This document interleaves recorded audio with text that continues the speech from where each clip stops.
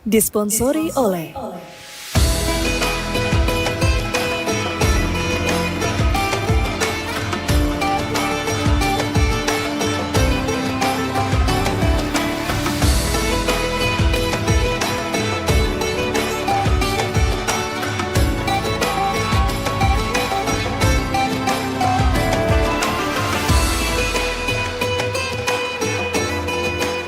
didukung oleh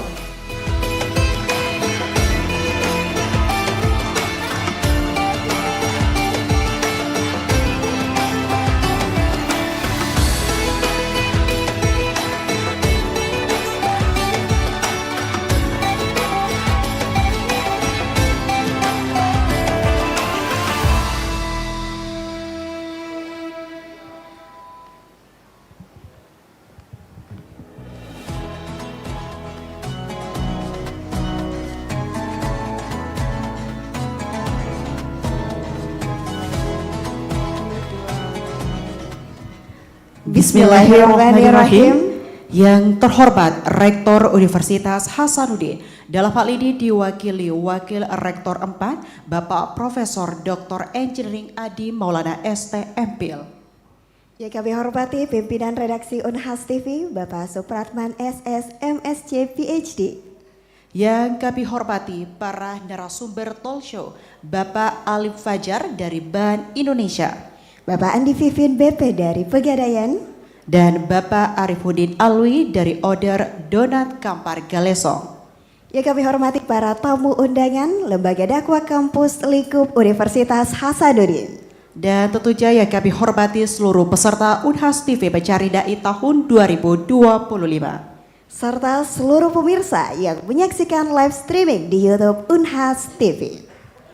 Assalamualaikum warahmatullahi wabarakatuh. Selamat datang di acara pembukaan Unhas TV Mencari Dai tahun 2025.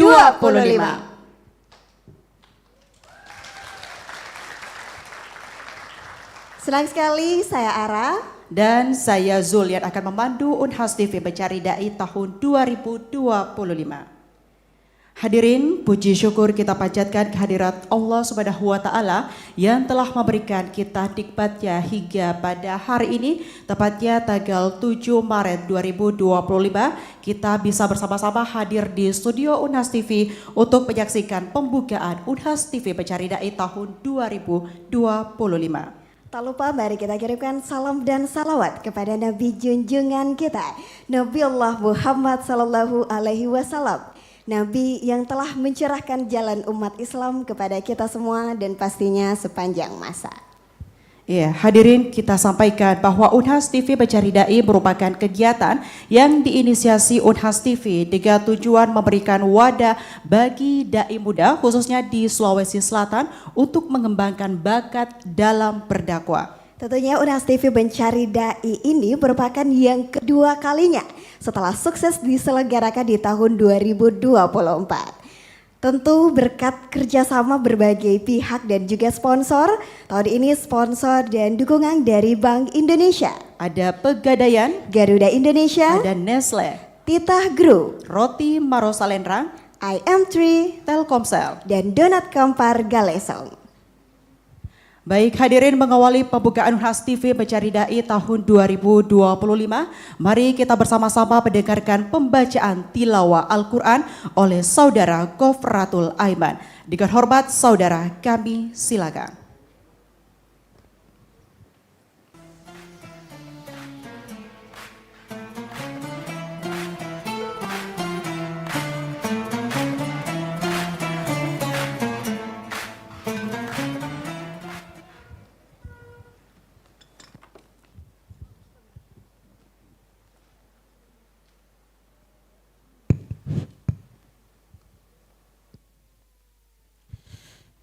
Bismillahirrahmanirrahim. Assalamualaikum warahmatullahi wabarakatuh.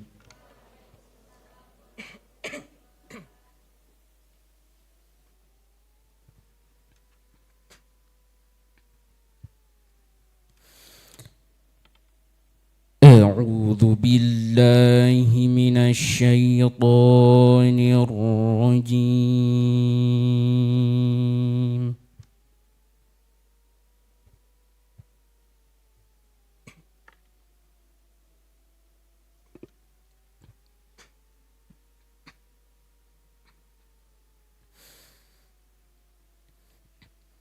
بسم الله الرحمن الرحيم.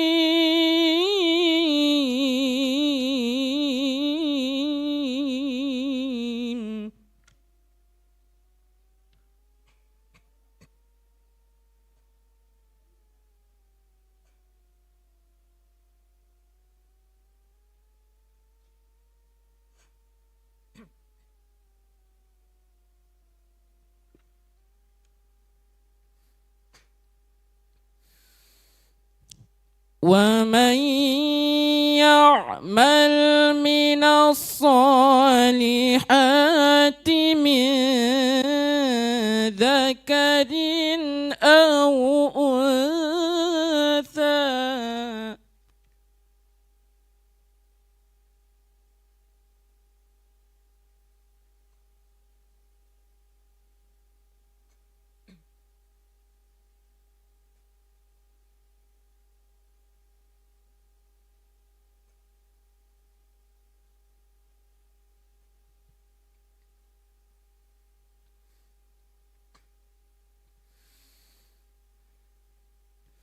من ذكر أو أنثى وهو مؤمن فأولئك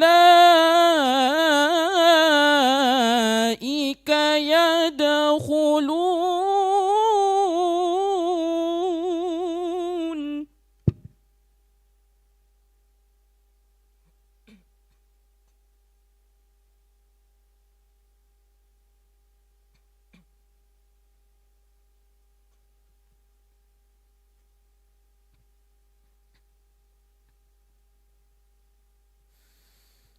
فأولئك يدخلون الجنة ولا يظلمون نقيرا.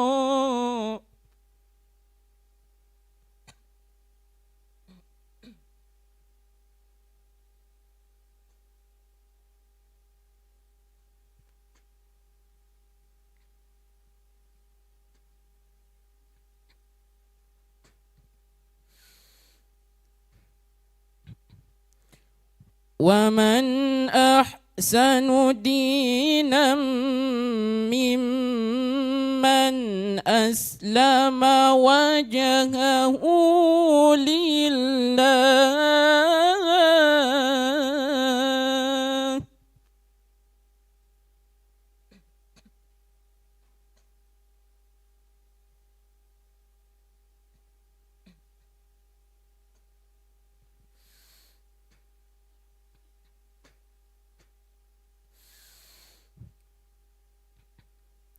وجهه لله وهو محسن واتبع ملة إبراهيم حنيفا.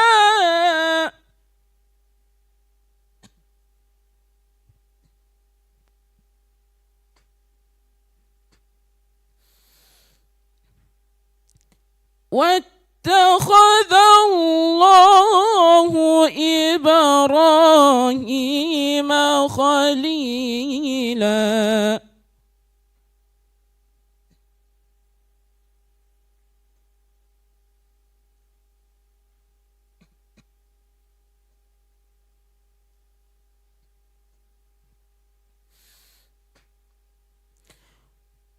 ولله ما في السماوات وما في الأرض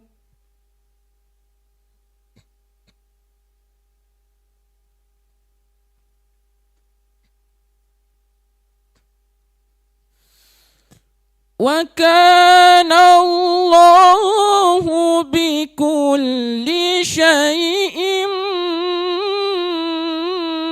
محيطا.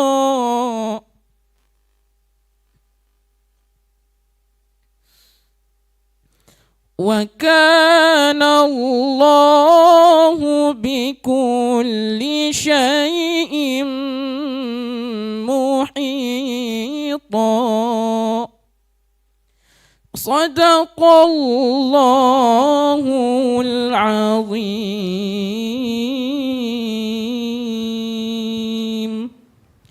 والسلام عليكم ورحمة الله وبركاته.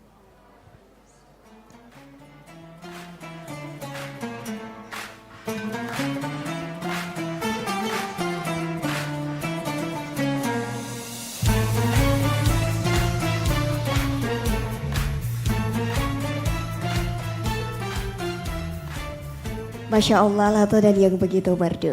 Hadirin Bapak Ibu yang kami hormati, selanjutnya mari kita menundukkan kepala sejenak, memohon doa kepada Tuhan Yang Maha Esa agar mendapatkan keberkahan dan kelancaran untuk seluruh agenda kita pada hari ini. Untuk itu kami persilakan Saudara Muhammad Syaiful untuk memimpin doa.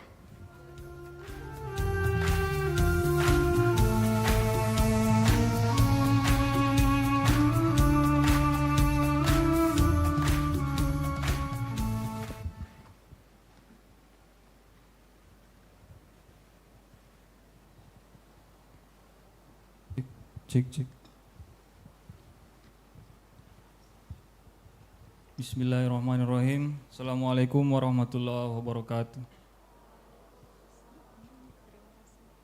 Agar kegiatan kita pada hari ini diberikan kelancaran dan kemudahan serta berkah oleh Allah Subhanahu wa taala, marilah kita sejenak berdoa menurut kepercayaan kita masing-masing. Izinkan saya untuk memimpin doa dalam agama Islam. Saudara-saudari yang non-muslim agar kiranya mohon menyesuaikan sesuai dengan agama dan kepercayaan masing-masing. A'udzubillahi minasyaitonirrajim. Bismillahirrahmanirrahim. Alhamdulillahirabbil alamin. Allahumma shalli ala sayyidina Muhammad wa ala ali sayyidina Muhammad. Ya Allah, Tuhan yang Maha Pengasih dan Maha Penyayang, di bulan suci Ramadan yang penuh berkah ini, kami berkumpul dalam kegiatan UNAS TV Mencari Da'i dengan niat yang tulus untuk menebar kebaikan dan menyebarkan dakwah-Mu. Ya Allah, limpahkan rahmat dan ridho-Mu kepada kami semua. Panjangkan umur kami dalam ketaatan, kuatkan hati kami dalam iman, dan lancarkan lisan kami dalam menyampaikan kebenaran. Ya Allah, berkahilah acara ini.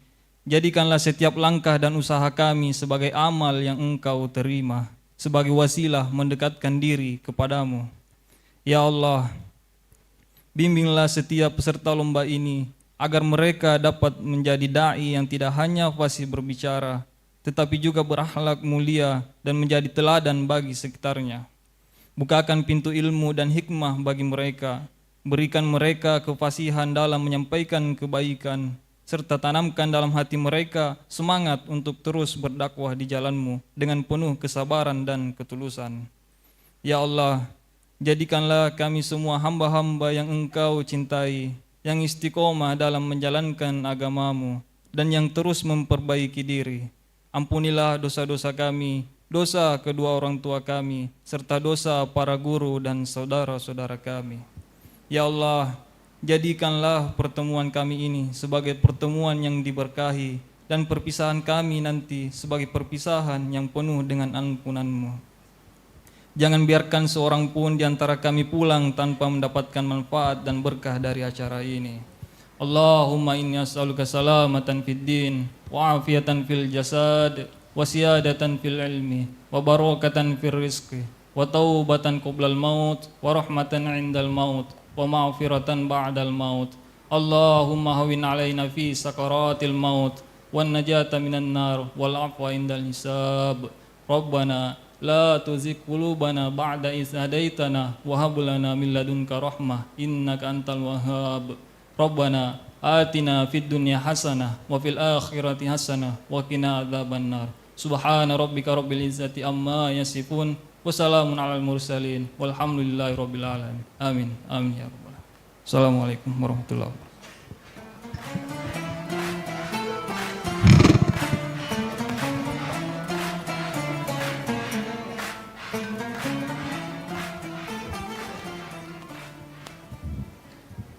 Terima kasih Saudara Muhammad Saiful telah membantu doa.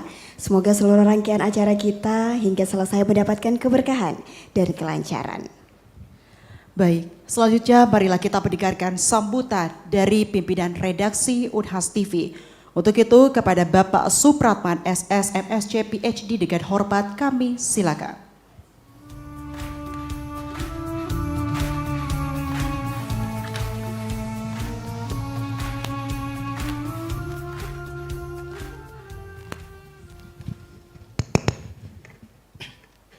Bismillahirrahmanirrahim. Assalamualaikum warahmatullahi wabarakatuh. Puji syukur kehadirat Allah Subhanahu wa taala dan juga kita kirimkan salawat kepada baginda Rasulullah sallallahu alaihi wasallam sehingga hari ini kita masih mendapatkan berkah dan hidayah dari apa yang telah beliau rintis. Sehingga pada bulan Ramadan ini yang merupakan bulan yang sangat sakral, bulan yang sangat suci, penuh keagungan, kita masih diberi keyakinan untuk terus mengikuti ajarannya. Pertama-tama sebagai pimpinan Unhas TV mengucapkan rasa terima kasih dan bangga kepada pimpinan Universitas Hasanuddin, dalam hal ini diwakili oleh Prof. Padi, Wakil Rektor 4 atas usaha dan waktu yang telah diluangkan untuk menghadiri acara ini. Karena beliau tadi malam masih di Jakarta, katanya dini hari baru tiba di Makassar dan mengusahakan hadir di acara ini. Untuk itu sekali lagi terima kasih Prof atas supportnya yang luar biasa kepada Unhas TV.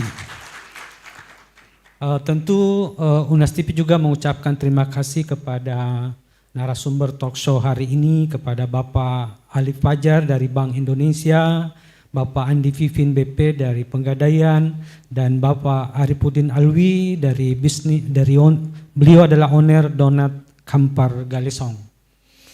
Seterusnya kepada seluruh peserta Daya 2025 Unhas TV, kami juga mengucapkan terima kasih atas partisipasinya, juga kepada seluruh hadirin, seluruh masyarakat, dan juga kru Unhas TV yang terus memberikan dedikasi dan pengorbanannya untuk Unhas TV. Semoga kita semua selalu sehat dan diberi petunjuk untuk selalu mewujudkan inovasi-inovasi program-program yang berguna bagi masyarakat secara umum dan juga kepada Unhas secara khusus. Hadirin semua, tentu hari ini kita sangat-sangat bahagia karena sekali lagi kita berada pada bulan yang penuh berkah, ya. Bulan yang akan mengantar kita kepada kembali kepada fitrah kita sebagai manusia suci. Dan oleh karena itu mari kita maksimalkan seoptimal mungkin bulan Ramadan ini supaya kesucian itu bisa kita raih kembali. Tentu kebahagiaan ini semakin diperkuat karena berada di para anak muda, ya, para remaja-remaja yang tentu akan melanjutkan dan memakmurkan bulan suci Ramadan ini.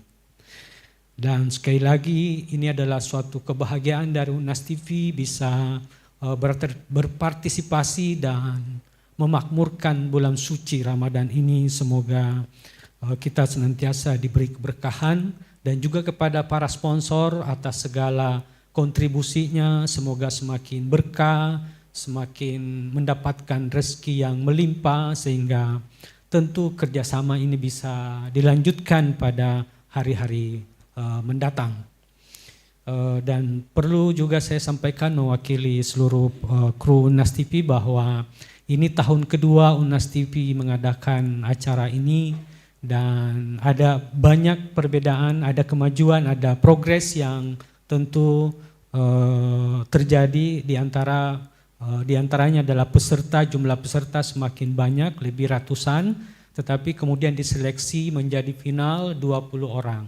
Dan sistem penilaiannya juga itu berbeda. Kalau dulu semuanya ditentukan oleh Dewan Juri, sekarang partisipasi dari warga juga kita dengarkan.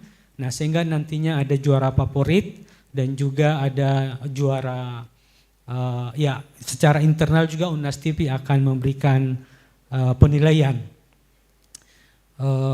Dan sekali lagi mohon kepada semua sponsor kiranya Unas TV bisa tetap menjadi partner ya, dan insya Allah ini merupakan juga implementasi dari visi misi dari Unhas, di mana Unhas tidak hanya menyiapkan kader yang punya kemampuan iptek ya, dan juga imtak.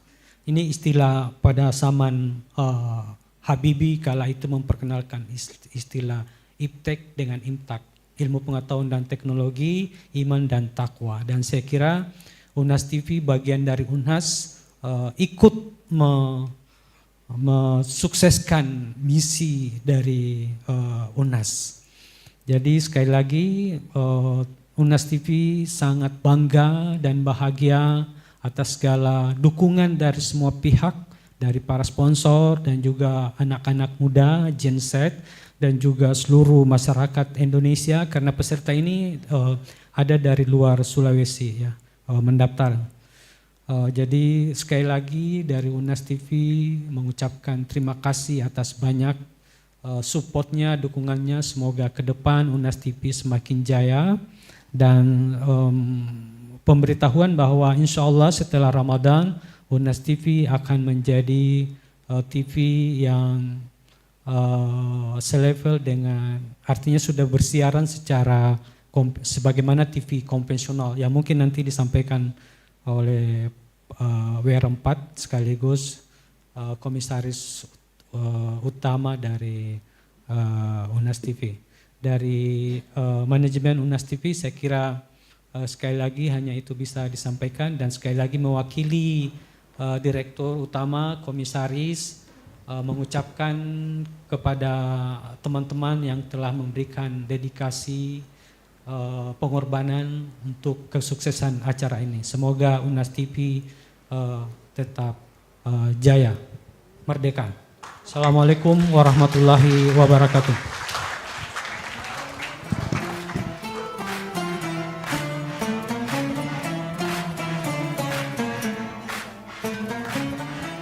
Baik, terima kasih atas sambutan Bapak Supratman SSMSC PhD.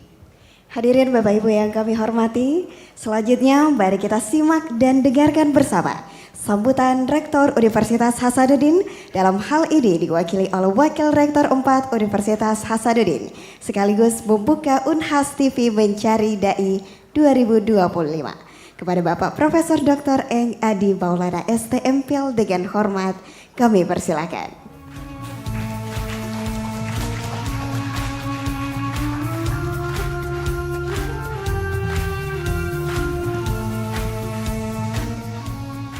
Baik, pertama-tama saya ingin disclaimer dulu, saya bukan peserta.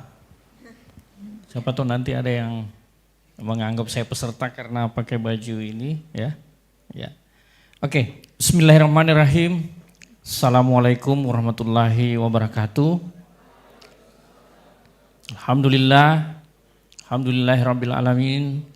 Wassalatu wassalamu ala asrafil anbiya'i wal mursalin. Sayyidina Maulana Muhammadin wa ala alihi washabihi ajma'in.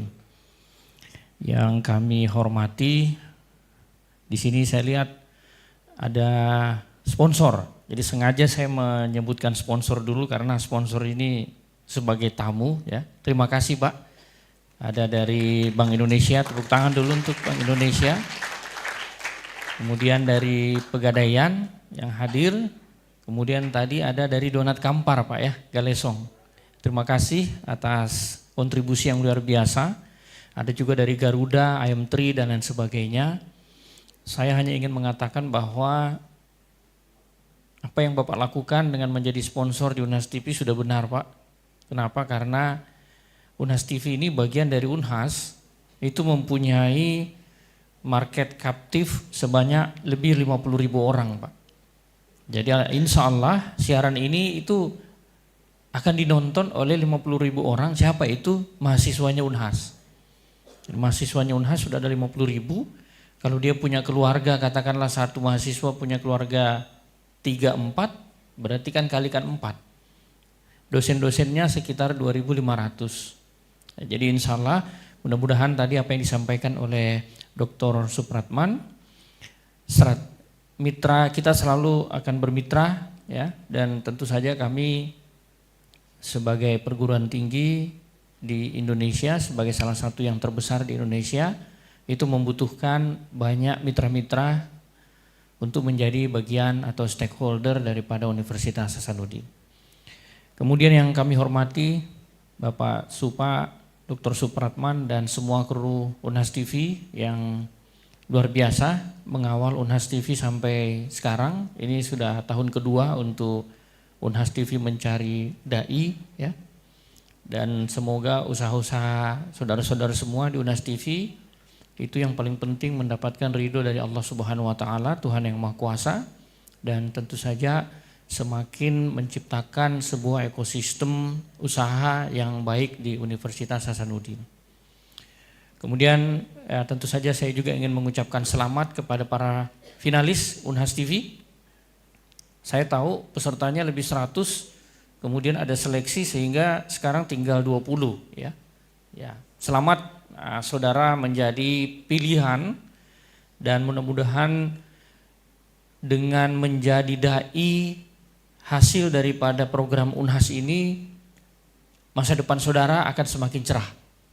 Ya, saudara nanti akan diberikan kesuksesan oleh Allah Subhanahu wa taala baik dunia maupun di akhirat. Tentu saja saya juga ingin mengucapkan terima kasih atas partisipasinya para hadirin, adik-adik mahasiswa. Saya juga lihat di sini banyak dari luar ya. Terima kasih sudah berpartisipasi di acara Unhas TV Mencari Dai 2025. Baik, tentu saja pertama-tama marilah kita panjatkan puji dan syukur kehadirat Allah Subhanahu wa taala, Tuhan yang Maha Kuasa. Allah masih memberikan kita kesehatan yang paling utama sehingga kita bisa hadir bersama-sama di acara ini.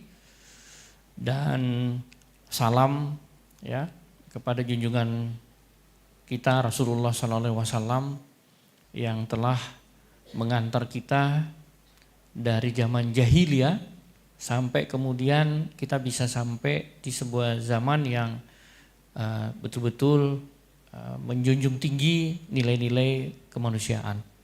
Bapak Ibu, adik-adik semua yang saya hormati, sedianya Pak Rektor akan hadir karena memang beliau juga sangat senang dengan adanya inovasi dari Unhas TV.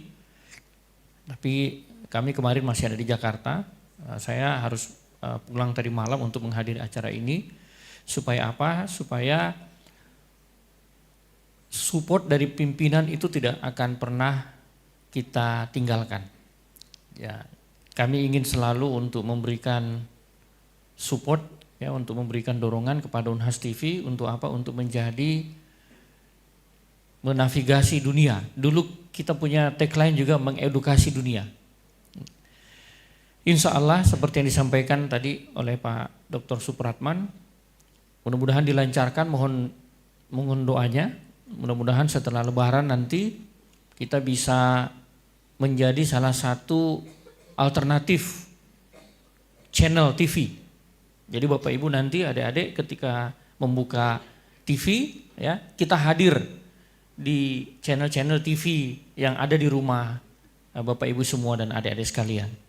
Dan tentu saja konsepnya akan berbeda karena kami TV yang berbasis kampus, kami akan mengisi gap yang hilang selama ini. Barangkali mungkin untuk TV-TV yang lain, terutama adik-adik milenial, ya, sinetron, ya, dan lain sebagainya, kami nanti akan lebih banyak hal-hal yang berbau edukasi. Kenapa? Karena sebagai perguruan tinggi terbesar di Indonesia, salah satu kami punya tanggung jawab moral. Untuk apa? Untuk tetap menjadikan Indonesia ini negara yang berbasis ilmu pengetahuan. Nah, masih kurang sekali kampus-kampus yang kemudian mengambil tanggung jawab tersebut.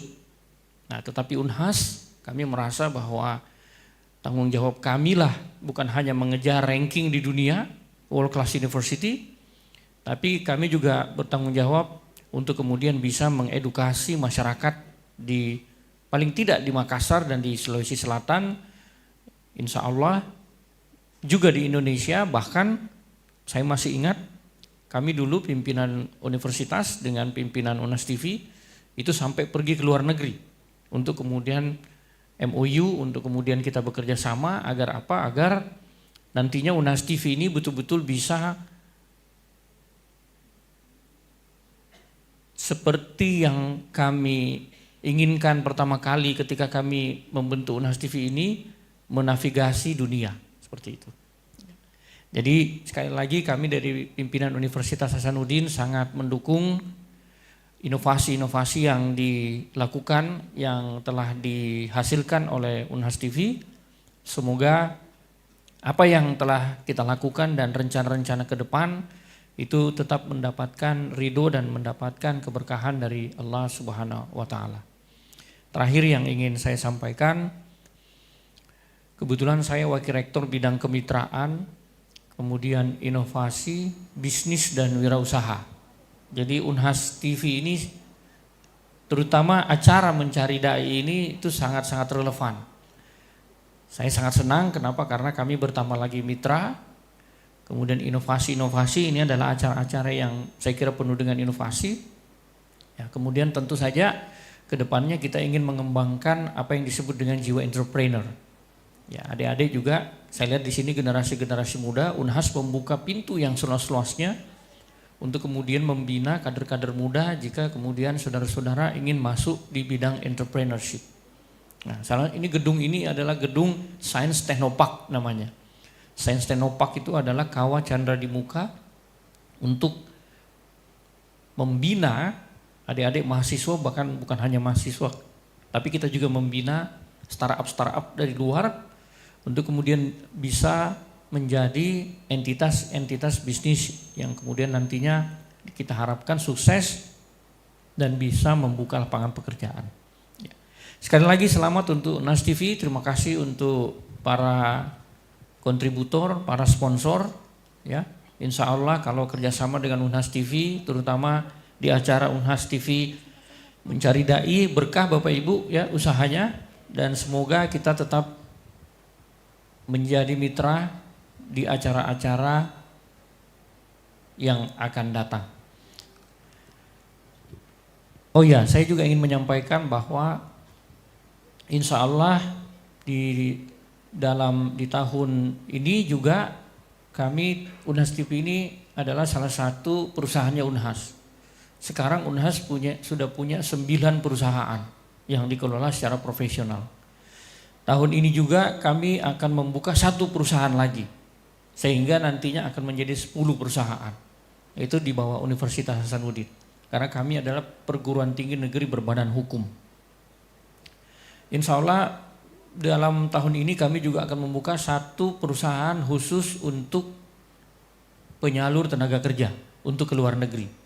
Jadi adik-adik semua nanti siap-siap kalau yang mau ke luar negeri, ya. Saya sendiri beberapa tahun belakangan ini itu pergi ke beberapa negara dan ternyata antusiasme untuk pekerjaan di luar negeri itu luar biasa besar. Bukan pekerjaan yang non skill, tapi pekerjaan yang skill. Jadi mereka banyak membutuhkan sarjana keperawatan, ya, kemudian kedokteran, kemudian teknik, bahkan juga sarjana di bidang-bidang ilmu lain. Nah, ini sengaja Unhas membuka 1 perusahaan untuk penyalur tenaga kerja yang skill, yang tenaga kerja terampil, supaya kami bisa langsung menyerap adik-adik mahasiswa, alumni-alumni Unhas yang sudah bekerja. Kemudian yang kedua, tahun ini juga kami membuka Yayasan Unhas Metafisi Akademika. Kami membuka pendidikan anak usia dini SD, SMP sampai dengan SMA. Jadi Unhas sudah punya SD, SMP, SMA di Baraya sekarang. Ini nanti kita targetkan SMA-nya menjadi SMA unggul. Kenapa? Karena yang mengajar di situ adalah dosen-dosen atau alumni-alumni dari Unhas.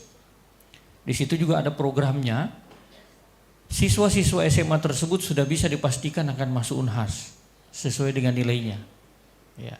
Jadi kalau yang SMA di situ ya nanti kita akan upayakan bisa masuk Unhas. Ya tentu saja harus melewati tes dan lain sebagainya. Nah ini adalah upaya supaya apa? Supaya sama dengan Unhas TV, Unhas bertanggung jawab secara moral untuk kemudian meningkatkan indeks pembangunan manusia di Indonesia, terutama di Sulawesi Selatan. Ya. Saya kira mudah-mudahan apa yang kita lakukan ini mudah-mudahan bisa diberkahi oleh Allah Subhanahu wa taala dan Unhas tetap hadir sebagai katakanlah mungkin oase ya atau betul-betul sumber mata air ya, tidak hanya di Sulawesi Selatan tapi juga di Indonesia. Syukur-syukur kalau kita bisa memberi kontribusi untuk peradaban dunia. Saya kira itu saja yang bisa saya sampaikan. Tadi MC meminta saya atas nama Universitas Hasanuddin untuk membuka secara resmi acara Unhas TV Mencari Dai 2025 oleh Unhas TV. Marilah kita bersama-sama ya dengan ucapan Bismillahirrahmanirrahim. Acara Unhas TV Mencari Dai 2025 kita nyatakan dibuka.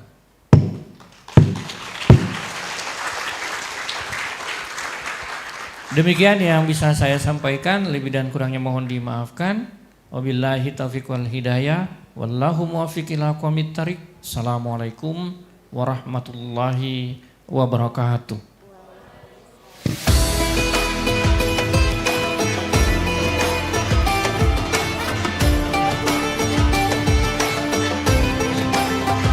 Terima kasih kami aturkan kepada Wakil Rektor 4 Unhas telah memberikan sambutan dan juga membuka secara resmi Unhas TV Mencari Dai tahun 2025.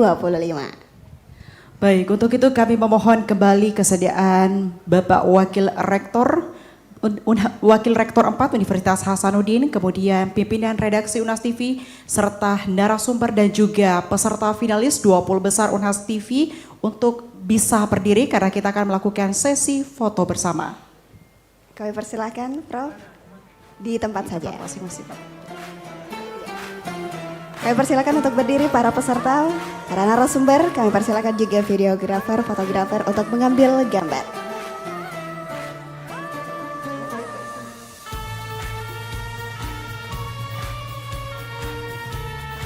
Baik, kami hitung dari 3, 2, 1. Baik, sekali lagi 3, 2, 1. Baik, terima kasih. Kami persilakan untuk duduk kembali.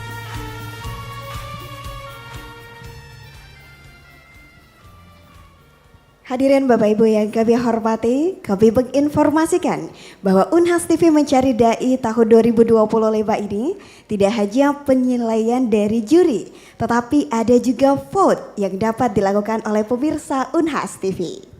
Untuk itu vote sekarang dukung Dai dan Dai andalan Anda dengan cara tentunya adalah cek kode unik peserta dalam pengumuman 20 besar. Atau bisa langsung cek di Instagram post @unhastv_official. Iya, baik hadirin, selanjutnya kita akan menyaksikan sesi talk show ekonomi syariah, tentunya bersama dengan sejumlah pihak sponsor, ada Bank Indonesia, Pegadaian dan juga UMKM Mitra Unhas TV yakni Donat Kampar. Dan tentunya di sesi talk show kali ini akan dipandu langsung oleh Saudari Iva Aisyah Rahman. Untuk itu dengan hormat kami mengundang Saudari Iva Aisyah Rahman.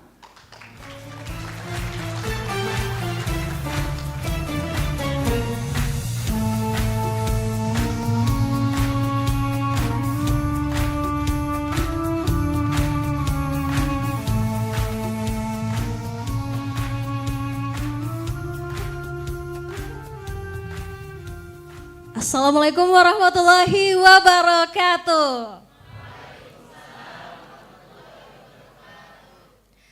Selamat pagi menjelang siang, hadirin di studio dan juga pemirsa Unhas TV dimanapun berada yang saat ini sedang menyaksikan acara pembukaan Unhas TV Mencari Dai tahun 2025.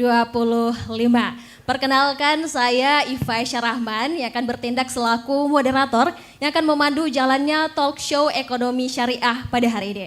Sebagai informasi saya sampaikan bahwa talk show ekonomi syariah ini merupakan salah satu rangkaian acara pembukaan Unhas TV Mencari Dai tahun 2025. Dan tentunya acara ini sangat luar biasa ya, karena kita tidak hanya akan menyaksikan para dai-daiyah hebat untuk berkompetisi, tetapi kita juga dapat kesempatan untuk sama-sama mendengarkan, menyimak pemaparan luar biasa dari pemateri kita pada hari ini tentunya. Jadi hadirin sekalian dan juga pemirsa, tema talk show kita hari ini adalah ekonomi syariah sebagai moda penggerak ekonomi nasional. Tentunya topik yang sangat menarik ini akan dibawakan juga oleh para narasumber kita yang luar biasa. Dan tanpa berlama-lama lagi saya akan undang satu persatu ketiga narasumber kita pada hari ini. Yang pertama saya undang kepada Bapak Alif Fajar selaku analis fungsi pelaksana dan pengembangan UMKM, keuangan inklusi dan syariah Bank Indonesia Sulawesi Selatan. Dengan hormat saya undang untuk naik ke atas panggung.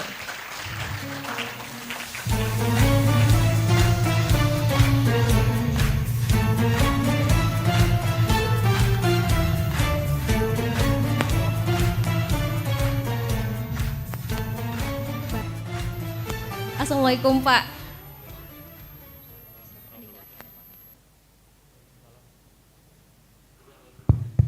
Waalaikumsalam warahmatullahi wabarakatuh, Mbak. Baik. Alhamdulillah. Iya, masih lancar, masih pagi. Masih semangat tentunya. Ya, langsung saja saya undang lagi narasumber kita yang kedua.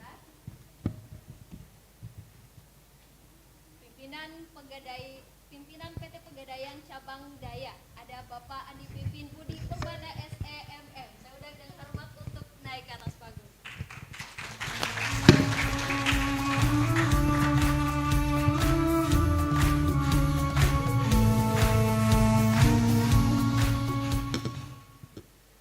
Assalamualaikum Pak Vivin. Waalaikumsalam warahmatullahi wabarakatuh. Gimana kabarnya hari ini Pak? Alhamdulillah ya, sangat semangat, walafiat. segar sekali Semangat. Pak Vivin ya kelihatannya. Ya tanpa berlama-lama lagi kita undang lagi narasumber kita yang ketiga. Ini merupakan UMKM Mitra Unhas TV, ada Business Owner Donat Kampar, Bapak Arifuddin Alwi. Saya undang dengan hormat untuk naik ke atas panggung.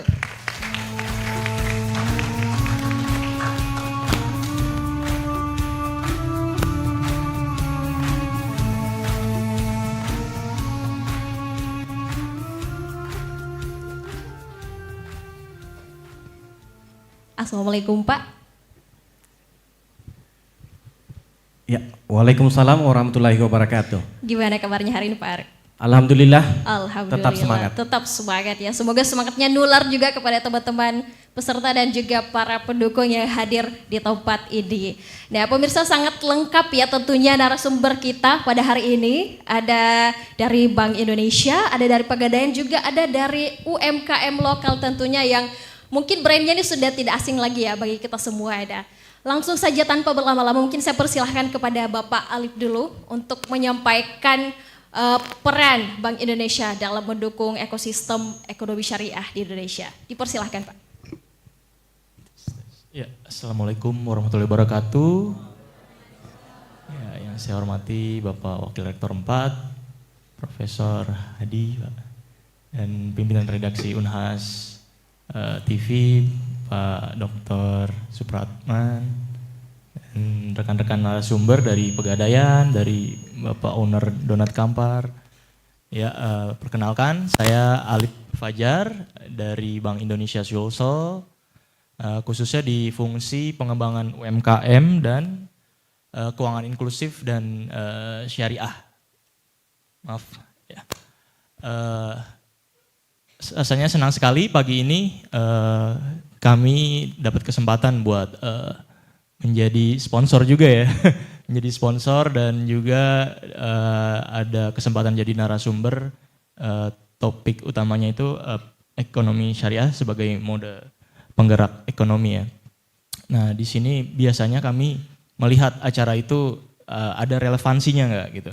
Nah di acara Unhas TV Mencari Dai 2025 ini kami melihat ada relevannya dengan tugas kami khususnya di pengembangan XR. Jadi kami juga mau jadi sponsor juga dan ini TV sehingga ketika kami ada message yang mau disampaikan kita bisa anggap itu sebagai menyebarluaskan message atau literasi, menambah literasi gitu ya.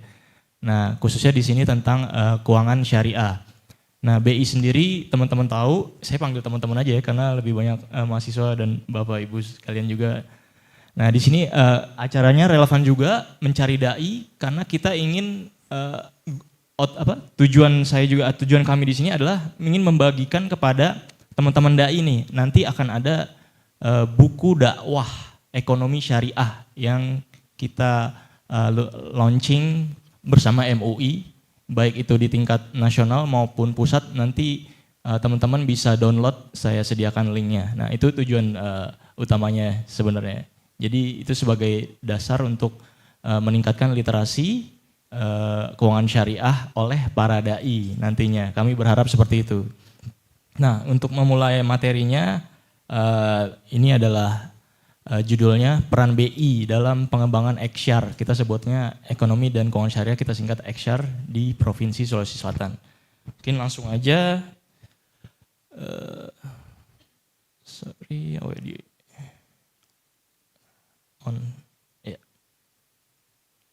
Selanjutnya ini kita memulai dari mungkin bagian dari ekonomi dan keuangan syariah. Kita perlu melihat kondisi ekonomi global, nasional maupun regional dulu ya. Nah mungkin kalau kelihatan ini tabel-tabel, intinya adalah Indonesia ini merupakan, kita tahu sebagai dengan jumlah penduduk yang muslim yang sangat besar, tentu itu bisa kita katakan suatu potensi maupun keuntungan buat Indonesia. Nah ini ada sebutannya SGIE, State of the Global Islamic Economy Report. Mungkin ini adalah istilah yang dulu saat pemilu sempat terkenal juga, SGIE. Nah ini masih posisi 2023, mungkin 2024 akan keluar di awal-awal tahun ini, cuman kita belum dapat datanya. Nah posisi Indonesia tuh di ekonomi, kita sebutnya ekonomi Islam global cukup bagus karena ada peningkatan dari tahun 2018 sampai dengan 2003. Di 2003 Indonesia secara indeks keseluruhan menempati posisi 3 kalau teman-teman bisa lihat. Nah tentunya untuk menentukan indeks itu ada dari berbagai macam aspek. Dari Islamic finance-nya, dari halal food, dari Muslim friendly travel, modest fashion, media, farmasi, kosmetik. Jadi aktivitas ekonomi di sektor-sektor itu yang dinilai. Nah ada peningkatan tuh dari 2018 sampai 2003 dan kita sudah mencapai peringkat 3 di 2023 di bawah Malaysia dan Arab Saudi. Tentunya ini kita perlu berbangga dan juga ada kesempatan untuk bisa menjadi nomor 1 mungkin ya insya Allah. Nah, ada peningkatan kalau kita detailkan lagi, peningkatan di halal food. Kita sudah di posisi kedua.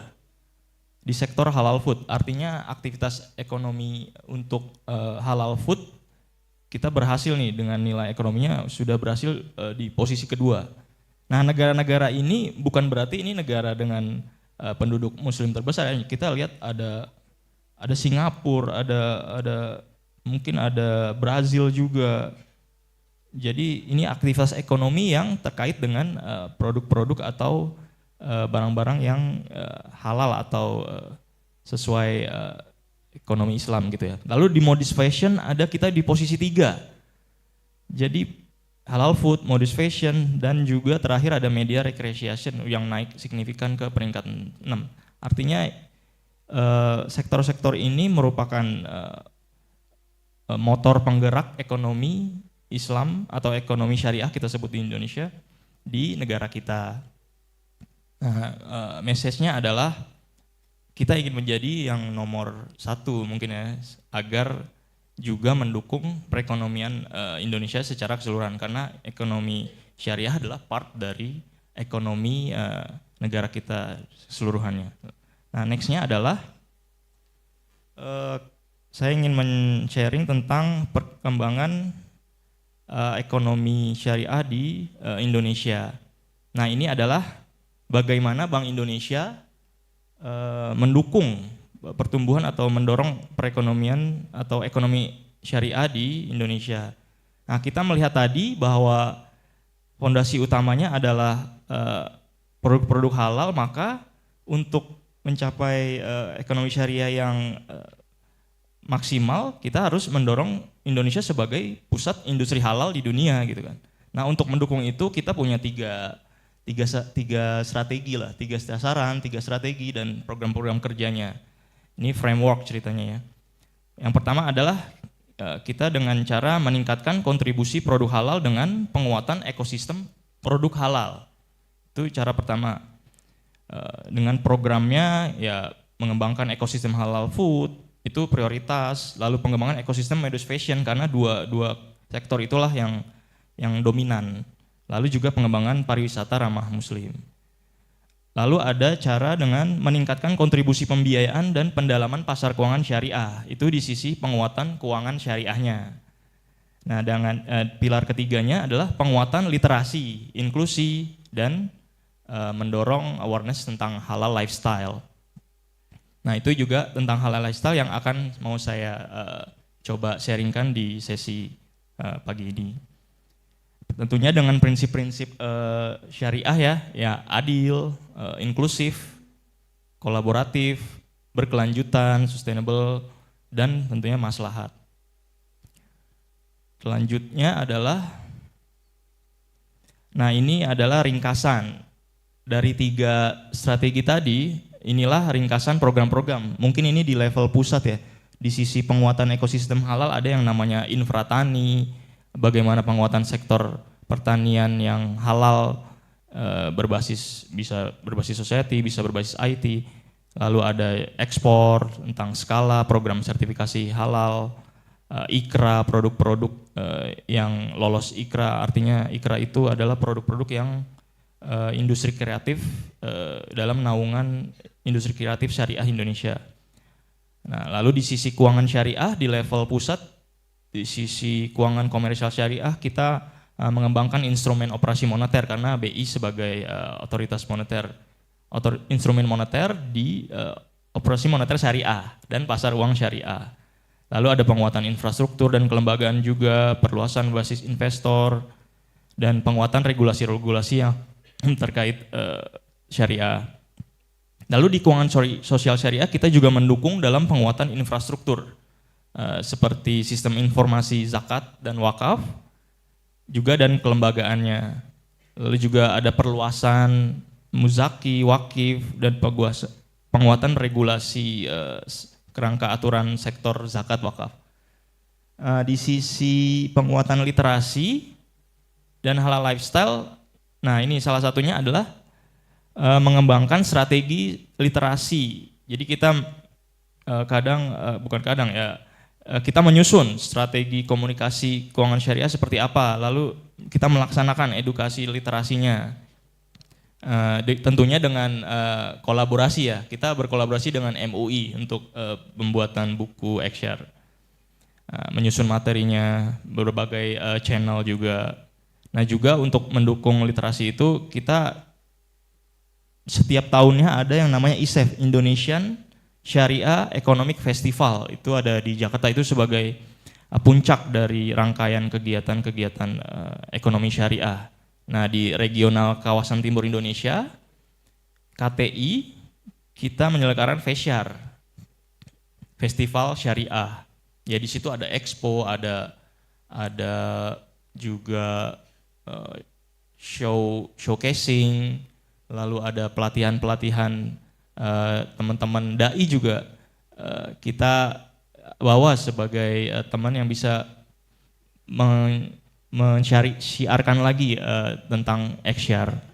Jadi nanti saya berharap dari teman-teman dai di sini yang menang atau yang 20 besar kita bisa minta datanya, kayak nanti kita bisa sebagai seleksi buat nanti diajak train of trainers di festival syariah.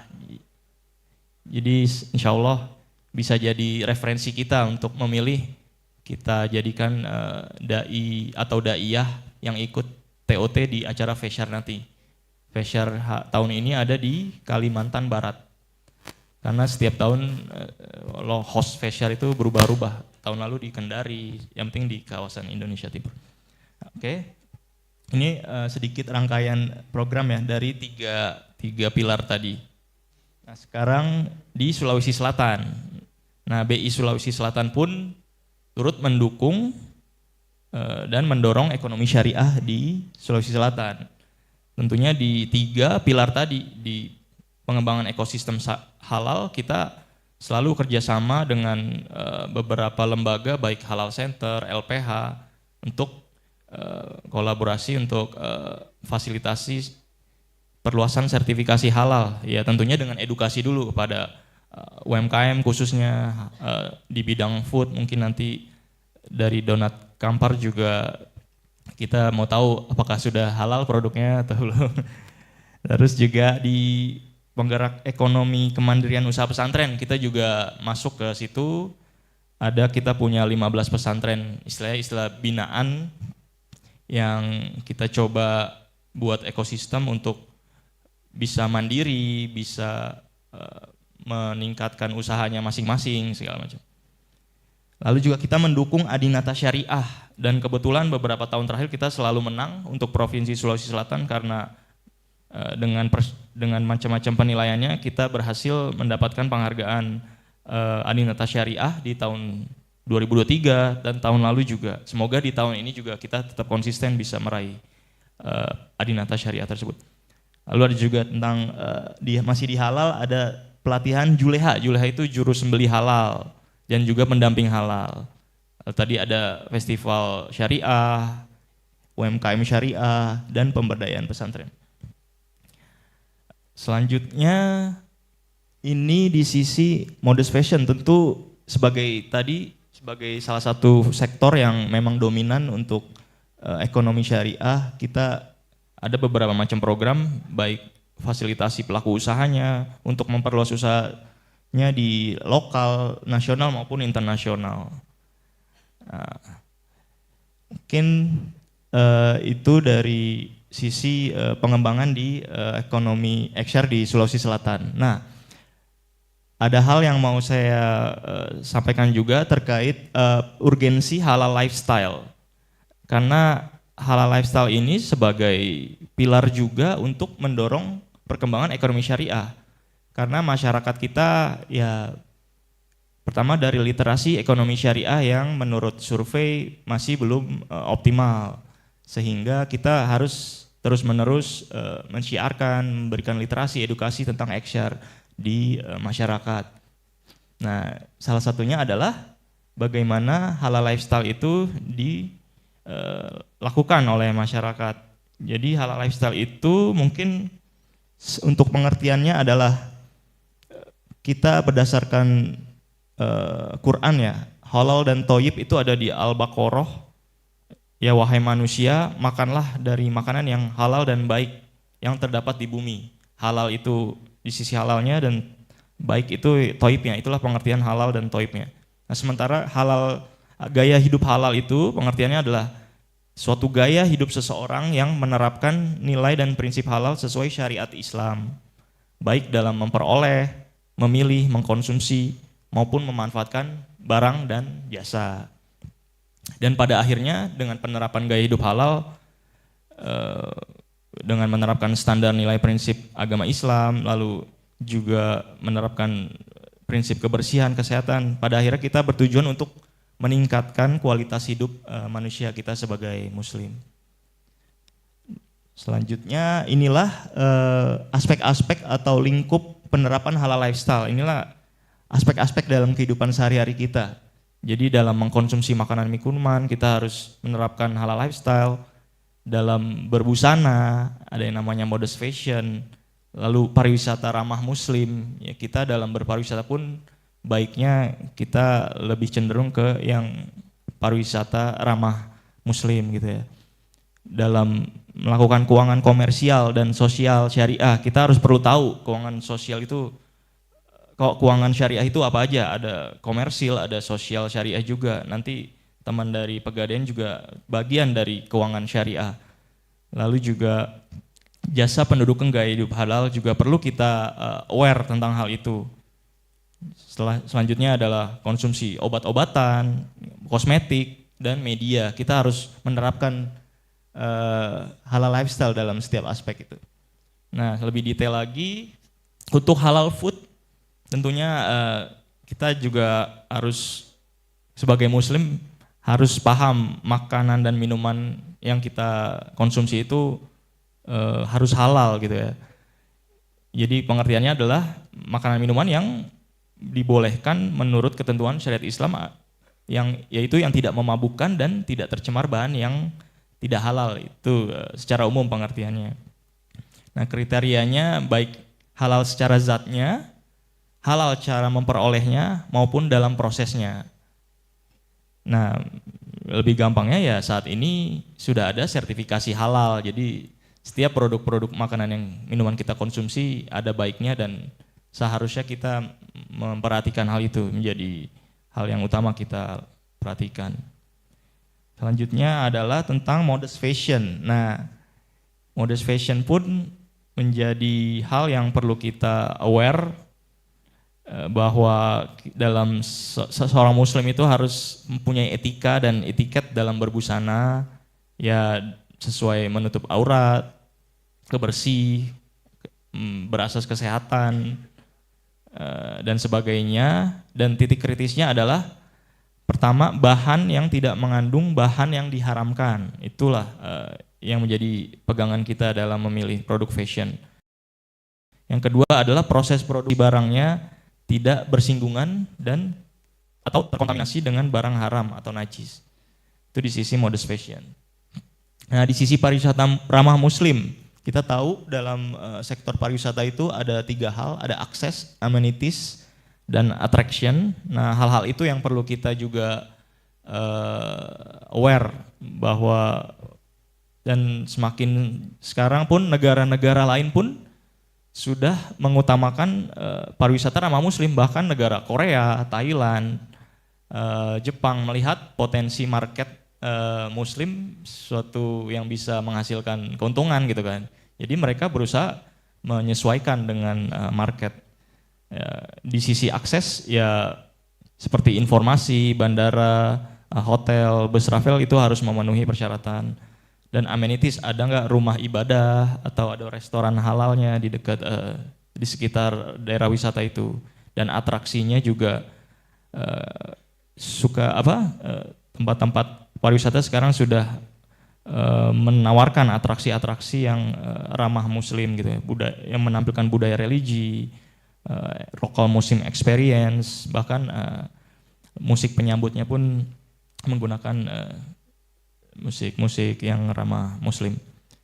Nah, itulah poin-poin penting di samping servis-servis tambahan seperti makanannya, layanannya, dan rekreasinya. Selanjutnya adalah ini jasa keuangan syariah. Ini adalah aspek juga yang kita perlu tahu dalam menerapkan halal lifestyle. Ya, seperti kita tahu di keuangan syariah itu ada keuangan komersial syariah dan keuangan sosial syariah. Komersial syariah itu ada perbankan syariah, ada lembaga keuangan syariah non-bank. Ya, teman-teman mungkin yang di jurusan atau ekonomi atau itu sudah tahu, dan ini wajib tahu sih, ini pengetahuan umum. Nah, juga keuangan sosial itu ada zakat, ziswaf gitu ya, zakat, infak, sedekah. Inilah motor penggerak ekonomi keuangan syariah juga gitu ya. Mungkin berdasarkan data, jadi tadi adalah sektor-sektor yang perlu kita aware dalam hal penerapan gaya hidup halal gitu ya. Nah, teman-teman bisa dapatkan semua materi ini di buku yang sudah kita luncurkan kerjasama dengan MUI dengan tujuan adalah memberikan materi ini kepada para dai, daiyah, ulama ataupun rekan-rekan teman mahasiswa pun bisa menggunakan buku ini sebagai referensi dalam hal tahu tentang ekonomi syariah. Nah, buku ini ada versi yang di nasional dan juga ada versi yang khusus Provinsi Sulsel. Nah, di sini saya menyediakan QR code, teman-teman bisa scan QR code tersebut dan bisa download. Mungkin di foto dulu, downloadnya belakangan nggak apa-apa. Silahkan.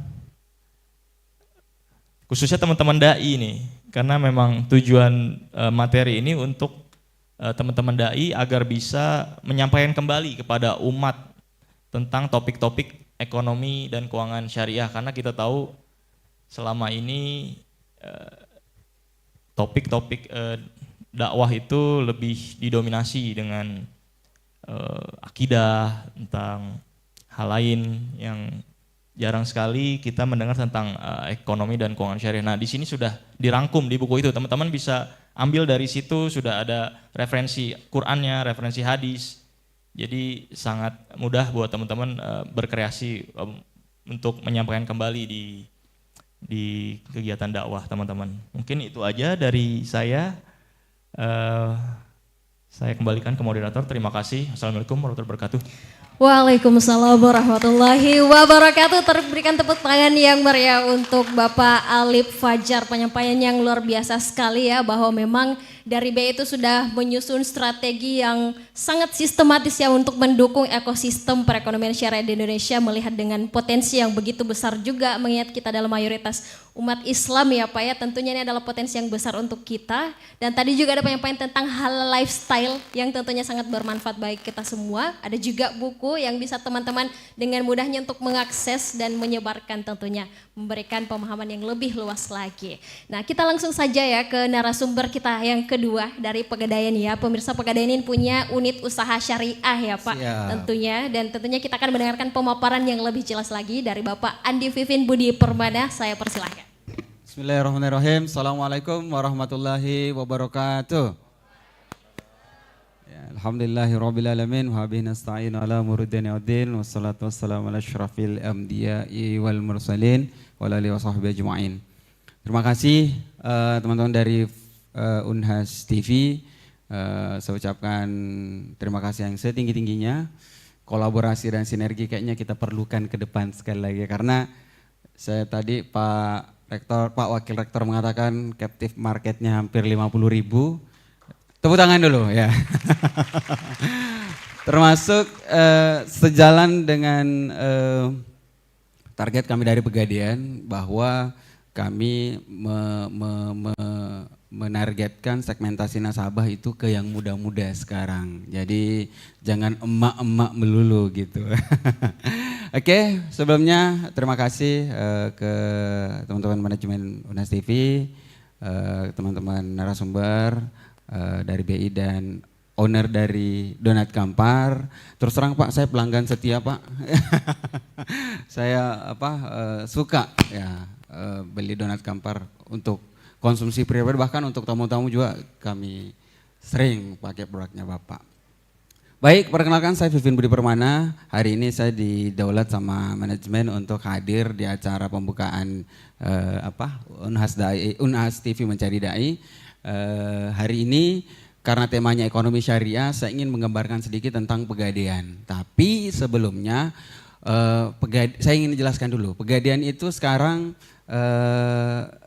sudah menjadi holding, dulu badan usaha milik negara. Jadi kami ini BUMN. BUMN itu kerjanya ya membantu masyarakat, menyelesaikan segala persoalan yang ada di masyarakat, termasuk juga nanti laba dari Pegadaian dan seluruh BUMN ini itu dipakai dan di-store ke pemerintah, ke negara. Dipakai apa?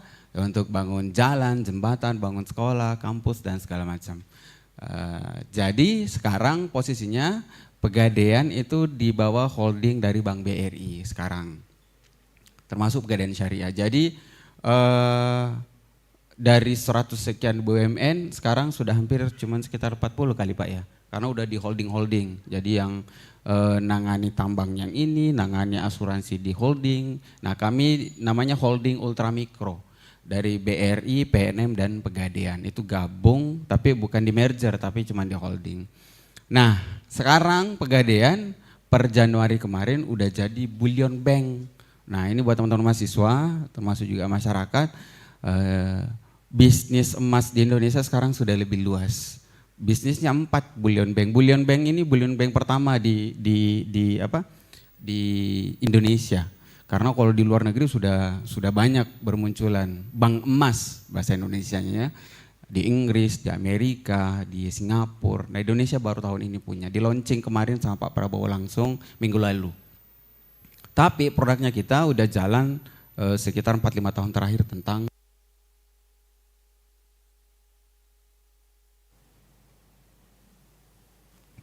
Oke. Apa sih bullion bank itu? Nah, layanannya 4 teman-teman. Pertama, teman-teman bisa nyimpan emas. Ya, nyimpan emas. Yang kedua bisa nitip emas. Yang ketiga bisa dagang emas, perdagangan. Dan yang terakhir bisa pembiayaan emas. Ya. Jadi sejak 10 tahun terakhir Pegadaian itu sudah punya yang namanya tabungan emas. Kalau Bapak Ibu tahu, saya pikir banyak di antara kita, utamanya mahasiswa, sudah banyak yang punya tabungan emas. Tabungan emas itu layaknya kita punya tabungan di bank, tapi saldonya bukan duit, bukan rupiah, tapi saldonya langsung gramasi emas. Jadi kalau saya tanya, Bapak owner Donat Kampar udah berapa isi tabungan emasnya? Udah enggak ngomong rupiah, tapi ngomongnya, oh sekian gram Pak, 10 gram, 200 gram, itu tabungan emas. Nah, nilai saldonya mengikuti harga emas. Lah itu kerennya. Ada yang tahu tidak harga emas hari ini? Ayo. Udah ngeri Bapak Ibu sekalian. Teman-teman, peningkatan harga emas dari tahun ke tahun semakin, saya pikir kalau kami pribadi juga mengerikan lah. Udah sekarang udah 1.700.000 per gramnya. Saya masih dapat, saya masuk di Pegadaian tahun 2007, waktu itu harga emas masih sekitar ya 400-an lah, 300-400 ribu. Beli 25 gram waktu itu, masuk Pegadaian masih cupu-cupu lah ya. Sekarang sudah harganya sekitar 1.700.000. Nah emas yang di tabungan emas itu sekarang bisa dimonetize lagi. Ada namanya deposito emas, bisa didepositokan kembali. Jadi tentu dengan akad-akad syariah. Terus ada yang namanya pembiayaan emas, banyak nih. Jadi semua emas-emas yang ada di Indonesia nanti akan dikelola oleh Pegadaian, termasuk produksi-produksi dalam negeri. Karena sekarang kondisinya di Indonesia masih impor emas, padahal yang dikelola di dalam negeri itu ternyata belum optimal. Oke, kita masuk ke slide. Ini udah dijelaskan sama dari slide dari BI tadi, tidak perlu saya ulangi ya. Ini kaitan tentang gimana sih geografis penduduk muslim di Indonesia, yang pada intinya gini loh teman-teman sekalian, kita itu penduduk muslim terbanyak ya sekarang di dunia, tapi awareness, kesadaran kita tentang transaksi syariah, keuangan syariah itu sangat rendah. Makanya betul tadi sudah disampaikan, literasi keuangan syariah di Indonesia sangat rendah. Kami pun diberi tugas. Nah, relevansinya sekarang kami ada di sini untuk meliterasi. Kami di Pegadaian punya namanya komunitas belajar muamalah. Betul tadi, rata-rata dai sekarang itu ngajarin tentang apa? Akidah, fikih dan segala macam. Tapi jarang ada dai yang mengajarkan kita transaksi-transaksi yang sesuai dengan syariah.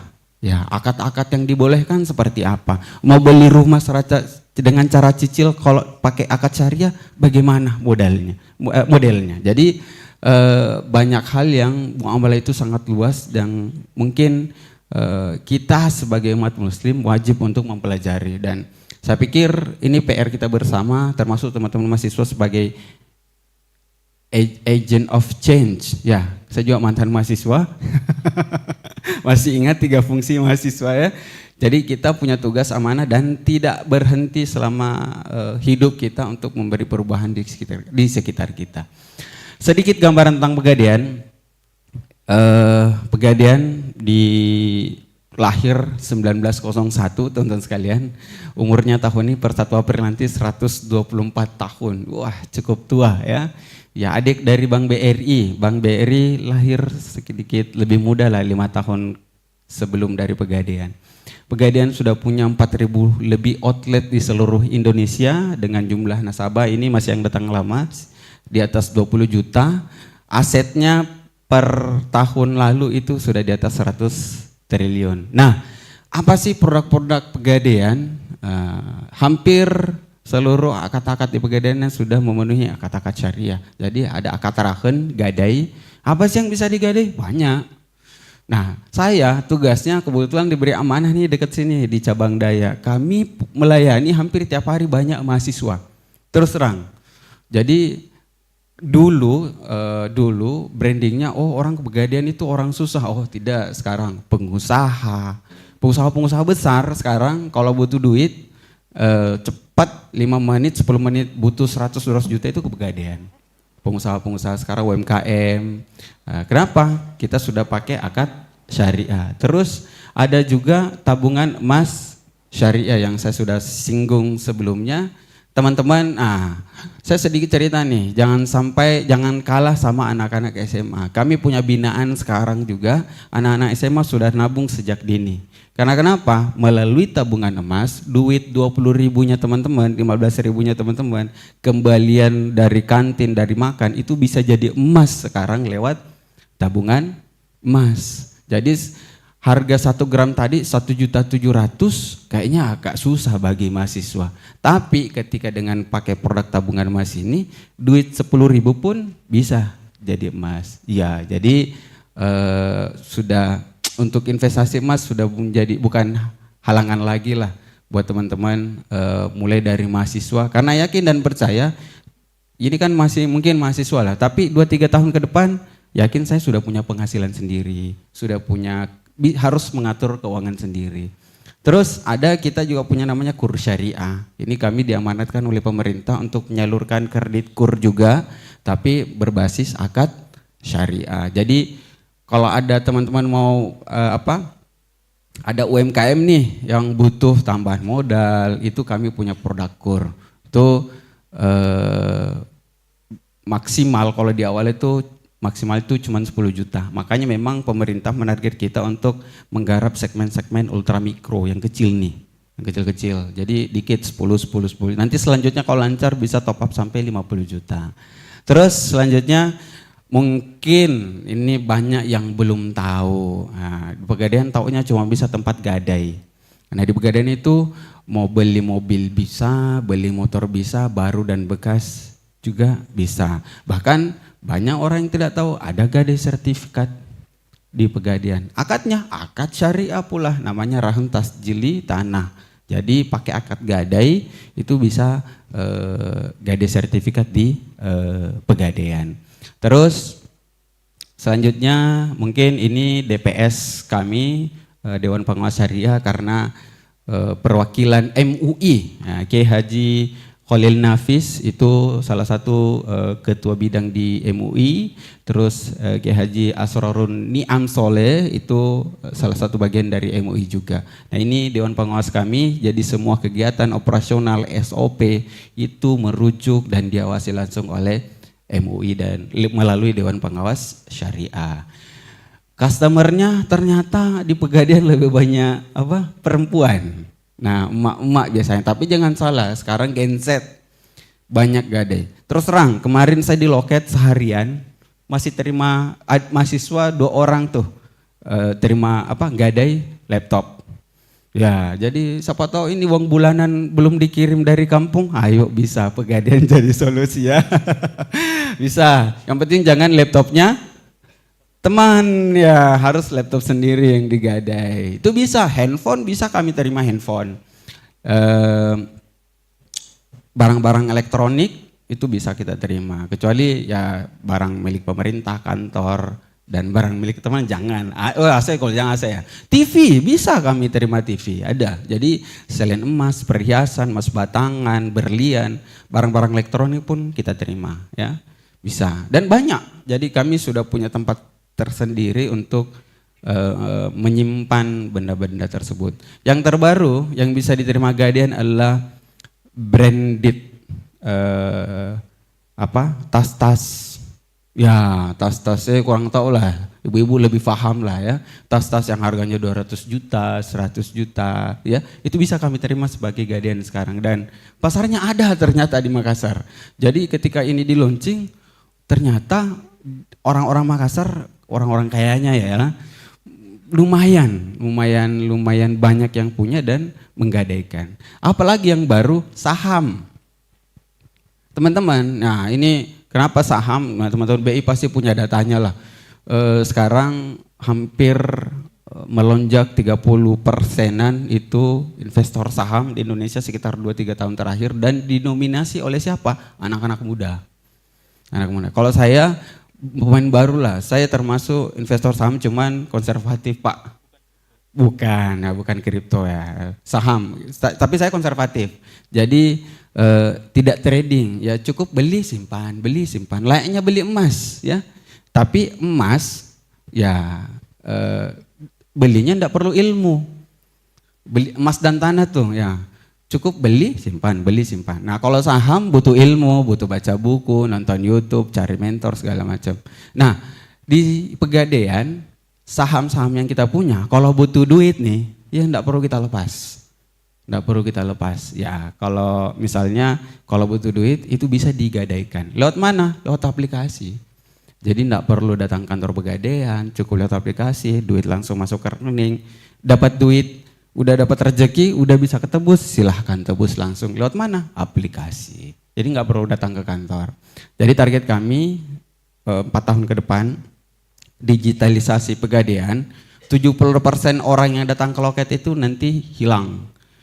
Saya coba tanya nih teman-teman misalnya, ini kalau datang ke bank kapan sih terakhir datang ke bank Bu? Datang ke bank kapan terakhir? Tahun lalu datang ke bank, itu pun untuk apa kira-kira? ATM hilang, PIN terblokir atau apa misalnya. Sekarang semua by digital, jadi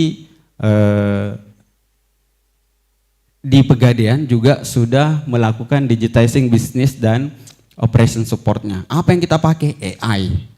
Dunia AI sekarang termasuk mungkin nanti di Unas TV, yakin saya udah pakai berbagai macam tools AI. Di Pegadaian ada aplikasi Pegadaian Digital Service. Kalau di bank namanya mobile banking lah. Nah, kalau kita namanya Pegadaian Digital Service (PDS). Teman-teman bisa download di Play Store. Download, ketik Pegadaian Digital, download, registrasi, dah buka tabungan emas. Bisa langsung buka tabungan di aplikasi yang saya sampaikan sebelumnya, duit 10.000, duit receh-receh ibu jangan dibuang. Bisa dipakai sedekah, bisa dipakai infak, bisa dipakai beli emas. Terus kita udah pakai inventory management system, terus udah pakai RFID, jadi barang-barang Bapak Ibu, emas-emas Bapak Ibu itu udah RFID, udah otomatis lah di sistem, udah pakai barcode masing-masing, jadi anggaplah tidak akan pernah bisa tertukar, udah pakai mesin tuh ya. Terus ada namanya EKYC. Pernah enggak kalau kita cari Google, kemarin saya cari di Google hampers Makassar terkenal murah, Google seret, 5 menit kemudian iklan-iklan Instagram saya, hampers semua Makassar, muncul semua di Makassar. Nah di Pegadaian kita pakai yang seperti itu, jadi ada namanya Customer Relationship Management. Jadi melalui itu Pegadaian mengolah data nasabahnya. Oh Pak Alif coba. Pak Alif ya? Pak Alif ternyata tendensinya, oh dia belum punya mobil nih, nanti kita tawari misalnya kepemilikan mobil. Itu kita sudah mengelola nasabah seperti itu menggunakan teknologi. Jadi sebagai penutup, karena hari Jumat ya masih ada Bapak dari owner Donat Kampar yang insya Allah saya pikir insya Allah bisa menginspirasi kita semua lah untuk jadi entrepreneur mengikuti jejak beliau. Sebagai penutup, saya mengucapkan terima kasih, mohon maaf jika ada kata-kata yang salah. Pegadaian merupakan wakil dari pemerintah melalui badan usaha milik negara.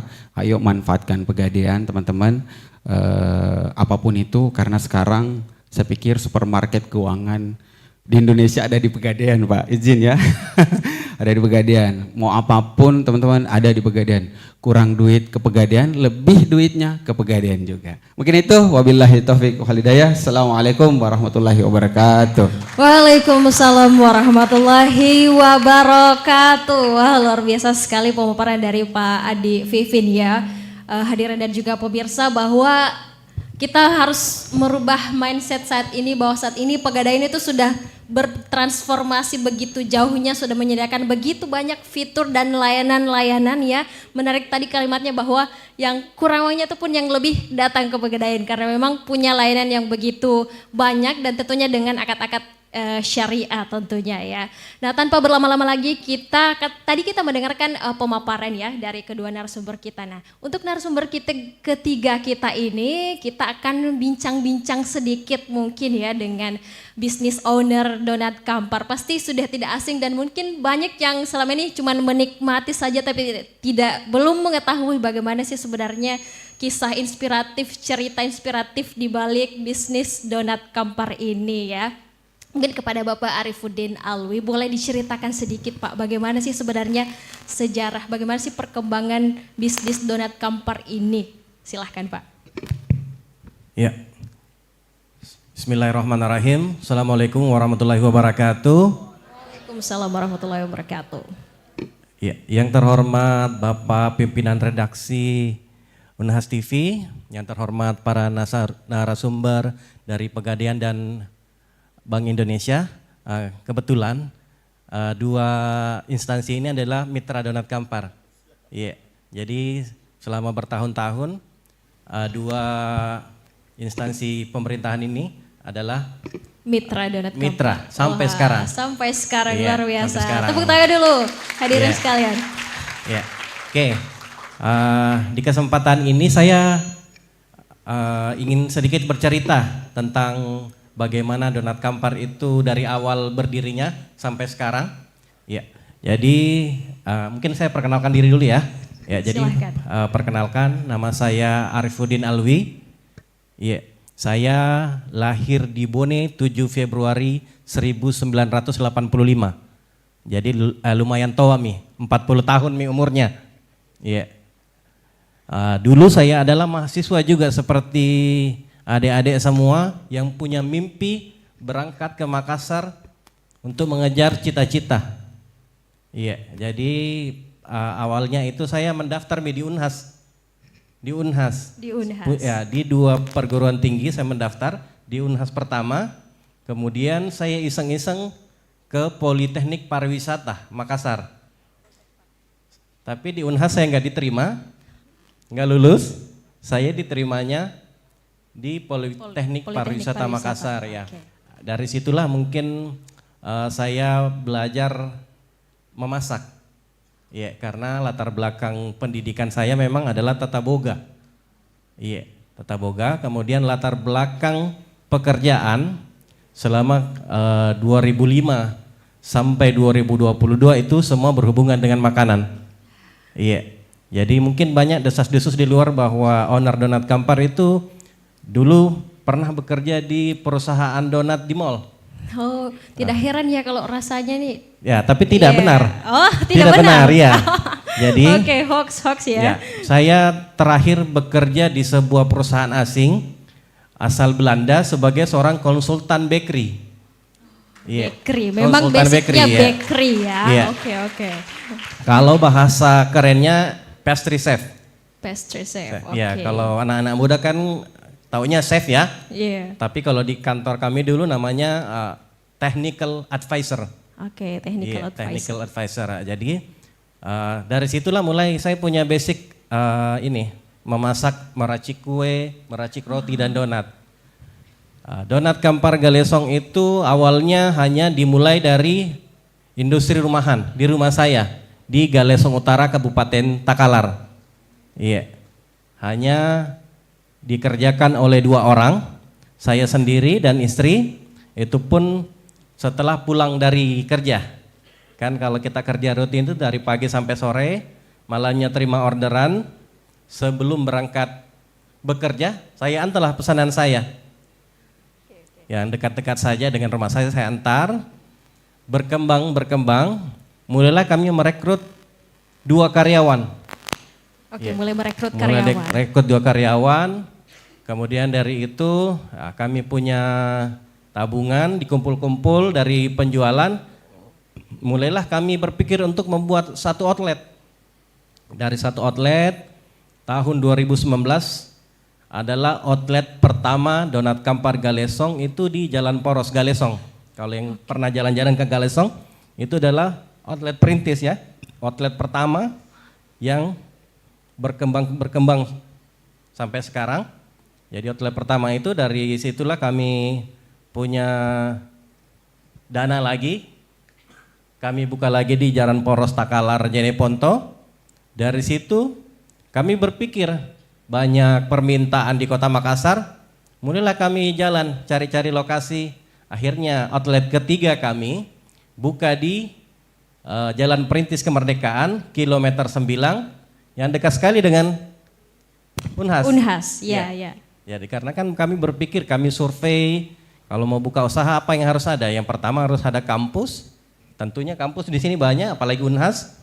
Kemudian ada rumah sakit, ada Wahidin, ada rumah sakit Umi yang di sana juga. Jadi alhamdulillah sampai sekarang kami sudah punya, untuk Donat Kampar sendiri kami sudah punya 5 outlet.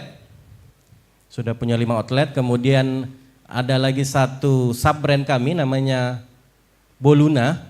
Boluna adalah anak bisnis dari Donat Kampar Galesong. Itu di Galesong Utara juga. Kemudian ada lagi 1 bisnis kami yang non food, bukan makanan. Oh, oke. Bisnis apa tuh, Pak? Ya, baru-baru kami buka 5 bulan yang lalu tuh bisnis kesehatan. Iya, mungkin agak-agak rancu ya. Masih belum familiar mungkin ya. Banyak orang memang yang bingung kenapa saya sebagai seorang chef, sebagai seorang koki, tiba-tiba putar arah ke membangun kesehatan. Nah, kami punya klinik namanya Kampar Medika Klinik dan Apotik. Oh, tepuk tangan, luar biasa. Ternyata ada juga ya yang bergerak di bidang kesehatan ya usahanya, Pak. Jadi kenapa saya selalu ditanya kenapa tiba-tiba mau membuka ini? Saya bilang kalau orang mau jadi pengusaha bakery kan tidak perlu jadi koki. Saya punya pikiran seperti itu. Kalau mau jadi misalnya punya mimpi, pengen punya rumah sakit, tidak perlu jadi dokter kan? Betul. Ya, yang penting punya duitnya saja. Oke. Itu yang paling penting. Ya. Jadi alhamdulillah dari tahun 2013 sampai sekarang itu kami punya 3 unit bisnis. Donat Kampar Galesong, kemudian ada namanya Boluna, kemudian Kampar Medika Klinik dan Apotik. Ya. Lokasinya di mana tuh, Pak? Kalau antaranya Boluna, kemudian Kampar Medika, kemudian Donat Kampar itu berada di rentan 1 kilo saja di Jalan Poros Galesong Utara. Oke, di Galesong juga. Di Galesong semua. Oke, saya penasaran sama nama Kampar itu sebenarnya dari mana nih, Pak? Iya, banyak memang orang bingung, Kampar itu apa sih? Kampar itu sebenarnya singkatan sebuah dusun. Di tempat saya tinggal dulu, Kampar itu adalah singkatan dari Kampung Parang. Kampung Parang. Parang itu dalam arti kalau di bahasa Makassar, setahu saya adalah padang savana atau padang luas yang banyak rumputnya. Banyak rumputnya. Ya karena saya juga kan bukan orang Makassar asli, orang Bugis. Tapi saya bertanya sama mertua saya, sama istri saya, Parang itu apa artinya? Parang itu adalah tanah yang luas banyak rumputnya. Karena memang dulu tempat tinggal saya itu berada di tengah galung, tengah sawah. Ya, kalau memang ada yang dari Galesong pasti tahu. Bisnis Donat Kampar itu awal-awalnya berada di tengah sawah yang hanya ada 6 rumah. Iya, sampai sekarang sudah punya 6 outlet, termasuk Boluna. Wah, Ya. Luar biasa. Jadi hanya berawal dari bisnis kecil-kecilan, bisnis rumahan itu tadi ya. Dan Iya. namanya tentunya nih menginspirasi juga ya, berasal dari dusunnya. Dan yang awal mulanya usahanya itu hanya berada, mungkin bisa dibilang kurang banyak penduduk ya Pak di waktu itu. Dan akhirnya bisa berkembang menjadi 3 unit usaha dan mengembangkan 6 outlet sendiri. Wah, luar biasa, sangat tepuk tangan dulu pemirsa dong untuk Pak Arifuddin Alwi. Cerita yang luar biasa sekali ya. Jadi tadi saya tekankan hoax ya, bahwa pernah menjadi koki chef itu Pak ya. Ya, kalau di mall tidak Di pernah mall ya. tidak pernah ya. Ya, itu Ya. tidak sudah diklarifikasi langsung oleh ownernya. Nah, kita masuk ke pelaksanaan bisnis syariah ini kan temanya pada hari ini Pak, bagaimana kemudian ekonomi syariah itu menjadi moda penggerak ekonomi, dan tentunya UMKM ini memegang peran penting juga ya dalam perkembangan sistem perekonomian yang ada di masyarakat. Bagaimana sih Pak kalau kita dari sudut pandang penjualan atau bisnis penjualan dari Donat Kampar itu sendiri, bagaimana Pak? Oke. Nah, jika Donat Kampar dihubungkan dengan ekonomi syariah, jadi saya sedikit membuka pengalaman saya. Jadi kalau di Donat Kampar memang instansi dengan bapak-bapak di sebelah itu Pegadaian dan Bank Indonesia. Saya pernah membina 2 pesantren seperti yang dibilang Bapak tadi. Di Bank Indonesia kan ada 15 pesantren yang dibina. Kebetulan saya pernah ditunjuk untuk membantu membukakan usaha lah, training 2 pesantren. Yang pertama seingat saya itu namanya Hikmatul Quran di Malino. Kemudian ada satu lagi saya lupa namanya, ada di Jeneponto. Jeneponto, betul?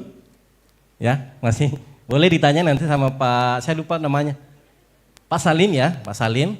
Itu alhamdulillah kami selalu berkomitmen membantu usaha itu tanpa biaya. Iya, tanpa biaya. Jadi, luar biasa. iya. Tepuk tangan lagi dong buat Pak Arifuddin. Ya, jadi Donat Kampar tidak selalu melulu berpikir tentang untung dan cuan. Tidak selalu berpikir duit, tidak. Karena bagaimana usaha itu supaya berkah, saya selalu menanamkan dalam diri saya, dalam bisnis saya itu selalu didasari dengan agama Islam, ajaran-ajaran agama Islam. Ya, berhubung dengan ekonomi syariah, yang pertama itu kami selalu menghindari produk-produk berbau riba. Iya, Oke, jadi Donat penting Kampar juga itu tidak pernah memakai produk pinjaman yang berbau riba, ya berbau riba di garis bawahi, karena kan ada juga produk yang tidak berbau riba di perbankan ya Pak, ya yang berbasis syariah. Berbasis syariah, Ya, betul. yang bagi hasil itu kami tidak pernah, alhamdulillah sampai sekarang kami tidak berkomitmen membangun bisnis itu tidak memakai uang riba. Iya. Kemudian dalam menerapkan ekonomi syariah itu, kemudian kami selalu berkomitmen menanamkan kepada karyawan-karyawan kami, selalu menanamkan apa istilahnya nilai-nilai Islam dalam melakukan produksi. Ya, produksinya misalnya harus terstandarisasi halal. Jadi alhamdulillah Donat Kampar itu sudah halal. Jadi 2 produk kami itu, Donat Kampar dan Boluna itu sudah bersertifikasi halal. Bersertifikasi halal. Iya. Oke. Jadi alhamdulillah sampai sekarang itu kami selalu menerapkan bisnis itu berdasarkan syariah Islam. Oke. Iya, ekonomi syariah seperti itu. Oke, jadi memang langsung pada implementasinya ya Pak, bagaimana kemudian Pak Arifuddin Alwi ini menjalankan bisnisnya itu tadi tidak hanya semata-mata berorientasi pada keuntungan saja, melainkan berdasarkan asas-asas agama Islam, dan itu juga ditanamkan kepada para karyawan juga ya Pak tentunya. Dan terakhir nih Pak, mungkin sebelum kita tutup karena waktu kita terbatas juga, boleh mungkin disampaikan bagaimana komitmen dari Donat Kampar ini untuk mendukung UMKM lokal, mendukung sektor perekonomian melalui UMKM lokal berbasis ekonomi syariah. Oke, baik. Jadi di setiap momen acara seperti ini saya selalu menyampaikan bahwa Donat Kampar Galesong itu selalu berkomitmen membantu UKM. Jadi UKM itu adalah bukan saingan saya, tapi adalah kawan kami. Ya, jadi di beberapa daerah hampir di seluruh Sulawesi Selatan Donat Kampar Galesong itu punya binaan-binaan. Jadi misalnya dulu saya cerita ya, di Pinrang itu dulu ada sebuah ibu rumah tangga, dulunya itu dia bikin donat hanya dari mengadon pakai tangan. Ya, kalau kita bilang bahasa Makassarnya dirontok pakai tangan, kemudian dibolonginnya sederhana sekali kayak donat-donat yang 1000. Nah, setelah saya datang ke sana untuk membina mereka, proses demi proses, alhamdulillah sekarang itu dia adalah salah satu trainer juga. Akhirnya sudah jadi trainer juga. Akhirnya menjadi trainer juga, Iya. membina lagi teman-teman lain. UMKM. Wah, Iya. luar biasa. Alhamdulillah Donat Kampar itu banyak, hampir di seluruh kota kabupaten itu kita punya kawan lah istilahnya ya. Bukan kompetitor, jadi Donat Kampar itu bukan kompetitornya, nah donat ini tidak, tapi adalah kawannya. Kawannya. Ya, Wah. karena banyak netizen juga kan, lebih enak donat ini, lebih Ya, enak donat ini. membanding-bandingkan. Ya, Iya, iya. cuma saya bilang dalam hati saya, Donat Kampar dengan itu adalah sahabat, bukan saingan.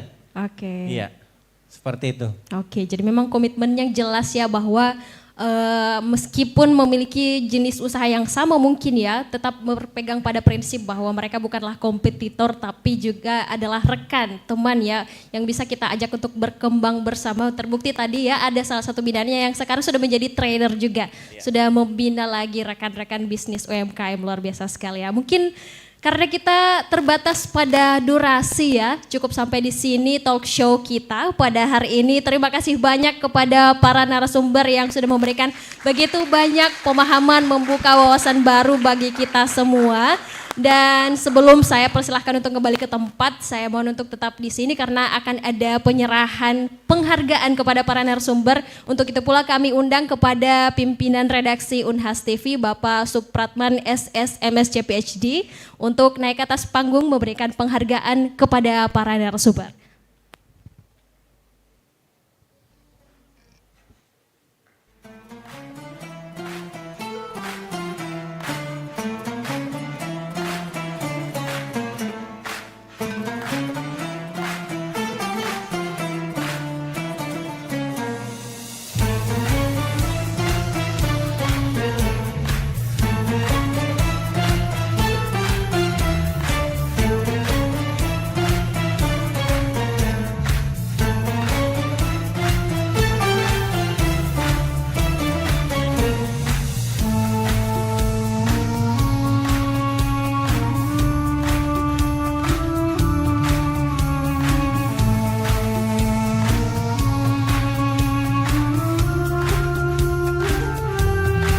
Ya.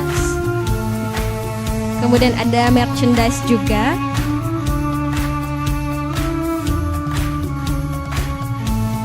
Oke. Oke, silakan kita abadikan momen ini. Kita akan foto bersama dengan ketiga narasumber.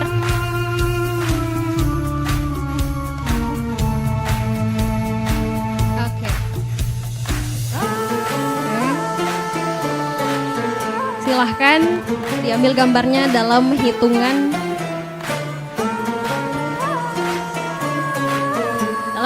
3, 2, 1. Sekali lagi 3, 2, 1. Oke, cukup, kami persilahkan untuk kembali ke tempat. Berikan tepuk tangan lagi untuk para narasumber kita dalam talk show hari ini.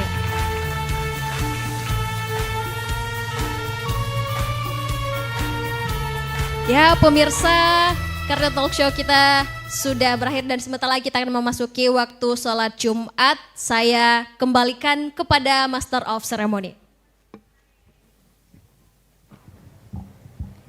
Baik, terima kasih Iva sudah memandu talk show ekonomi syariah kita, dan juga terima kasih kepada para narasumber kita yang begitu Masya Allah ya. Ada dari Bank Indonesia, Pegadaian, dan juga Donat Kampar Galesong. Ya, tentunya kita berharap apa yang disampaikan narasumber kita dapat bermanfaat dan diamalkan dalam kehidupan kita sehari-hari. Dan tentunya seperti yang dimention tadi oleh moderator Iva Aisyah Rahman bahwa setelah ini kita akan break sholat Jumat dan tentunya kita akan kembali bertemu di ruangan ini pada pukul 13 waktu Indonesia Tengah untuk pembekalan 20 finalis Unhas TV Mencari Dai tahun 2025. Untuk itu kami sampaikan untuk para lelaki khususnya untuk masjid terdekat melaksanakan sholat Jumat itu berada di Masjid PNUP dan juga Masjid Ikhtiar. Sementara untuk perempuan bisa melakukan di musola lantai 1. Ya betul sekali. Kembali lagi acara ini disponsori dan didukung oleh Bank Indonesia. Ya, kemudian ada Pegadaian, Garuda Indonesia, ada Nestle, Titah Group, Roti Maros Salendrang, IM3, Telkomsel, dan Donat Kampar Galesol. Untuk itu pemirsa Unhas TV jangan lupa juga untuk memberikan vote yang sebanyak-banyaknya untuk jagoan Anda sesuai kodenya. Caranya langsung saja cek di Instagram post @unhastv_official. Saya Ara dan saya Zul pamit sejenak dan wassalamualaikum warahmatullahi wabarakatuh.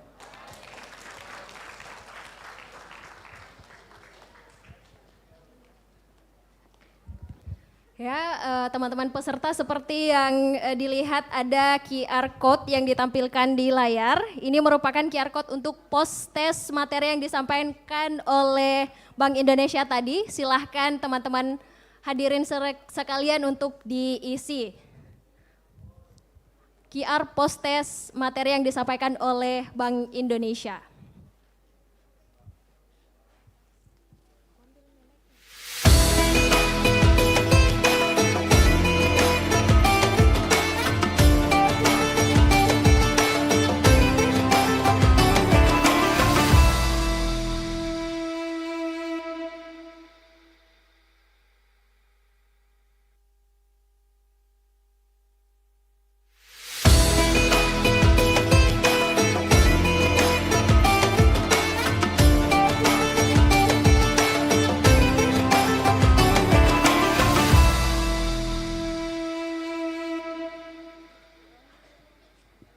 Disponsori oleh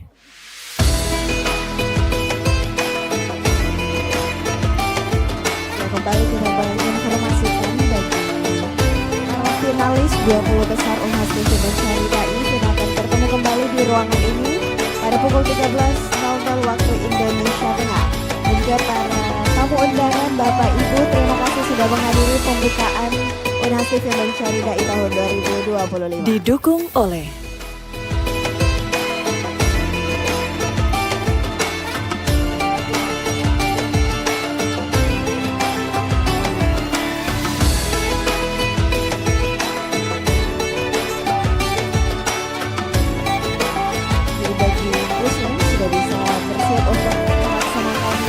ibadah sholat Jumat. Kami menginformasikan bahwa untuk sholat Jumat ada masjid terdekat di Masjid PNUP atau Polytechnic. Dan untuk perempuan nantinya untuk sholat zuhur ada musola di lantai 1. Terima kasih.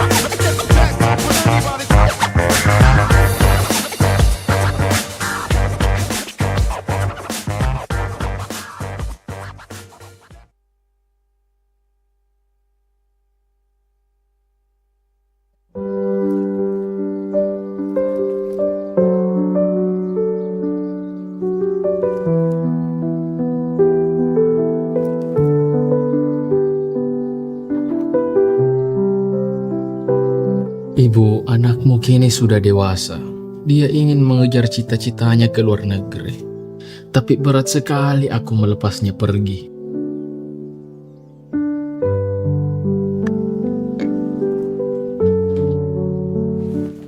Pak, aku berangkat ya.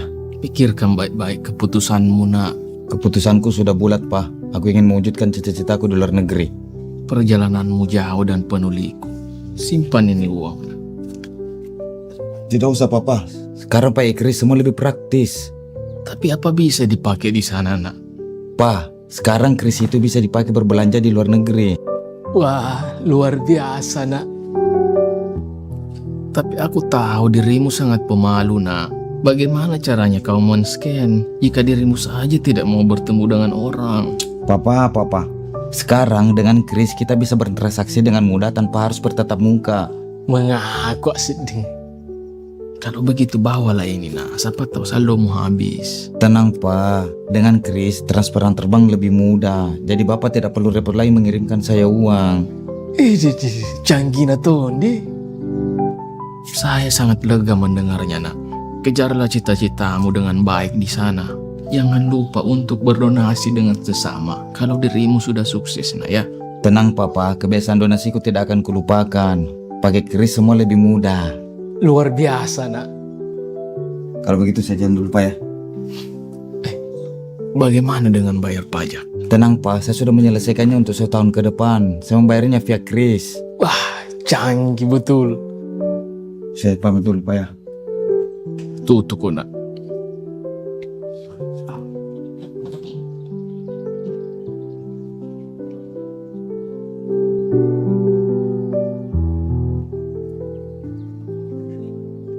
Papa, cita-cita awak semasa muda telah berhasil. Papa nak tengok betul ke? Betul. Ai serono tengok awak nak jadi idol.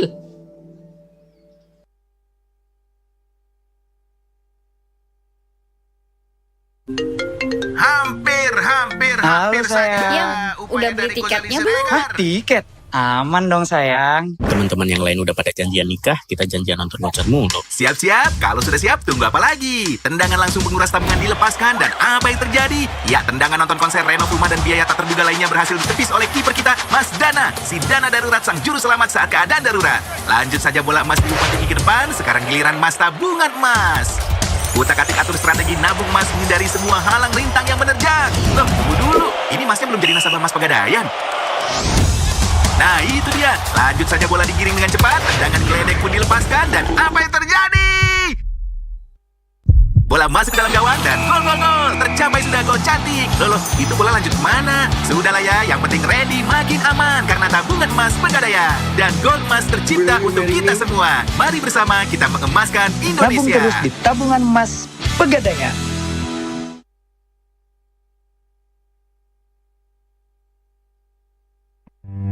Bekerja butuh perjuangan, bukan angan-angan. Semua perasaan berdampingan, terbang tapi tak sampai ke kahyangan. Hadapi dengan senyuman, tutup sedih dengan kesenangan, seperti juara di atas bayangan. Tiap tipuan harus diberantas, percaya pada yang sudah jelas, agar ceria lebih lepas. Semua impian terkumpul, semua hal kurangkul. Bukan lagi tentang bergaul, tapi demi ijab kabul. Semoga terkabul dan tidak jadi tahayul.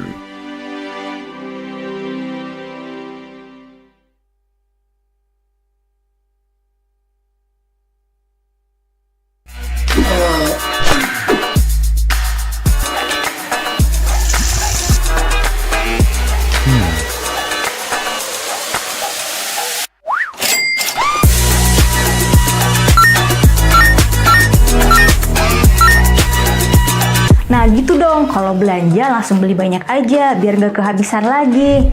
Pus, itu namanya belanja berlebihan. Itu namanya hemat energi tahu. Jangan didengerin, kalau belanja berlebihan nanti stok di pasar jadi langka, harga jadi naik. Emang mau seperti itu? Tapi kan bisa lebih praktis, gak harus bolak-balik.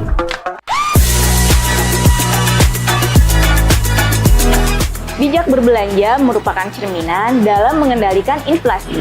Cukup berbelanja sesuai kebutuhan agar keuangan tetap aman terkendali.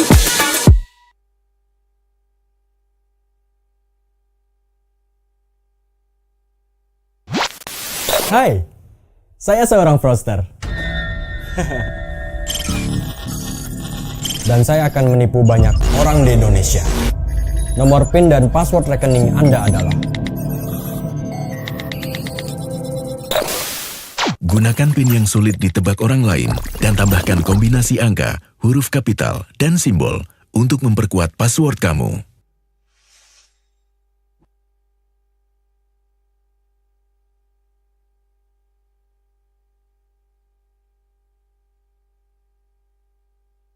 Halo semua, Assalamualaikum warahmatullahi wabarakatuh. Nah, kali ini gue ada topik menarik. Asik, topik apa tuh? Kemarin gue tuh habis dari kajian agama dekat rumah. Bahasanya keren banget. Emang tentang apa? Mengenai bagaimana Tuhan menghidupkan perekonomian melalui perintah zakat, no riba, dan no judi. Dan tahu gak? Ternyata ketiganya tuh saling berhubungan. Intinya nih, Tuhan ingin mengendalikan harta manusia agar terus berputar dan dapat menghidupkan perekonomian. Oh, menarik nih. Di awal sih Pak Ustadz nyuruh kita baca surah Yunus ayat 55 dan 66. Terus gue cari deh di Quran HP gue. Emang apa isinya? Di dua ayat itu ada suruhan yang sama. Kira-kira gini artinya. Ingatlah, sesungguhnya kepunyaan Allah semua yang ada di langit dan di bumi. Intinya nih, harta yang kita punya itu titipan Allah, kata Pak Ustadz. Jadi, kita tidak boleh menumpuknya, tapi harus kita manfaatkan dan kelola. Itulah sebabnya Allah sangat membenci orang yang suka menumpuk-numpuk hartanya. Kata Pak Ustadz, di surah Al-Humazah ayat 1 dan 2 dikatakan, celakalah setiap pengumpat dan pencela yang mengumpulkan hartanya dan menghitung-hitungnya. Gue sedikit bingung juga sih waktu di sana pas awal-awal.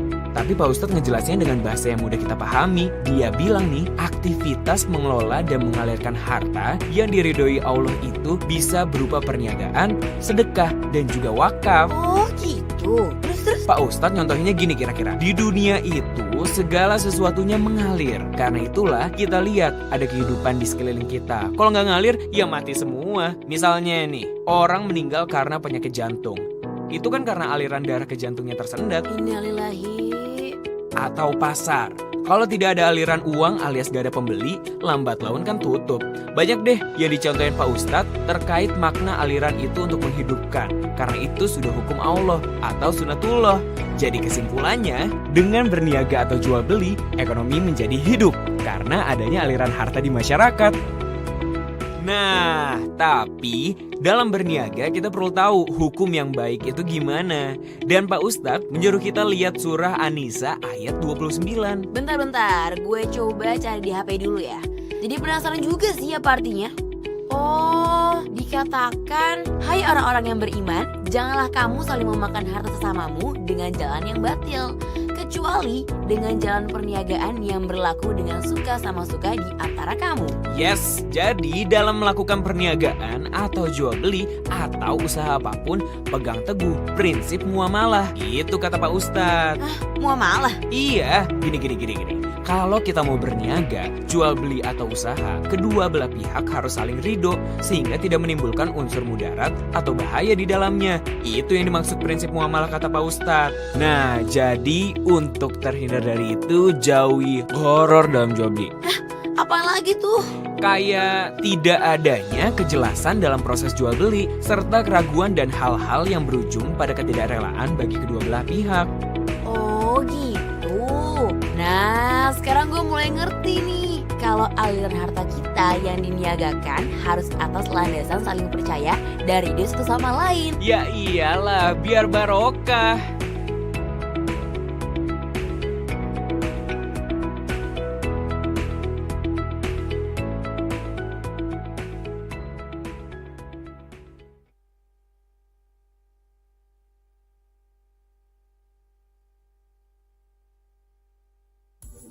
Dalam dunia keuangan, hedging bukanlah hal yang baru. Apakah hedging? Hedging adalah lindung nilai untuk mengurangi resiko yang timbul akibat adanya fluktuasi harga di pasar keuangan. Untuk memfasilitasi lindung nilai di lembaga keuangan syariah, Dewan Syariah Nasional Majelis Ulama Indonesia atau DSN MUI mengeluarkan fatwa tentang transaksi lindung nilai dengan prinsip syariah atau tahawudz al-islami. Berdasarkan fatwa dan kebutuhan industri, Bank Indonesia mengeluarkan peraturan tentang hedging syariah. Penerbitan aturan hedging syariah dilatar belakangi oleh 1. Industri perbankan syariah yang mengalami peningkatan. 2. Potensi meningkatnya transaksi falas oleh perbankan maupun nasabah, seperti dana haji dan umroh yang memerlukan mitigasi resiko. 3. Mendukung ekspansi pembiayaan falas di lembaga keuangan syariah. Transaksi hedging syariah dilakukan karena kebutuhan nyata untuk mengurangi resiko nilai tukar pada masa yang akan datang dan bukan untuk maksud spekulasi. Hedging syariah dapat dilakukan antara nasabah dengan bank umum syariah atau unit usaha syariah, bank umum syariah atau unit usaha syariah dengan bank umum syariah atau unit usaha syariah, bank umum syariah atau unit usaha syariah dengan bank umum konvensional. Hedging syariah tidak boleh terjadi antara nasabah dengan bank umum konvensional, bank umum konvensional dengan bank umum konvensional, bank umum konvensional dengan bank umum syariah atau unit usaha syariah. Forward agreement adalah perjanjian saat melakukan transaksi spot dalam jumlah tertentu di masa yang akan datang dengan nilai tukar atau perhitungan nilai tukar yang disepakati pada saat saling berjanji atau mu'adah. Ada dua jenis hedging syariah. 1.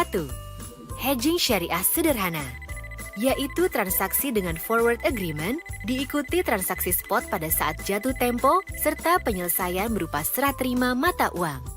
2. Hedging syariah kompleks, yaitu transaksi dengan rangkaian transaksi spot dan forward agreement diikuti transaksi spot pada saat jatuh tempo serta penyelesaiannya berupa serah terima mata uang. Hedging syariah dilakukan dengan ketentuan 1. Dokumen forward agreement dilarang diperjualbelikan. 2. Nilai nominal dan jangka waktu transaksi maksimal seperti yang tercantum pada dokumen underlying. 3. Penyelesaian maupun pembatalan dilakukan dengan pemindahan dana secara penuh. Nilai tukar dan perhitungan nilai tukar harus ditentukan saat forward agreement dan tidak boleh bertentangan dengan prinsip syariah. Apabila forward agreement tidak dipenuhi, maka pihak yang tidak memenuhi dapat dikenakan ganti rugi atau ta'wid. Underlying mencakup 1. Perdagangan barang dan jasa di dalam dan luar negeri. 2. Investasi berupa direct investment, portfolio investment, pembiayaan, modal, dan investasi lainnya di dalam dan luar negeri.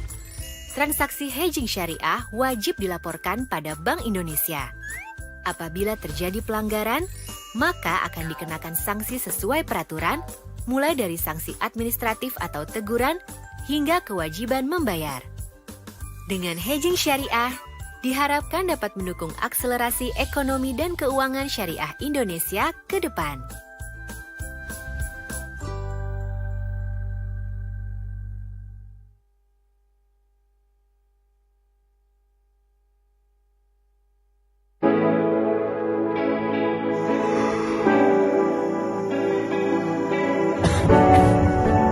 Assalamualaikum. Maaf ya, Papa tolak sahurnya. Kamu jangan sampai sakit. Minum dulu sebentar lagi, Ustaz ya. Allahu Akbar. Assalamualaikum. Waalaikumsalam.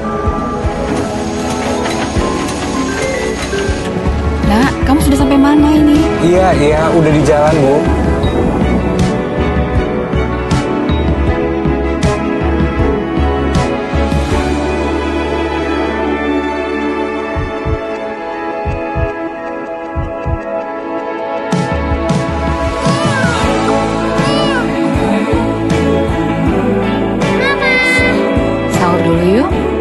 Kan harus kuat buat istri dan anakmu. Satu kaleng Bear Brand saat sahur bantu jaga kondisi selama berpuasa dan beraktivitas. Bear Brand, rasakan kemurniannya.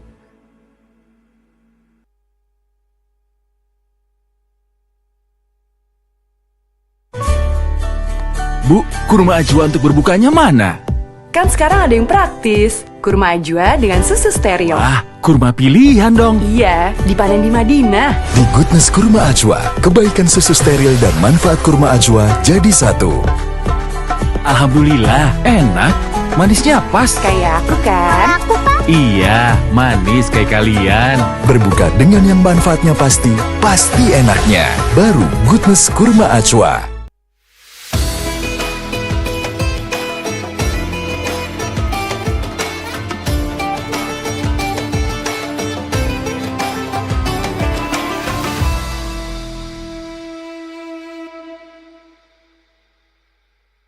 Disponsori oleh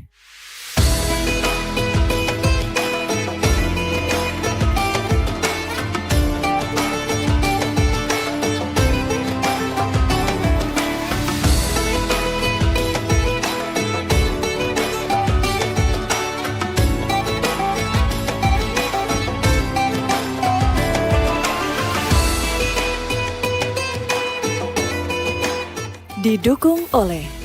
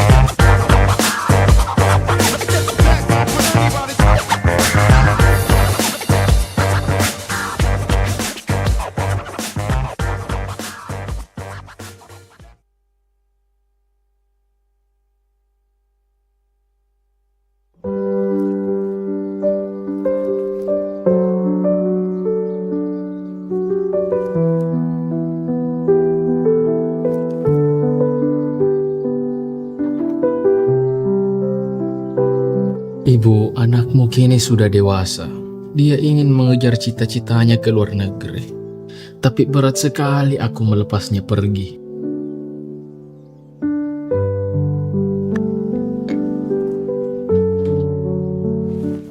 Pak, aku berangkat ya. Pikirkan baik-baik keputusanmu, nak. Keputusanku sudah bulat, Pak. Aku ingin mewujudkan cita-citaku di luar negeri. Perjalananmu jauh dan penuh liku. Simpan ini uang. Tidak usah, Papa. Sekarang Pak Ikris semua lebih praktis. Tapi apa bisa dipakai di sana, nak? Pak, sekarang kris itu bisa dipakai berbelanja di luar negeri. Wah, luar biasa, nak. Tapi aku tahu dirimu sangat pemalu, nak. Bagaimana caranya kau men-scan jika dirimu saja tidak mau bertemu dengan orang? Papa. Sekarang dengan kris kita bisa bertransaksi dengan mudah tanpa harus bertatap muka. Mengaku sedih. Kalau begitu bawalah ini, nak. Siapa tahu saldomu habis. Tenang, Pak. Dengan kris transferan terbang lebih mudah. Jadi Bapak tidak perlu repot lagi mengirimkan saya uang. Canggih na Tondi. Saya sangat lega mendengarnya, nak. Kejarlah cita-citamu dengan baik di sana. Jangan lupa untuk berdonasi dengan sesama. Kalau dirimu sudah sukses, nak ya. Tenang, Papa. Kebiasaan donasiku tidak akan kulupakan. Pakai kris semua lebih mudah. Luar biasa, nak. Kalau begitu saya jalan dulu, Pak ya. Bagaimana dengan bayar pajak? Tenang, Pak. Saya sudah menyelesaikannya untuk 1 tahun ke depan. Saya membayarnya via kris. Wah, canggih betul. Saya pamit dulu, Pak ya. Tutup, nak.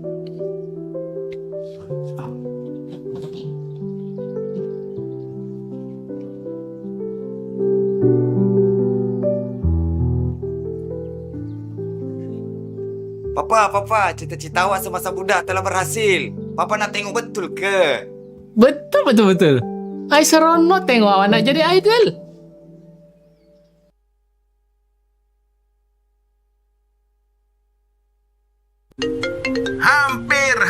Hampir saya. Udah beli tiketnya belum?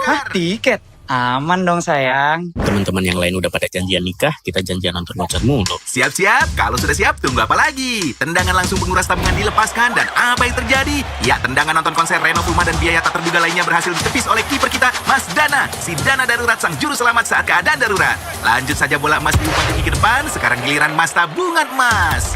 Utak-atik atur strategi nabung emas menghindari semua halang rintang yang menerjang. Loh, tunggu dulu. Ini emasnya belum jadi nasabah Mas Pegadaian. Nah, itu dia. Lanjut saja bola digiring dengan cepat, tendangan geledek pun dilepaskan, dan apa yang terjadi? Bola masuk ke dalam gawang dan gol. Tercapai sudah gol cantik. Loh, itu bola lanjut kemana? Sudahlah ya, yang penting ready makin aman karena tabungan emas Pegadaian. Dan gol emas tercipta untuk kita semua. Mari bersama kita mengemaskan Indonesia. Nabung terus di tabungan emas Pegadaian.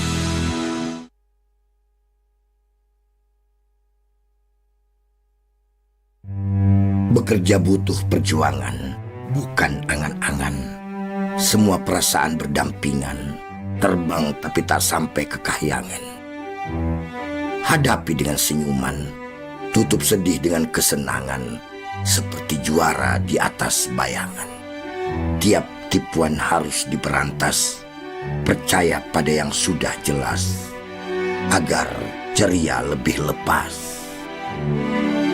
Semua impian terkumpul, semua hal kurangkul. Bukan lagi tentang bergaul, tapi demi ijab kabul. Semoga terkabul dan tidak jadi tahayul.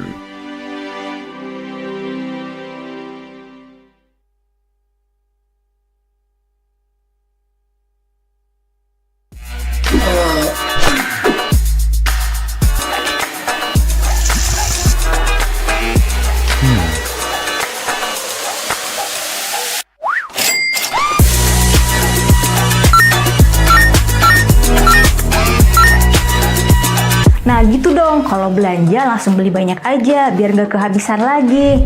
Terus itu namanya belanja berlebihan. Itu namanya hemat energi tahu. Jangan didengerin, kalau belanja berlebihan nanti stok di pasar jadi langka, harga jadi naik. Emang mau seperti itu? Tapi kan bisa lebih praktis, gak harus bolak-balik.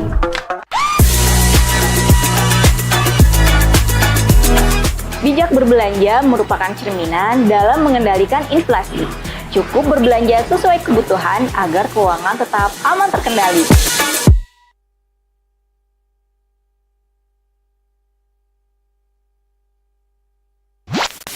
Hai, saya seorang fraudster. Dan saya akan menipu banyak orang di Indonesia. Nomor PIN dan password rekening Anda adalah... Gunakan PIN yang sulit ditebak orang lain dan tambahkan kombinasi angka, huruf kapital, dan simbol untuk memperkuat password kamu.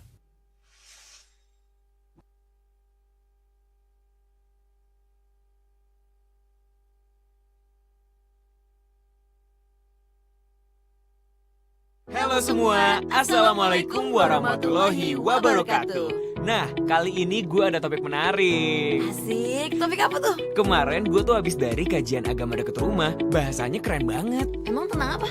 Mengenai bagaimana Tuhan menghidupkan perekonomian melalui perintah zakat, no riba, dan no judi.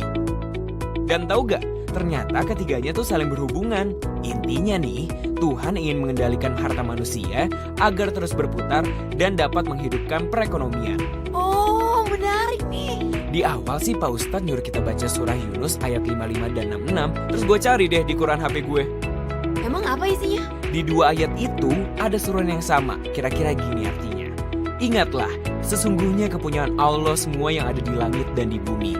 Intinya nih, harta yang kita punya itu titipan Allah, kata Pak Ustadz. Jadi, kita tidak boleh menumpuknya, tapi harus kita manfaatkan dan kelola. Itulah sebabnya Allah sangat membenci orang yang suka menumpuk-numpuk hartanya. Kata Pak Ustadz, di surah Al-Humazah ayat 1 dan 2 dikatakan, celakalah setiap pengumpat dan pencela yang mengumpulkan hartanya dan menghitung-hitungnya. Gue sedikit bingung juga sih waktu di sana pas awal-awal.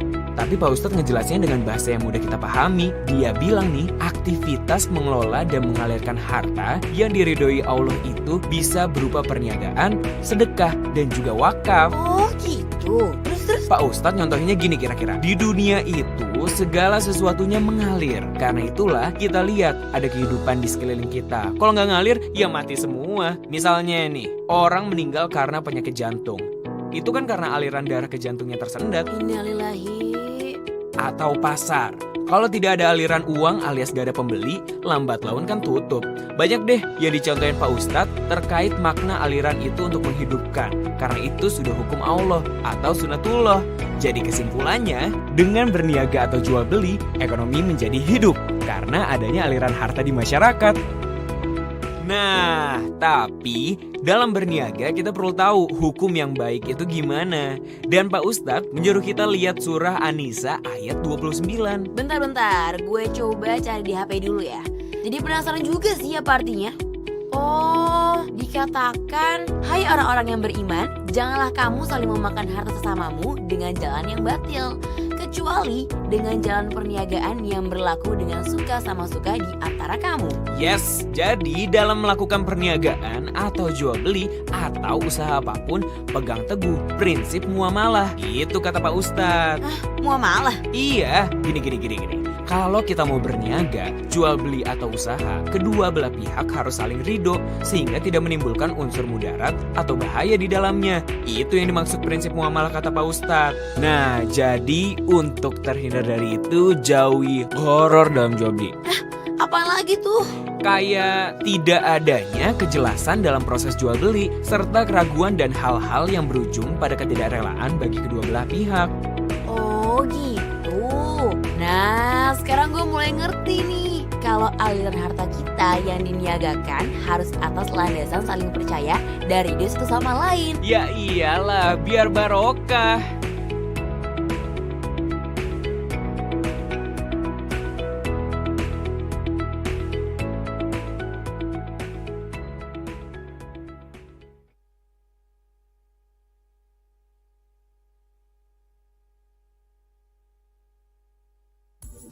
Dalam dunia keuangan, hedging bukanlah hal yang baru. Apakah hedging? Hedging adalah lindung nilai untuk mengurangi resiko yang timbul akibat adanya fluktuasi harga di pasar keuangan. Untuk memfasilitasi lindung nilai di lembaga keuangan syariah, Dewan Syariah Nasional Majelis Ulama Indonesia atau DSN MUI mengeluarkan fatwa tentang transaksi lindung nilai dengan prinsip syariah atau tahawudz al-islami. Berdasarkan fatwa dan kebutuhan industri, Bank Indonesia mengeluarkan peraturan tentang hedging syariah. Penerbitan aturan hedging syariah dilatar belakangi oleh 1. Industri perbankan syariah yang mengalami peningkatan. 2. Potensi meningkatnya transaksi falas oleh perbankan maupun nasabah, seperti dana haji dan umroh yang memerlukan mitigasi resiko. 3. Mendukung ekspansi pembiayaan falas di lembaga keuangan syariah. Transaksi hedging syariah dilakukan karena kebutuhan nyata untuk mengurangi resiko nilai tukar pada masa yang akan datang dan bukan untuk maksud spekulasi. Hedging syariah dapat dilakukan antara nasabah dengan bank umum syariah atau unit usaha syariah, bank umum syariah atau unit usaha syariah dengan bank umum syariah atau unit usaha syariah, bank umum syariah atau unit usaha syariah dengan bank umum konvensional. Hedging syariah tidak boleh terjadi antara nasabah dengan bank umum konvensional, bank umum konvensional dengan bank umum konvensional, bank umum konvensional dengan bank umum syariah atau unit usaha syariah. Forward agreement adalah perjanjian saat melakukan transaksi spot dalam jumlah tertentu di masa yang akan datang dengan nilai tukar atau perhitungan nilai tukar yang disepakati pada saat saling berjanji atau mu'adah. Ada dua jenis hedging syariah. 1. Hedging syariah sederhana, yaitu transaksi dengan forward agreement diikuti transaksi spot pada saat jatuh tempo serta penyelesaian berupa serah terima mata uang. 2. Hedging syariah kompleks, yaitu transaksi dengan rangkaian transaksi spot dan forward agreement diikuti transaksi spot pada saat jatuh tempo serta penyelesaiannya berupa serah terima mata uang. Hedging syariah dilakukan dengan ketentuan 1. Dokumen forward agreement dilarang diperjualbelikan. 2. Nilai nominal dan jangka waktu transaksi maksimal seperti yang tercantum pada dokumen underlying. 3. Penyelesaian maupun pembatalan dilakukan dengan pemindahan dana secara penuh. Nilai tukar dan perhitungan nilai tukar harus ditentukan saat forward agreement dan tidak boleh bertentangan dengan prinsip syariah. Apabila forward agreement tidak dipenuhi, maka pihak yang tidak memenuhi dapat dikenakan ganti rugi atau ta'wid. Underlying mencakup 1. Perdagangan barang dan jasa di dalam dan luar negeri. 2. Investasi berupa direct investment, portfolio investment, pembiayaan, modal, dan investasi lainnya di dalam dan luar negeri. Transaksi hedging syariah wajib dilaporkan pada Bank Indonesia. Apabila terjadi pelanggaran, maka akan dikenakan sanksi sesuai peraturan, mulai dari sanksi administratif atau teguran, hingga kewajiban membayar. Dengan hedging syariah, diharapkan dapat mendukung akselerasi ekonomi dan keuangan syariah Indonesia ke depan.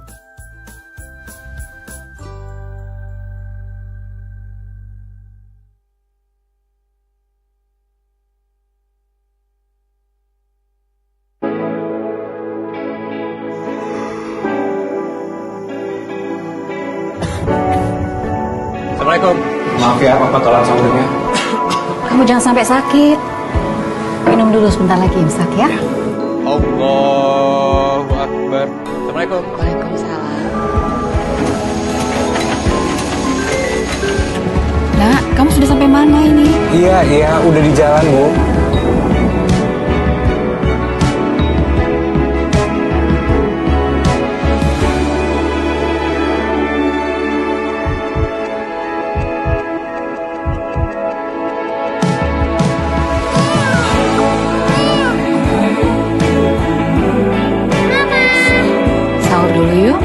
Kamu kan harus kuat buat istri dan anakmu. Satu kaleng Bear Brand saat sahur bantu jaga kondisi selama berpuasa dan beraktivitas. Bear Brand, rasakan kemurniannya.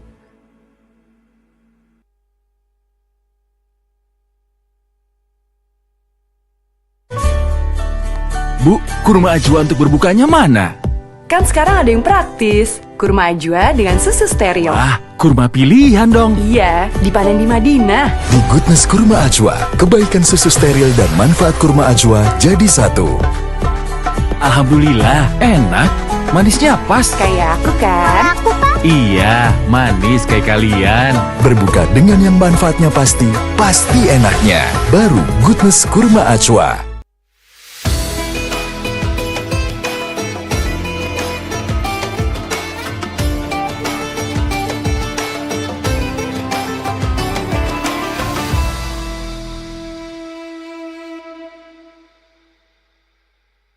Disponsori oleh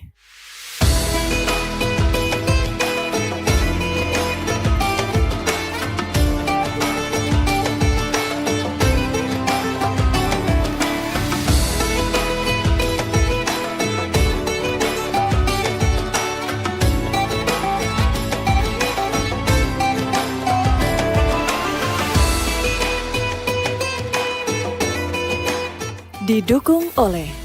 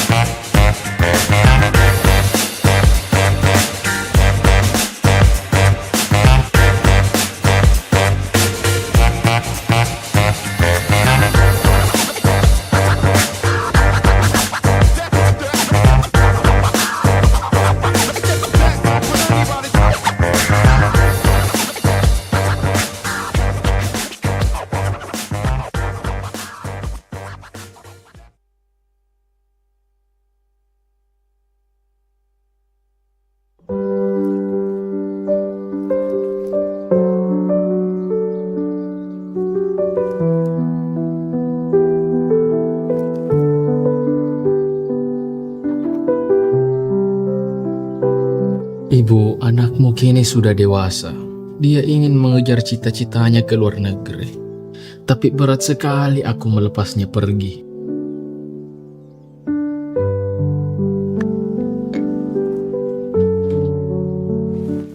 Pak, aku berangkat ya.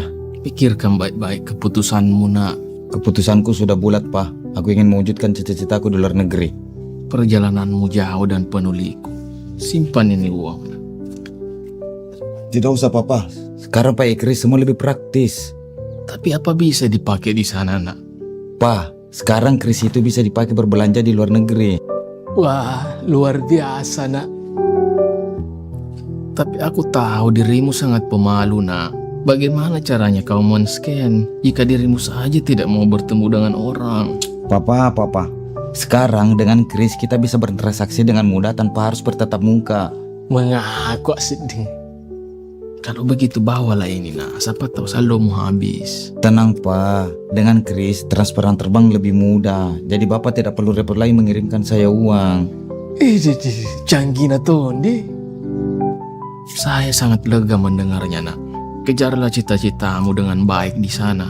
Jangan lupa untuk berdonasi dengan sesama kalau dirimu sudah sukses, nak ya. Tenang, Papa. Kebiasaan donasiku tidak akan kulupakan. Pakai kris semua lebih mudah. Luar biasa, nak. Kalau begitu saya jalan dulu, Pak ya.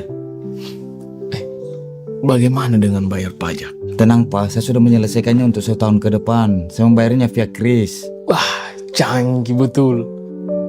Saya pamit dulu, Pak ya. Tutup, nak.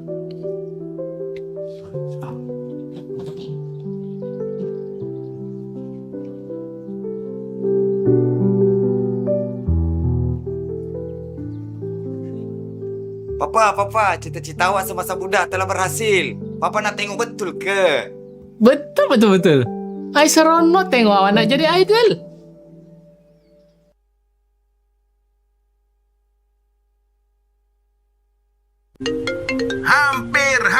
Halo sayang. Yang udah beli tiketnya belum? Hah, tiket? Aman dong sayang. Teman-teman yang lain udah pada janjian nikah, kita janjian nonton konser mulu. Siap-siap, kalau sudah siap tunggu apa lagi? Tendangan langsung penguras tabungan dilepaskan dan apa yang terjadi? Ya, tendangan nonton konser Renov Rumah dan biaya tak terduga lainnya berhasil ditepis oleh kiper kita, Mas Dana. Si Dana darurat sang juru selamat saat keadaan darurat. Lanjut saja bola emas diumpan tinggi ke depan, sekarang giliran Mas tabungan emas. Utak-atik atur strategi nabung emas menghindari semua halang rintang yang menerjang. Loh, tunggu dulu. Ini masnya belum jadi nasabah Mas Pegadaian. Nah, itu dia. Lanjut saja bola digiring dengan cepat. Tendangan geledek pun dilepaskan. Dan apa yang terjadi?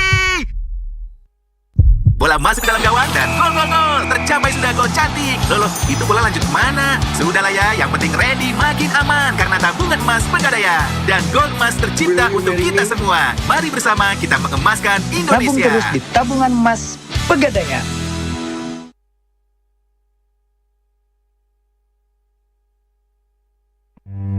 Bekerja butuh perjuangan, bukan angan-angan.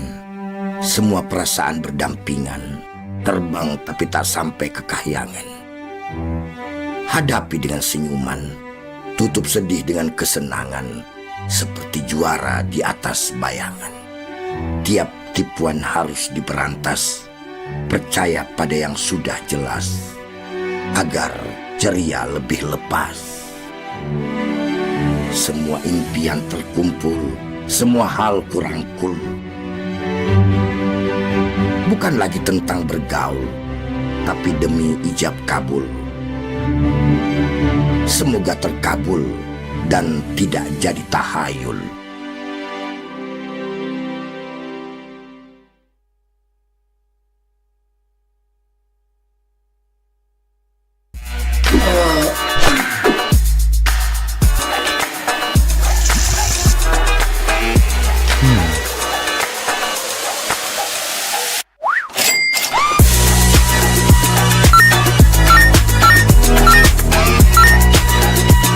Nah gitu dong, kalau belanja langsung beli banyak aja biar gak kehabisan lagi. Terus itu namanya belanja berlebihan. Itu namanya hemat energi tahu. Jangan didengerin, kalau belanja berlebihan nanti stok di pasar jadi langka, harga jadi naik. Emang mau seperti itu? Tapi kan bisa lebih praktis, gak harus bolak-balik.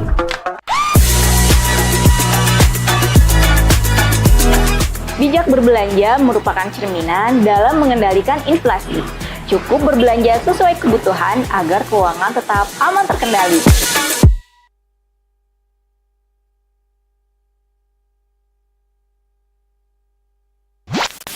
Hai, saya seorang fraudster. Dan saya akan menipu banyak orang di Indonesia. Nomor PIN dan password rekening Anda adalah... Gunakan PIN yang sulit ditebak orang lain dan tambahkan kombinasi angka, huruf kapital, dan simbol untuk memperkuat password kamu.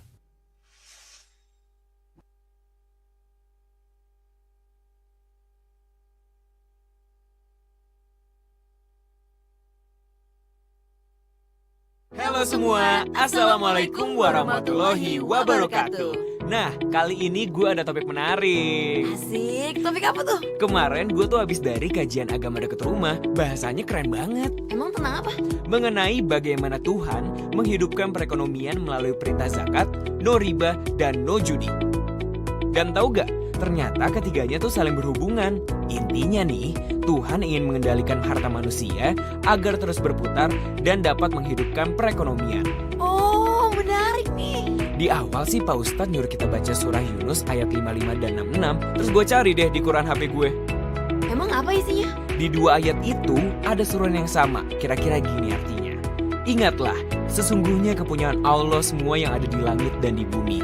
Intinya nih, harta yang kita punya itu titipan Allah, kata Pak Ustadz. Jadi, kita tidak boleh menumpuknya, tapi harus kita manfaatkan dan kelola. Itulah sebabnya, Allah sangat membenci orang yang suka menumpuk-numpuk hartanya. Kata Pak Ustadz, di surah Al-Humazah ayat 1 dan 2 dikatakan, celakalah setiap pengumpat dan pencela yang mengumpulkan hartanya dan menghitung-hitungnya. Gue sedikit bingung juga sih waktu di sana, pas awal-awal. Tapi Pak Ustadz ngejelasinnya dengan bahasa yang mudah kita pahami. Dia bilang nih, aktivitas mengelola dan mengalirkan harta yang diridhoi Allah itu bisa berupa perniagaan, sedekah, dan juga wakaf. Oh gitu. Terus? Pak Ustadz nyontohinnya gini kira-kira. Di dunia itu segala sesuatunya mengalir. Karena itulah kita lihat ada kehidupan di sekeliling kita. Kalau nggak ngalir, ya mati semua. Misalnya nih, orang meninggal karena penyakit jantung. Itu kan karena aliran darah ke jantungnya tersendat. Innalillahi. Atau pasar. Kalau tidak ada aliran uang alias gak ada pembeli, lambat laun kan tutup. Banyak deh yang dicontohin Pak Ustadz terkait makna aliran itu untuk menghidupkan. Karena itu sudah hukum Allah atau sunatullah. Jadi kesimpulannya, dengan berniaga atau jual beli, ekonomi menjadi hidup. Karena adanya aliran harta di masyarakat. Nah, tapi dalam berniaga kita perlu tahu hukum yang baik itu gimana. Dan Pak Ustadz menyuruh kita lihat surah An-Nisa ayat 29. Bentar, gue coba cari di HP dulu ya. Jadi penasaran juga sih apa artinya. Oh, dikatakan, hai orang-orang yang beriman, janganlah kamu saling memakan harta sesamamu dengan jalan yang batil, kecuali dengan jalan perniagaan yang berlaku dengan suka sama suka di antara kamu. Yes, jadi dalam melakukan perniagaan atau jual beli atau usaha apapun, pegang teguh prinsip muamalah. Itu kata Pak Ustadz. Hah, muamalah? Iya, gini. Kalau kita mau berniaga, jual beli atau usaha, kedua belah pihak harus saling ridho sehingga tidak menimbulkan unsur mudarat atau bahaya di dalamnya. Itu yang dimaksud prinsip muamalah kata Pak Ustadz. Nah, jadi untuk terhindar dari itu, jauhi horor dalam jual beli. Apa lagi tuh? Kayak tidak adanya kejelasan dalam proses jual beli serta keraguan dan hal-hal yang berujung pada ketidakrelaan bagi kedua belah pihak. Oh gitu. Nah, sekarang gue mulai ngerti nih. Kalau aliran harta kita yang diniagakan harus atas landasan saling percaya dari dia satu sama lain. Ya iyalah, biar barokah.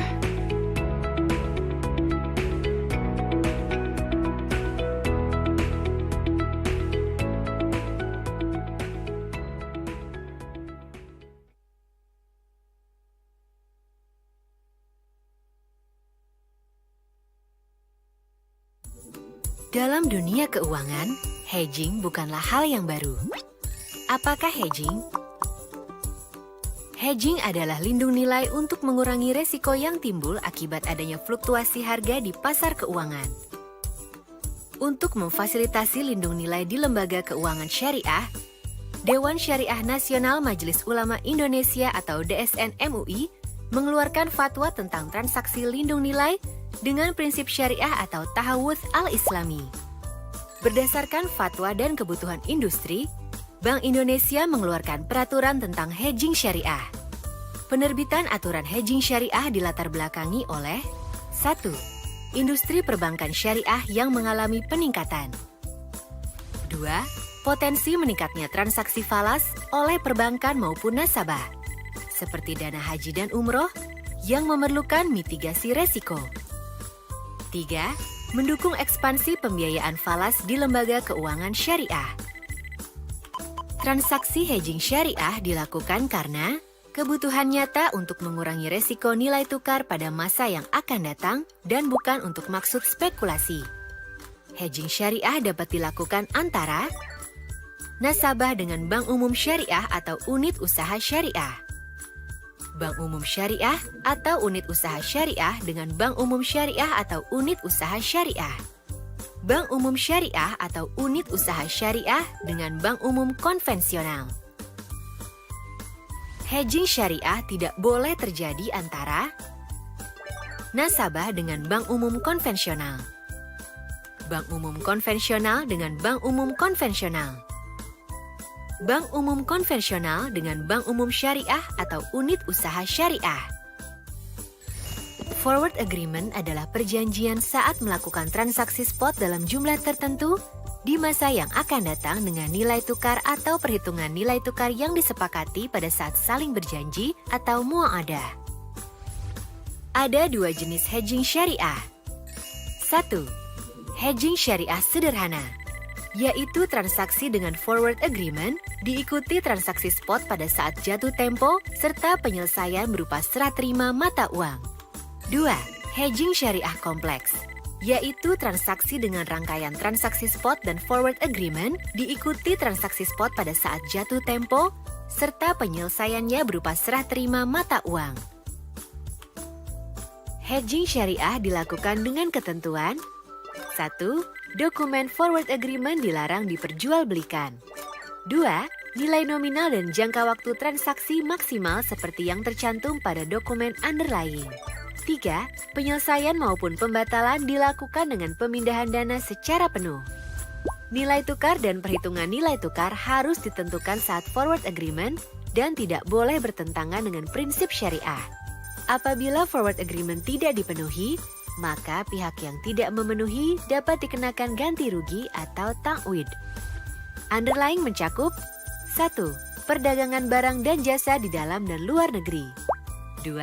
Investasi berupa direct investment, portfolio investment, pembiayaan, modal, dan investasi lainnya di dalam dan luar negeri. Transaksi hedging syariah wajib dilaporkan pada Bank Indonesia. Apabila terjadi pelanggaran, maka akan dikenakan sanksi sesuai peraturan, mulai dari sanksi administratif atau teguran hingga kewajiban membayar. Dengan hedging syariah, diharapkan dapat mendukung akselerasi ekonomi dan keuangan syariah Indonesia ke depan.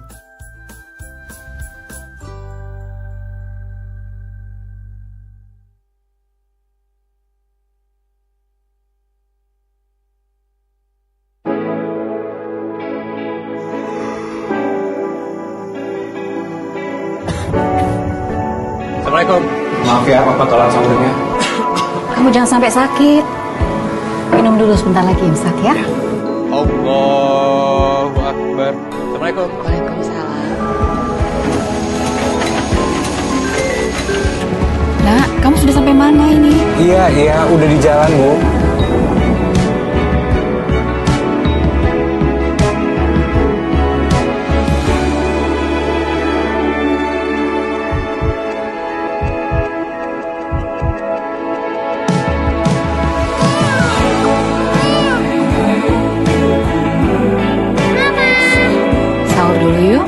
Kamu kan harus kuat buat istri dan anakmu. Satu kaleng Bear Brand saat sahur bantu jaga kondisi selama berpuasa dan beraktivitas. Bear Brand, rasakan kemurniannya.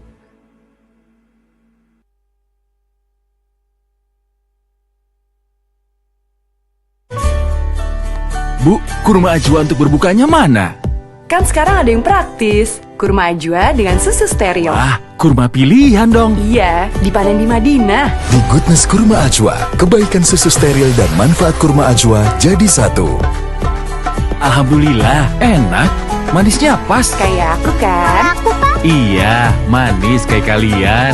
Berbuka dengan yang manfaatnya pasti enaknya. Baru Goodness Kurma Ajwa.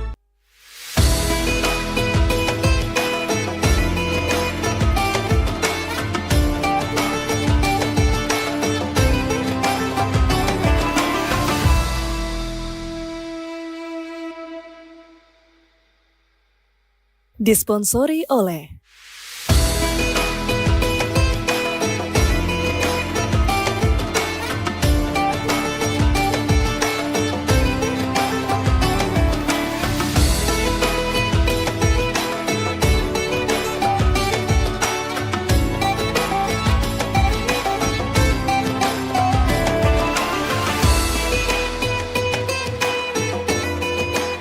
didukung oleh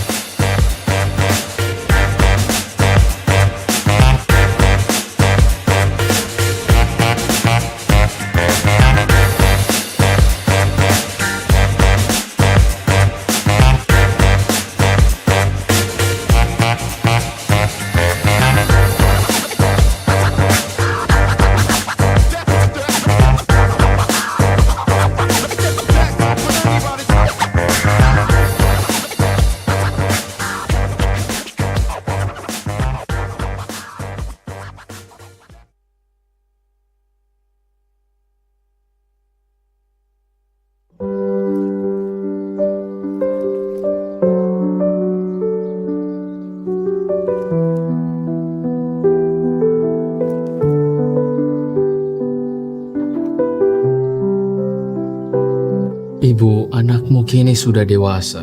Dia ingin mengejar cita-citanya ke luar negeri. Tapi berat sekali aku melepasnya pergi.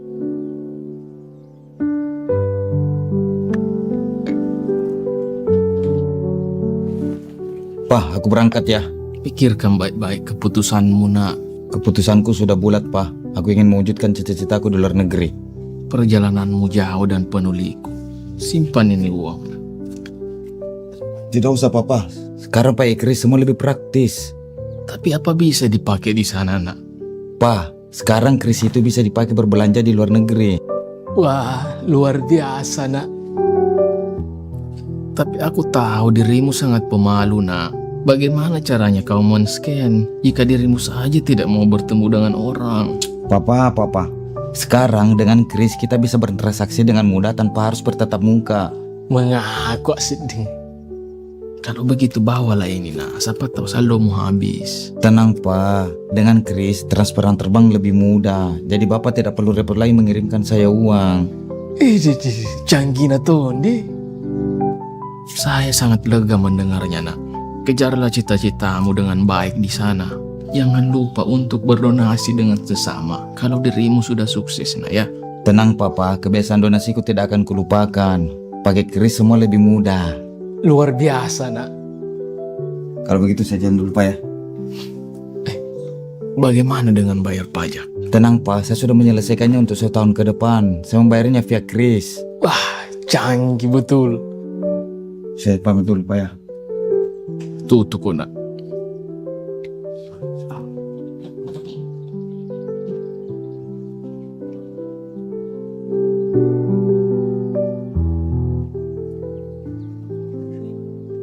Papa, cita-cita awak semasa muda telah berhasil. Papa nak tengok betul ke? Betul. Ai seronok tengok awak nak jadi idol.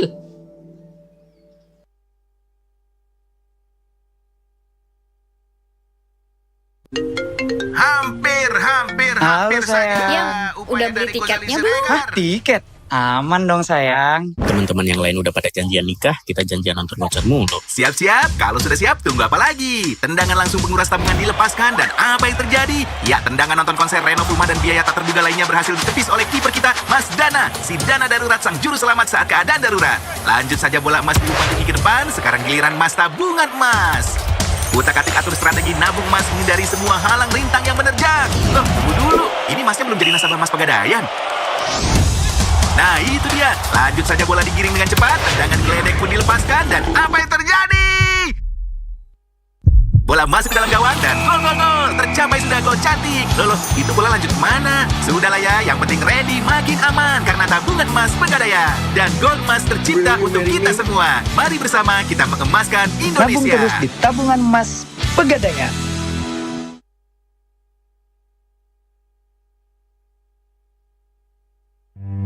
Bekerja butuh perjuangan, bukan angan-angan. Semua perasaan berdampingan, terbang tapi tak sampai ke kahyangan. Hadapi dengan senyuman, tutup sedih dengan kesenangan, seperti juara di atas bayangan.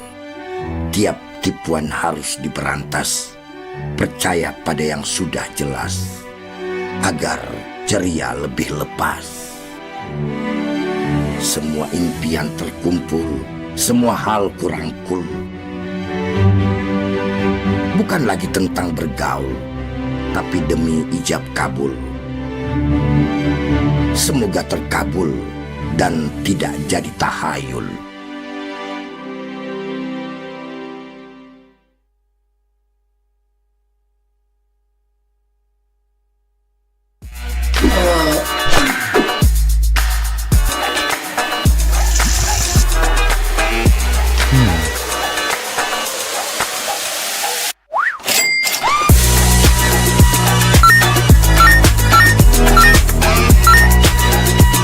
Nah gitu dong, kalau belanja langsung beli banyak aja biar gak kehabisan lagi. Pus, itu namanya belanja berlebihan. Itu namanya hemat energi tahu. Jangan didengerin, kalau belanja berlebihan nanti stok di pasar jadi langka, harga jadi naik. Emang mau seperti itu? Tapi kan bisa lebih praktis, gak harus bolak-balik.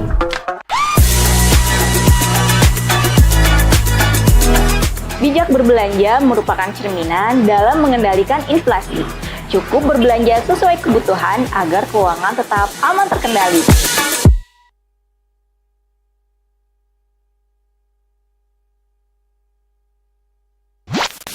Hai, saya seorang fraudster. Dan saya akan menipu banyak orang di Indonesia. Nomor PIN dan password rekening Anda adalah... Gunakan PIN yang sulit ditebak orang lain dan tambahkan kombinasi angka, huruf kapital, dan simbol untuk memperkuat password kamu.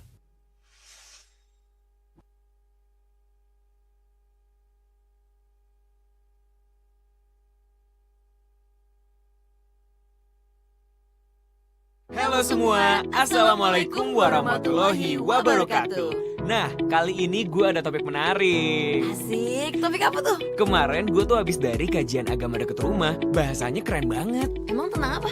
Mengenai bagaimana Tuhan menghidupkan perekonomian melalui perintah zakat, no riba, dan no judi. Dan tahu gak? Ternyata ketiganya tuh saling berhubungan. Intinya nih, Tuhan ingin mengendalikan harta manusia agar terus berputar dan dapat menghidupkan perekonomian. Oh, menarik nih. Di awal sih Pak Ustadz nyuruh kita baca surah Yunus ayat 55 dan 66. Terus gue cari deh di Quran HP gue. Emang apa isinya? Di dua ayat itu ada suruhan yang sama. Kira-kira gini artinya. Ingatlah, sesungguhnya kepunyaan Allah semua yang ada di langit dan di bumi. Intinya nih, harta yang kita punya itu titipan Allah, kata Pak Ustadz. Jadi, kita tidak boleh menumpuknya, tapi harus kita manfaatkan dan kelola. Itulah sebabnya Allah sangat membenci orang yang suka menumpuk-numpuk hartanya. Kata Pak Ustadz, di surah Al-Humazah ayat 1 dan 2 dikatakan, celakalah setiap pengumpat dan pencela yang mengumpulkan hartanya dan menghitung-hitungnya. Gue sedikit bingung juga sih waktu di sana pas awal-awal. Tapi Pak Ustadz ngejelasinnya dengan bahasa yang mudah kita pahami. Dia bilang nih, aktivitas mengelola dan mengalirkan harta yang diridhoi Allah itu bisa berupa perniagaan, sedekah, dan juga wakaf. Oh gitu. Terus? Pak Ustadz nyontohinnya gini kira-kira. Di dunia itu segala sesuatunya mengalir. Karena itulah kita lihat ada kehidupan di sekeliling kita. Kalau nggak ngalir, ya mati semua. Misalnya nih, orang meninggal karena penyakit jantung. Itu kan karena aliran darah ke jantungnya tersendat. Innalillahi. Atau pasar. Kalau tidak ada aliran uang alias gak ada pembeli, lambat laun kan tutup. Banyak deh yang dicontohin Pak Ustadz terkait makna aliran itu untuk menghidupkan. Karena itu sudah hukum Allah atau sunatullah. Jadi kesimpulannya, dengan berniaga atau jual beli, ekonomi menjadi hidup. Karena adanya aliran harta di masyarakat. Nah, tapi dalam berniaga kita perlu tahu hukum yang baik itu gimana. Dan Pak Ustadz menyuruh kita lihat surah An-Nisa ayat 29. Bentar, gue coba cari di HP dulu ya. Jadi penasaran juga sih apa artinya. Oh, dikatakan, hai orang-orang yang beriman, janganlah kamu saling memakan harta sesamamu dengan jalan yang batil, kecuali dengan jalan perniagaan yang berlaku dengan suka sama suka di antara kamu. Yes, jadi dalam melakukan perniagaan atau jual beli atau usaha apapun, pegang teguh prinsip muamalah. Itu kata Pak Ustadz. Hah, muamalah? Iya, gini. Kalau kita mau berniaga, jual beli atau usaha, kedua belah pihak harus saling ridho sehingga tidak menimbulkan unsur mudarat atau bahaya di dalamnya. Itu yang dimaksud prinsip muamalah kata Pak Ustadz. Nah, jadi untuk terhindar dari itu, jauhi horor dalam jual beli. Apa lagi tuh? Kayak tidak adanya kejelasan dalam proses jual beli serta keraguan dan hal-hal yang berujung pada ketidakrelaan bagi kedua belah pihak. Oh gitu. Nah, sekarang gue mulai ngerti nih. Kalau aliran harta kita yang diniagakan harus atas landasan saling percaya dari dia satu sama lain. Ya iyalah, biar barokah.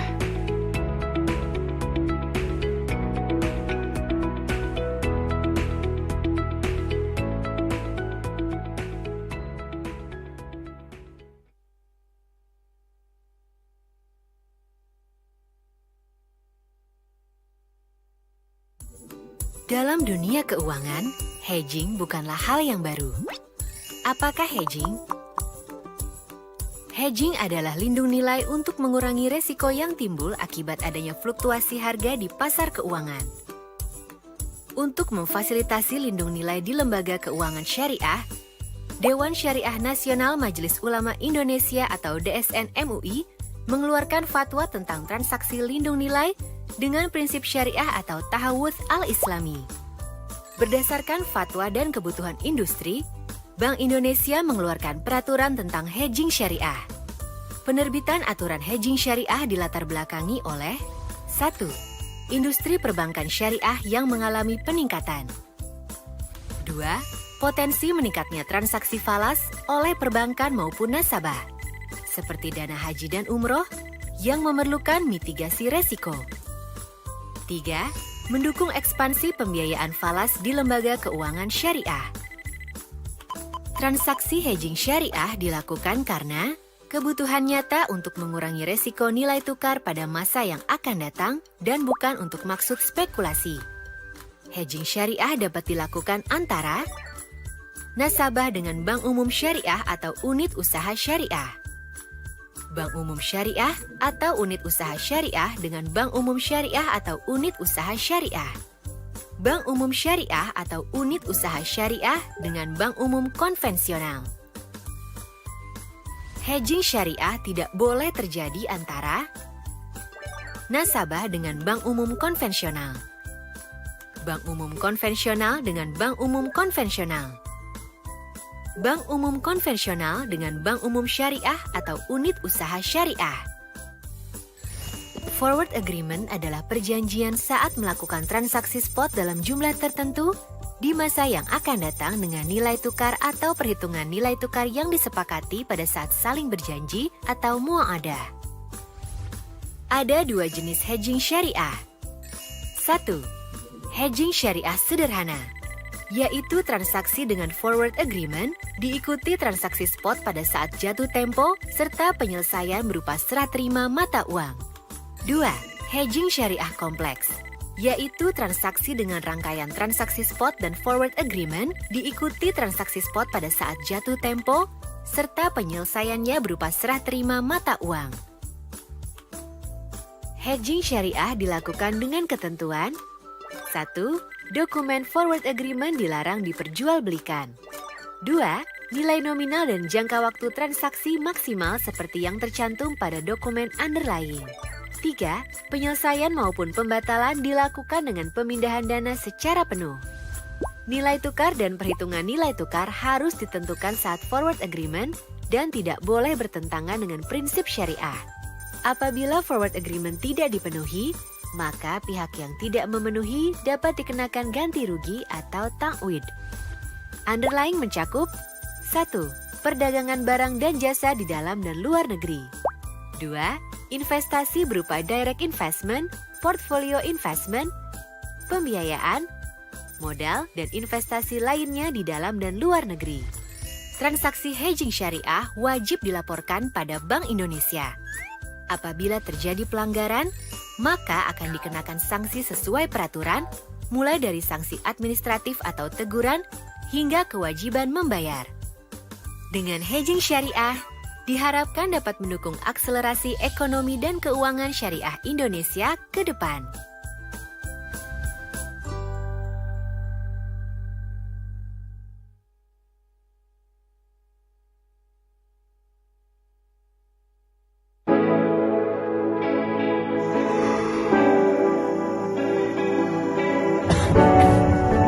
Assalamualaikum. Maaf ya, Papa tolong sahurnya. Kamu jangan sampai sakit. Minum dulu sebentar lagi imsak ya. Allahu Akbar. Assalamualaikum. Waalaikumsalam. Nak, kamu sudah sampai mana ini? Iya, udah di jalan, Bu.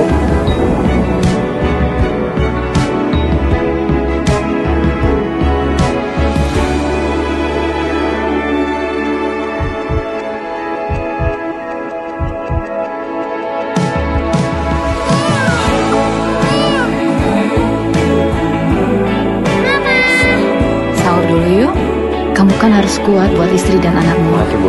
Satu kaleng Bear Brand saat sahur bantu jaga kondisi selama berpuasa dan beraktivitas. Bear Brand, rasakan kemurniannya.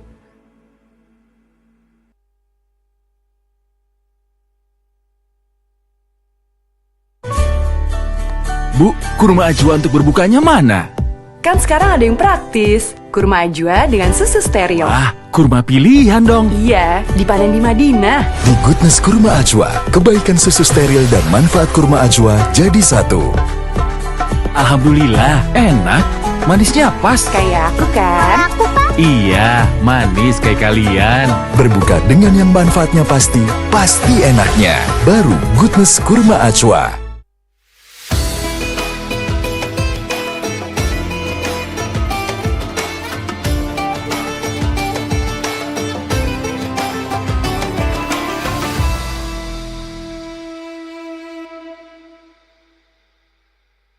Disponsori oleh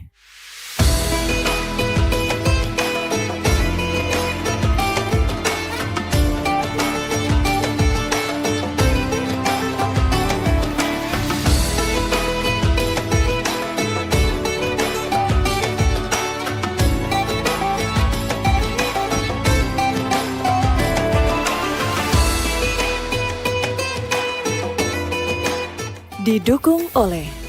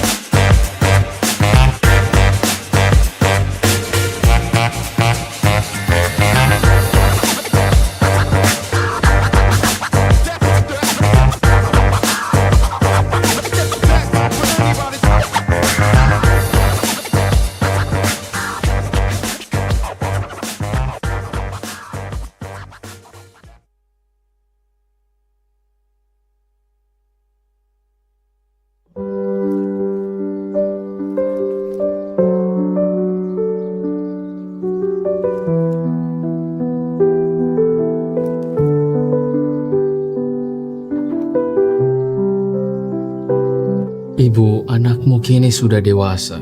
Dia ingin mengejar cita-citanya ke luar negeri. Tapi berat sekali aku melepasnya pergi.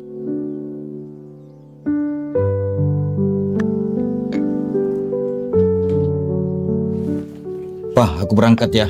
Pikirkan baik-baik keputusanmu, nak. Keputusanku sudah bulat, Pak. Aku ingin mewujudkan cita-citaku di luar negeri. Perjalananmu jauh dan penuh liku. Simpan ini uang. Tidak usah, Papa. Sekarang Pak Ikris semua lebih praktis. Tapi apa bisa dipakai di sana, nak? Pak, sekarang kris itu bisa dipakai berbelanja di luar negeri. Wah, luar biasa, nak. Tapi aku tahu dirimu sangat pemalu, nak. Bagaimana caranya kau men-scan jika dirimu saja tidak mau bertemu dengan orang? Papa. Sekarang dengan kris kita bisa bertransaksi dengan mudah tanpa harus bertatap muka. Mengaku sedih. Kalau begitu bawalah ini, nak. Siapa tahu saldomu habis. Tenang, Pak. Dengan kris transferan terbang lebih mudah. Jadi Bapak tidak perlu repot lagi mengirimkan saya uang. Canggih Tondi. Saya sangat lega mendengarnya, nak. Kejarlah cita-citamu dengan baik di sana. Jangan lupa untuk berdonasi dengan sesama kalau dirimu sudah sukses, nak ya. Tenang, Papa. Kebiasaan donasiku tidak akan kulupakan. Pakai kris semua lebih mudah. Luar biasa, nak. Kalau begitu saya jalan dulu, Pak ya. Bagaimana dengan bayar pajak? Tenang, Pak. Saya sudah menyelesaikannya untuk 1 tahun ke depan. Saya membayarnya via kris. Wah, canggih betul. Saya pamit dulu, Pak ya. Tutup, nak.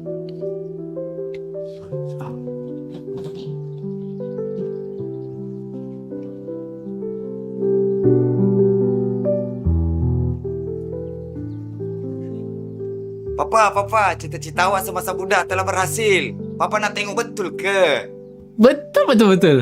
Ai seronok tengok awak nak jadi idol.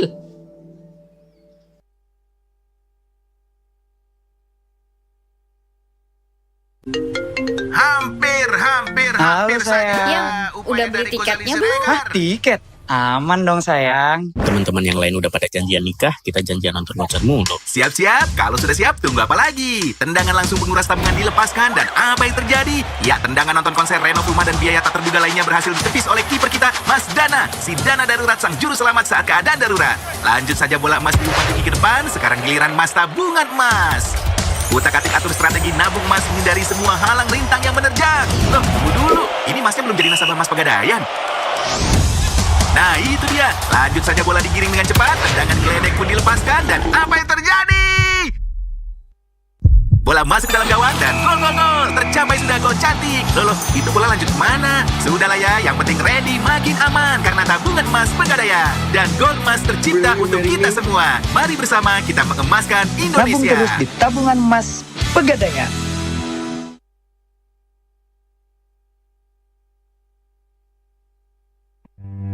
Bekerja butuh perjuangan, bukan angan-angan. Semua perasaan berdampingan, terbang tapi tak sampai ke kahyangan. Hadapi dengan senyuman, tutup sedih dengan kesenangan, seperti juara di atas bayangan. Tiap tipuan harus diberantas, percaya pada yang sudah jelas, agar ceria lebih lepas. Semua impian terkumpul, semua hal kurangkul. Bukan lagi tentang bergaul, tapi demi ijab kabul. Semoga terkabul dan tidak jadi tahayul.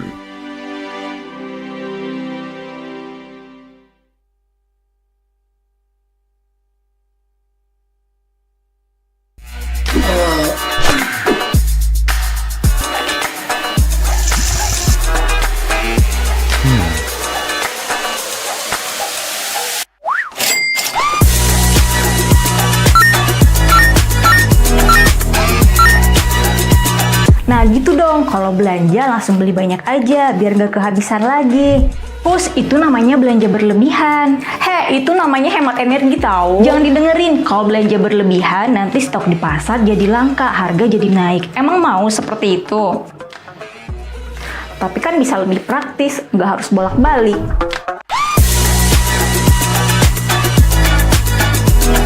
Di Bijak berbelanja merupakan cerminan dalam mengendalikan inflasi. Cukup berbelanja sesuai kebutuhan agar keuangan tetap aman terkendali.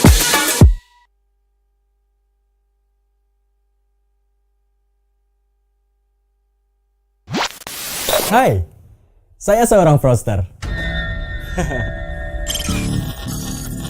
Dan saya akan menipu banyak orang di Indonesia. Nomor PIN dan password rekening Anda adalah...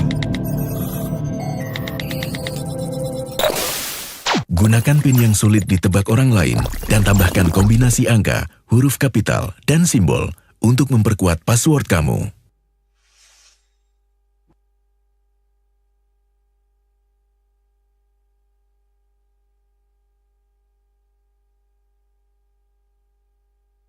Halo semua, Assalamualaikum warahmatullahi wabarakatuh. Nah, kali ini gue ada topik menarik. Asik, topik apa tuh? Kemarin gue tuh habis dari kajian agama dekat rumah, bahasanya keren banget. Emang tentang apa? Mengenai bagaimana Tuhan menghidupkan perekonomian melalui perintah zakat, no riba, dan no judi. Dan tahu gak? Ternyata ketiganya tuh saling berhubungan. Intinya nih, Tuhan ingin mengendalikan harta manusia agar terus berputar dan dapat menghidupkan perekonomian. Oh, menarik nih. Di awal sih Pak Ustadz nyuruh kita baca surah Yunus ayat 55 dan 66. Terus gue cari deh di Quran HP gue. Emang apa isinya? Di dua ayat itu ada suruhan yang sama. Kira-kira gini artinya. Ingatlah, sesungguhnya kepunyaan Allah semua yang ada di langit dan di bumi. Intinya nih, harta yang kita punya itu titipan Allah, kata Pak Ustadz. Jadi, kita tidak boleh menumpuknya, tapi harus kita manfaatkan dan kelola. Itulah sebabnya Allah sangat membenci orang yang suka menumpuk-numpuk hartanya. Kata Pak Ustadz, di surah Al-Humazah ayat 1 dan 2 dikatakan, celakalah setiap pengumpat dan pencela yang mengumpulkan hartanya dan menghitung-hitungnya. Gue sedikit bingung juga sih waktu di sana pas awal-awal. Tapi Pak Ustadz ngejelasinnya dengan bahasa yang mudah kita pahami. Dia bilang nih, aktivitas mengelola dan mengalirkan harta yang diridhoi Allah itu bisa berupa perniagaan, sedekah, dan juga wakaf. Oh gitu. Terus? Pak Ustadz nyontohinnya gini kira-kira. Di dunia itu segala sesuatunya mengalir. Karena itulah kita lihat ada kehidupan di sekeliling kita. Kalau nggak ngalir, ya mati semua. Misalnya nih, orang meninggal karena penyakit jantung. Itu kan karena aliran darah ke jantungnya tersendat. Innalillahi. Atau pasar. Kalau tidak ada aliran uang alias gak ada pembeli, lambat laun kan tutup. Banyak deh yang dicontohin Pak Ustadz terkait makna aliran itu untuk menghidupkan. Karena itu sudah hukum Allah atau sunatullah. Jadi kesimpulannya, dengan berniaga atau jual beli, ekonomi menjadi hidup. Karena adanya aliran harta di masyarakat. Nah, tapi dalam berniaga kita perlu tahu hukum yang baik itu gimana. Dan Pak Ustadz menyuruh kita lihat surah An-Nisa ayat 29. Bentar, gue coba cari di HP dulu ya. Jadi penasaran juga sih apa artinya. Oh, dikatakan, hai orang-orang yang beriman, janganlah kamu saling memakan harta sesamamu dengan jalan yang batil, kecuali dengan jalan perniagaan yang berlaku dengan suka sama suka di antara kamu. Yes, jadi dalam melakukan perniagaan atau jual beli atau usaha apapun, pegang teguh prinsip muamalah. Itu kata Pak Ustadz. Hah, muamalah? Iya, gini. Kalau kita mau berniaga, jual beli atau usaha, kedua belah pihak harus saling ridho sehingga tidak menimbulkan unsur mudarat atau bahaya di dalamnya. Itu yang dimaksud prinsip muamalah kata Pak Ustadz. Nah, jadi untuk terhindar dari itu, jauhi horor dalam jual beli. Hah? Apa lagi tuh? Kayak tidak adanya kejelasan dalam proses jual beli serta keraguan dan hal-hal yang berujung pada ketidakrelaan bagi kedua belah pihak. Oh gitu. Nah, sekarang gue mulai ngerti nih. Kalau aliran harta kita yang diniagakan harus atas landasan saling percaya dari dia satu sama lain. Ya iyalah, biar barokah.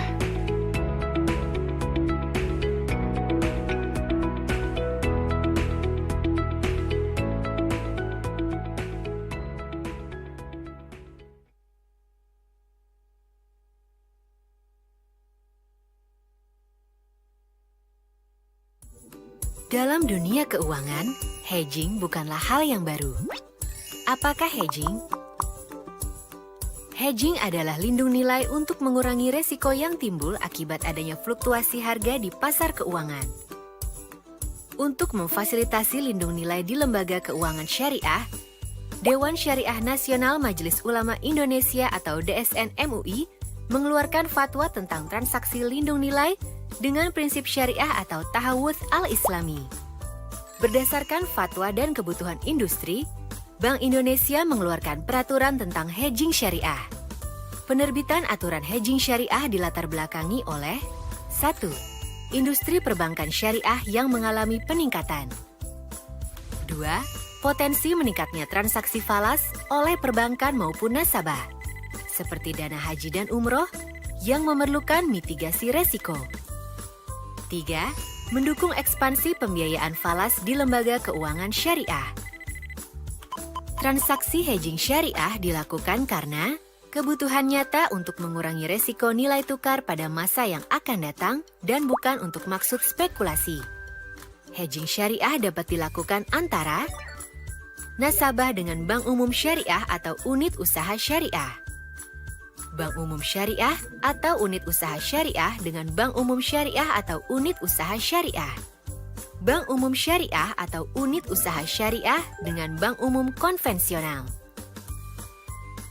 Hedging syariah tidak boleh terjadi antara nasabah dengan bank umum konvensional, bank umum konvensional dengan bank umum konvensional, bank umum konvensional dengan bank umum syariah atau unit usaha syariah. Forward agreement adalah perjanjian saat melakukan transaksi spot dalam jumlah tertentu di masa yang akan datang dengan nilai tukar atau perhitungan nilai tukar yang disepakati pada saat saling berjanji atau muamalah. Ada dua jenis hedging syariah. 1. Hedging syariah sederhana, yaitu transaksi dengan forward agreement diikuti transaksi spot pada saat jatuh tempo serta penyelesaian berupa serah terima mata uang. 2. Hedging syariah kompleks, yaitu transaksi dengan rangkaian transaksi spot dan forward agreement diikuti transaksi spot pada saat jatuh tempo serta penyelesaiannya berupa serah terima mata uang. Hedging syariah dilakukan dengan ketentuan 1. Dokumen forward agreement dilarang diperjualbelikan. 2. Nilai nominal dan jangka waktu transaksi maksimal seperti yang tercantum pada dokumen underlying. 3. Penyelesaian maupun pembatalan dilakukan dengan pemindahan dana secara penuh. Nilai tukar dan perhitungan nilai tukar harus ditentukan saat forward agreement dan tidak boleh bertentangan dengan prinsip syariah. Apabila forward agreement tidak dipenuhi, maka pihak yang tidak memenuhi dapat dikenakan ganti rugi atau ta'wid. Underlying mencakup 1. Perdagangan barang dan jasa di dalam dan luar negeri. 2.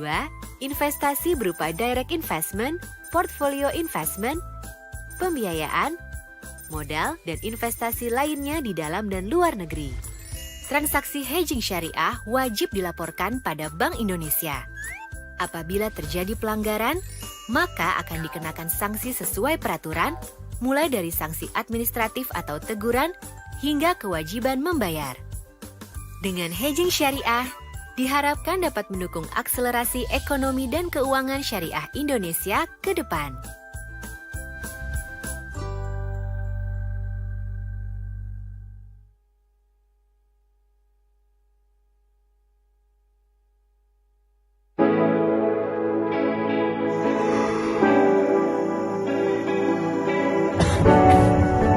Assalamualaikum.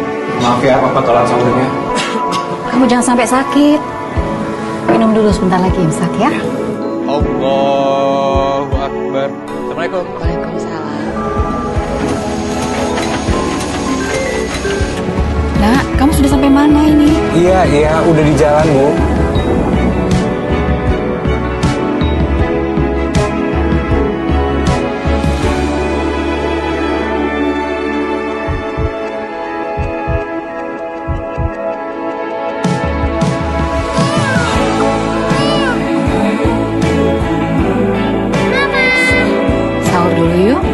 Kamu kan harus kuat buat istri dan anakmu. Satu kaleng Bear Brand saat sahur bantu jaga kondisi selama berpuasa dan beraktivitas. Bear Brand, rasakan kemurniannya.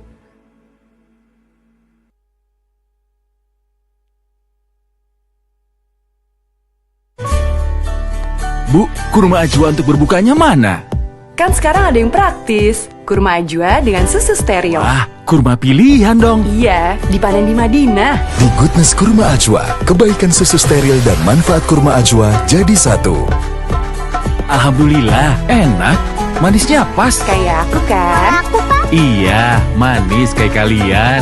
Berbuka dengan yang manfaatnya pasti enaknya. Baru Goodness Kurma Ajwa.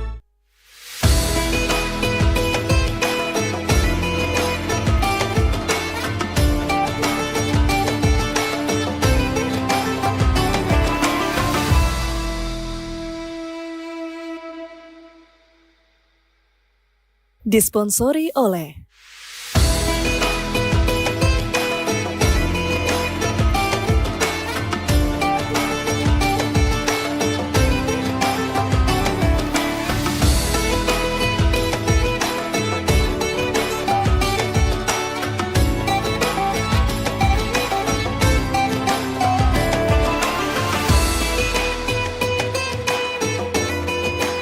didukung oleh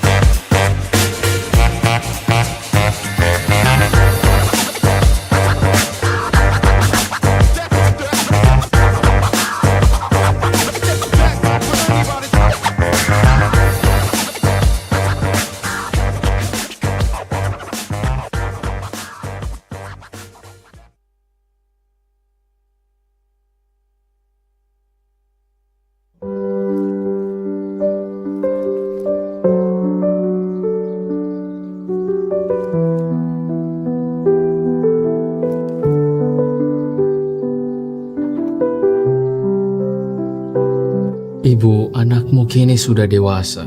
Dia ingin mengejar cita-citanya ke luar negeri. Tapi berat sekali aku melepasnya pergi.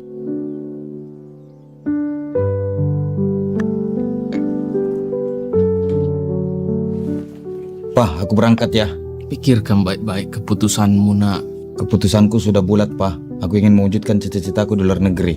Perjalananmu jauh dan penuh liku. Simpan ini uang. Tidak usah, Papa. Sekarang pakai kris semua lebih praktis. Tapi apa bisa dipakai di sana, nak? Pak, sekarang kris itu bisa dipakai berbelanja di luar negeri. Wah, luar biasa, nak. Tapi aku tahu dirimu sangat pemalu, nak. Bagaimana caranya kau men-scan jika dirimu saja tidak mau bertemu dengan orang? Papa. Sekarang dengan kris kita bisa bertransaksi dengan mudah tanpa harus bertatap muka. Mengaku sedih. Kalau begitu bawalah ini, nak. Siapa tahu saldomu habis. Tenang, Pak. Dengan kris transferan terbang lebih mudah. Jadi Bapak tidak perlu repot lagi mengirimkan saya uang. Canggih na Tondi. Saya sangat lega mendengarnya, nak. Kejarlah cita-citamu dengan baik di sana. Jangan lupa untuk berdonasi dengan sesama. Kalau dirimu sudah sukses, nak ya. Tenang, Papa. Kebiasaan donasiku tidak akan kulupakan. Pakai kris semua lebih mudah. Luar biasa, nak. Kalau begitu saya jalan dulu, Pak ya. Bagaimana dengan bayar pajak? Tenang, Pak. Saya sudah menyelesaikannya untuk 1 tahun ke depan. Saya membayarnya via kris. Wah, canggih betul. Saya pamit dulu, Pak ya. Tutup, nak.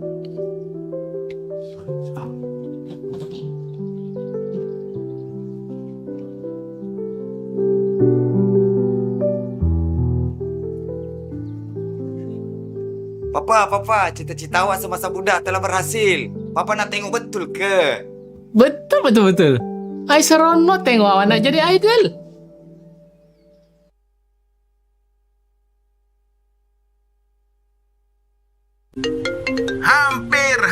Halo sayang. Yang udah beli tiketnya belum? Hah, tiket? Aman dong sayang. Teman-teman yang lain udah pada janjian nikah, kita janjian nonton konser mulu. Siap-siap, kalau sudah siap tunggu apa lagi? Tendangan langsung penguras tabungan dilepaskan dan apa yang terjadi? Ya, tendangan nonton konser Renov Rumah dan biaya tak terduga lainnya berhasil ditepis oleh kiper kita, Mas Dana. Si Dana darurat sang juru selamat saat keadaan darurat. Lanjut saja bola emas diumpan tinggi ke depan, sekarang giliran Mas tabungan emas.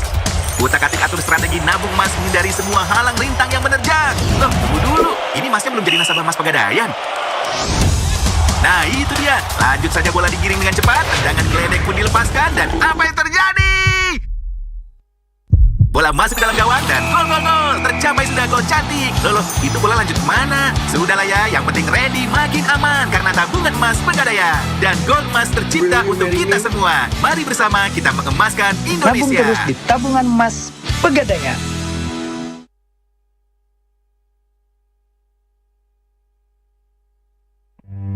Bekerja butuh perjuangan, bukan angan-angan.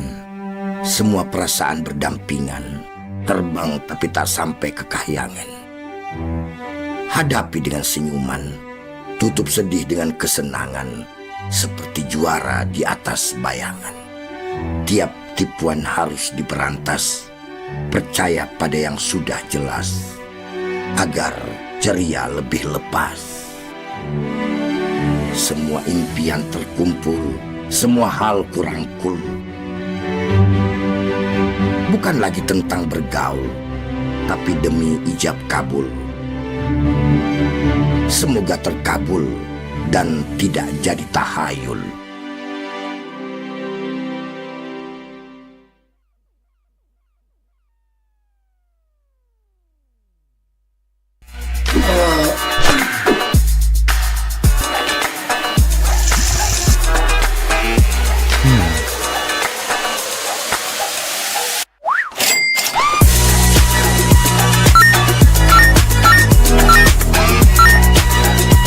Nah gitu dong, kalau belanja langsung beli banyak aja biar gak kehabisan lagi. Terus itu namanya belanja berlebihan.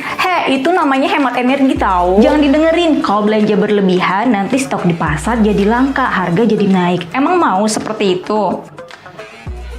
Tapi kan bisa lebih praktis, gak harus bolak-balik.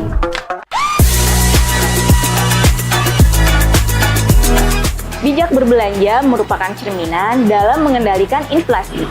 Cukup berbelanja sesuai kebutuhan agar keuangan tetap aman terkendali.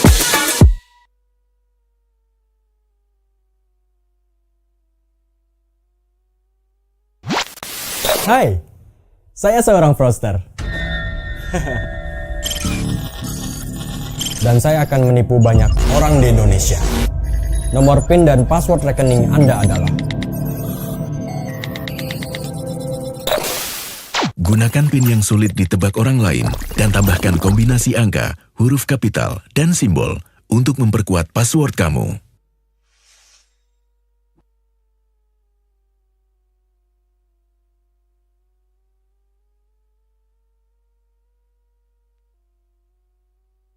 Halo semua, Assalamualaikum warahmatullahi wabarakatuh. Nah, kali ini gue ada topik menarik. Asik, topik apa tuh? Kemarin gue tuh habis dari kajian agama dekat rumah. Bahasanya keren banget. Emang tentang apa? Mengenai bagaimana Tuhan menghidupkan perekonomian melalui perintah zakat, no riba, dan no judi. Dan tahu gak? Ternyata ketiganya tuh saling berhubungan. Intinya nih, Tuhan ingin mengendalikan harta manusia agar terus berputar dan dapat menghidupkan perekonomian. Oh, menarik nih. Di awal sih Pak Ustadz nyuruh kita baca surah Yunus ayat 55 dan 66. Terus gue cari deh di Quran HP gue. Emang apa isinya? Di dua ayat itu ada suruhan yang sama. Kira-kira gini artinya. Ingatlah, sesungguhnya kepunyaan Allah semua yang ada di langit dan di bumi. Intinya nih, harta yang kita punya itu titipan Allah, kata Pak Ustadz. Jadi, kita tidak boleh menumpuknya, tapi harus kita manfaatkan dan kelola. Itulah sebabnya Allah sangat membenci orang yang suka menumpuk-numpuk hartanya. Kata Pak Ustadz, di surah Al-Humazah ayat 1 dan 2 dikatakan, celakalah setiap pengumpat dan pencela yang mengumpulkan hartanya dan menghitung-hitungnya. Gue sedikit bingung juga sih waktu di sana pas awal-awal. Tapi Pak Ustadz ngejelasinnya dengan bahasa yang mudah kita pahami. Dia bilang nih, aktivitas mengelola dan mengalirkan harta yang diridhoi Allah itu bisa berupa perniagaan, sedekah, dan juga wakaf. Oh gitu. Terus? Pak Ustadz nyontohinnya gini kira-kira. Di dunia itu segala sesuatunya mengalir. Karena itulah kita lihat ada kehidupan di sekeliling kita. Kalau nggak ngalir, ya mati semua. Misalnya nih, orang meninggal karena penyakit jantung. Itu kan karena aliran darah ke jantungnya tersendat. Innalillahi. Atau pasar.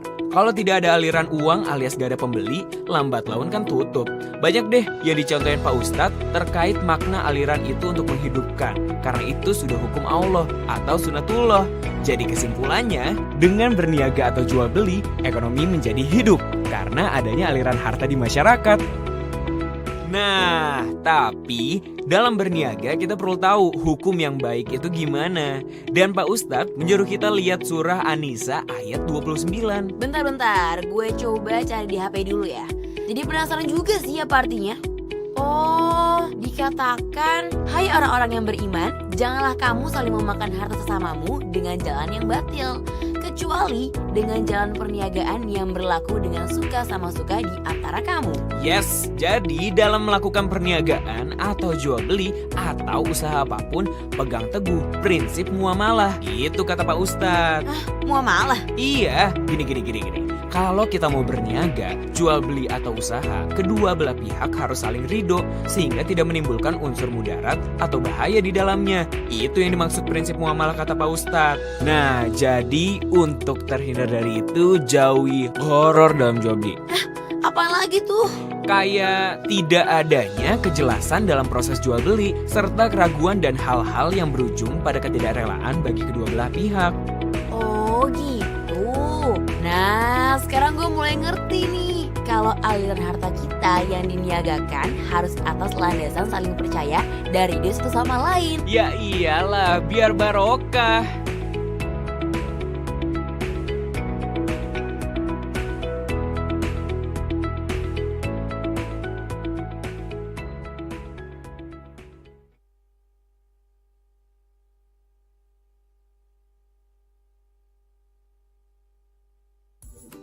Dalam dunia keuangan, hedging bukanlah hal yang baru. Apakah hedging? Hedging adalah lindung nilai untuk mengurangi resiko yang timbul akibat adanya fluktuasi harga di pasar keuangan. Untuk memfasilitasi lindung nilai di lembaga keuangan syariah, Dewan Syariah Nasional Majelis Ulama Indonesia atau DSN MUI mengeluarkan fatwa tentang transaksi lindung nilai dengan prinsip syariah atau tahawudz al-islami. Berdasarkan fatwa dan kebutuhan industri, Bank Indonesia mengeluarkan peraturan tentang hedging syariah. Penerbitan aturan hedging syariah dilatar belakangi oleh 1. Industri perbankan syariah yang mengalami peningkatan. 2. Potensi meningkatnya transaksi falas oleh perbankan maupun nasabah, seperti dana haji dan umroh yang memerlukan mitigasi resiko. 3. Mendukung ekspansi pembiayaan falas di lembaga keuangan syariah. Transaksi hedging syariah dilakukan karena kebutuhan nyata untuk mengurangi resiko nilai tukar pada masa yang akan datang dan bukan untuk maksud spekulasi. Hedging syariah dapat dilakukan antara nasabah dengan bank umum syariah atau unit usaha syariah, bank umum syariah atau unit usaha syariah dengan bank umum syariah atau unit usaha syariah, bank umum syariah atau unit usaha syariah dengan bank umum konvensional. Hedging syariah tidak boleh terjadi antara nasabah dengan bank umum konvensional, bank umum konvensional dengan bank umum konvensional, bank umum konvensional dengan bank umum syariah atau unit usaha syariah.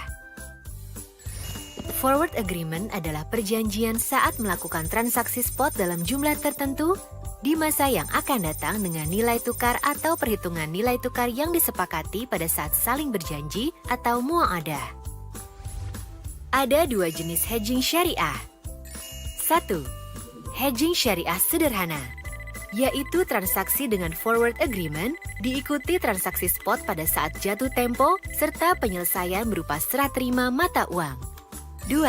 Hedging syariah kompleks, yaitu transaksi dengan rangkaian transaksi spot dan forward agreement diikuti transaksi spot pada saat jatuh tempo serta penyelesaiannya berupa serah terima mata uang. Hedging syariah dilakukan dengan ketentuan 1. Dokumen forward agreement dilarang diperjualbelikan. 2. Nilai nominal dan jangka waktu transaksi maksimal seperti yang tercantum pada dokumen underlying. 3. Penyelesaian maupun pembatalan dilakukan dengan pemindahan dana secara penuh. Nilai tukar dan perhitungan nilai tukar harus ditentukan saat forward agreement dan tidak boleh bertentangan dengan prinsip syariah. Apabila forward agreement tidak dipenuhi, maka pihak yang tidak memenuhi dapat dikenakan ganti rugi atau ta'wid. Underlying mencakup 1. Perdagangan barang dan jasa di dalam dan luar negeri. 2. Investasi berupa direct investment, portfolio investment, pembiayaan, modal, dan investasi lainnya di dalam dan luar negeri. Transaksi hedging syariah wajib dilaporkan pada Bank Indonesia. Apabila terjadi pelanggaran, maka akan dikenakan sanksi sesuai peraturan, mulai dari sanksi administratif atau teguran, hingga kewajiban membayar. Dengan hedging syariah, diharapkan dapat mendukung akselerasi ekonomi dan keuangan syariah Indonesia ke depan.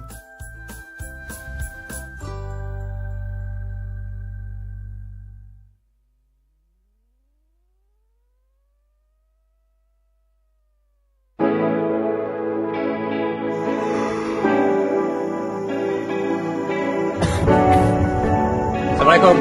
Maaf ya, Papa tolong sahurnya. Kamu jangan sampai sakit. Minum dulu sebentar lagi, imsak ya. Allahu Akbar. Assalamualaikum. Waalaikumsalam. Nak, kamu sudah sampai mana ini? Iya, udah di jalan, Bu.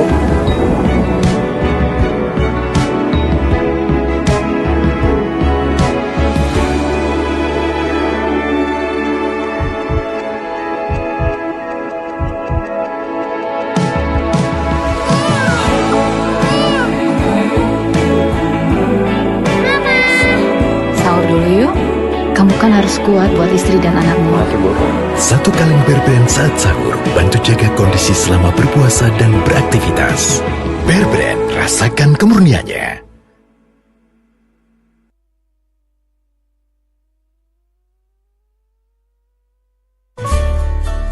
Bu, kurma ajwa untuk berbukanya mana? Kan sekarang ada yang praktis, kurma ajwa dengan susu steril. Wah, kurma pilihan dong. Iya, dipanen di Madinah. Di Goodness Kurma Ajwa, kebaikan susu steril dan manfaat kurma ajwa jadi satu. Alhamdulillah, enak. Manisnya pas. Kayak aku kan? Iya, manis kayak kalian. Berbuka dengan yang manfaatnya pasti, pasti enaknya. Baru Goodness Kurma Ajwa.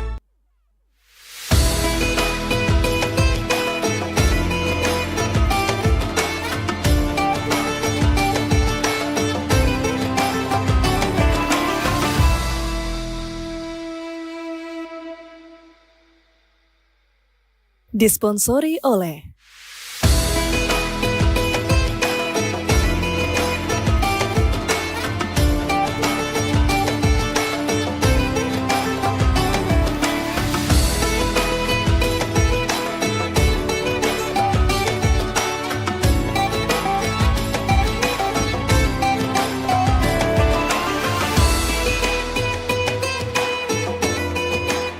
didukung oleh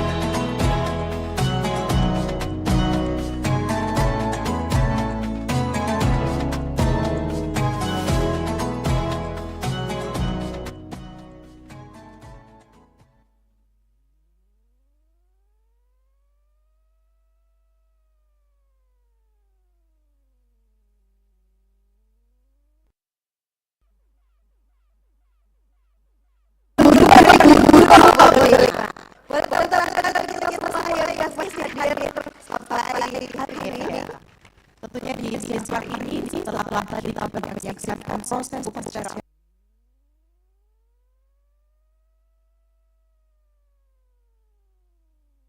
Namun sebelum itu kita sampaikan kembali bahwa Unhas TV Mencari Dai tahun 2025 ini tentu berkat kerjasama dengan berbagai pihak sponsor dan tentu didukung oleh yang pertama ada Ban Indonesia, Pegadaian, ada Garuda Indonesia, Nestle, ada Tita Group, Roti Maros Salendrang, ada I'm3, Telkomsel, dan Donat Kampar Galesong. Dan juga para pemirsa Unhas TV, jangan lupa untuk memberikan vote sebanyak-banyaknya bagi jagoan Anda. Langsung saja dicek di Instagram post @unhastv_official.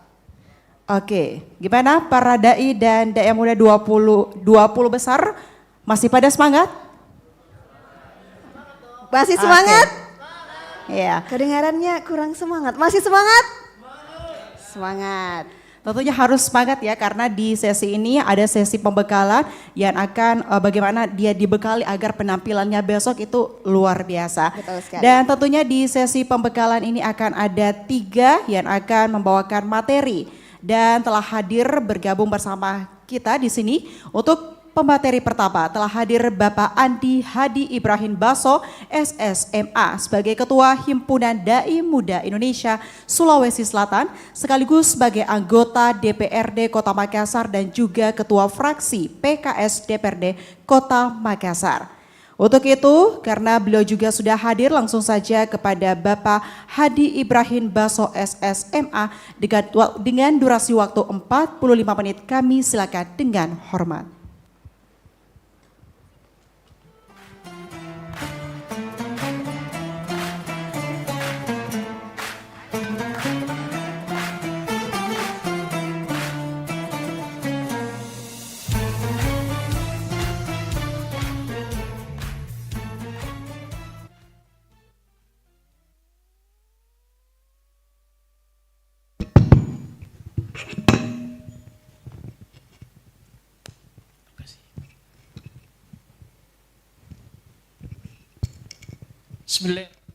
Assalamualaikum warahmatullahi wabarakatuh.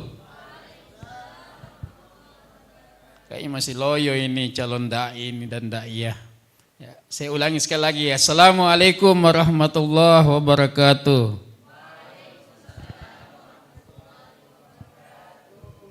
Apa kabar semua? Alhamdulillah, dia bilang baji ji. Ya. Dan alhamdulillah semuanya dalam kondisi siap untuk tampil besok dan lusa ya dalam acara mencari dai yang diadakan oleh Unhas TV. Alhamdulillahirabbil alamin, iyyahu na'budu wa iyyahu nasta'in.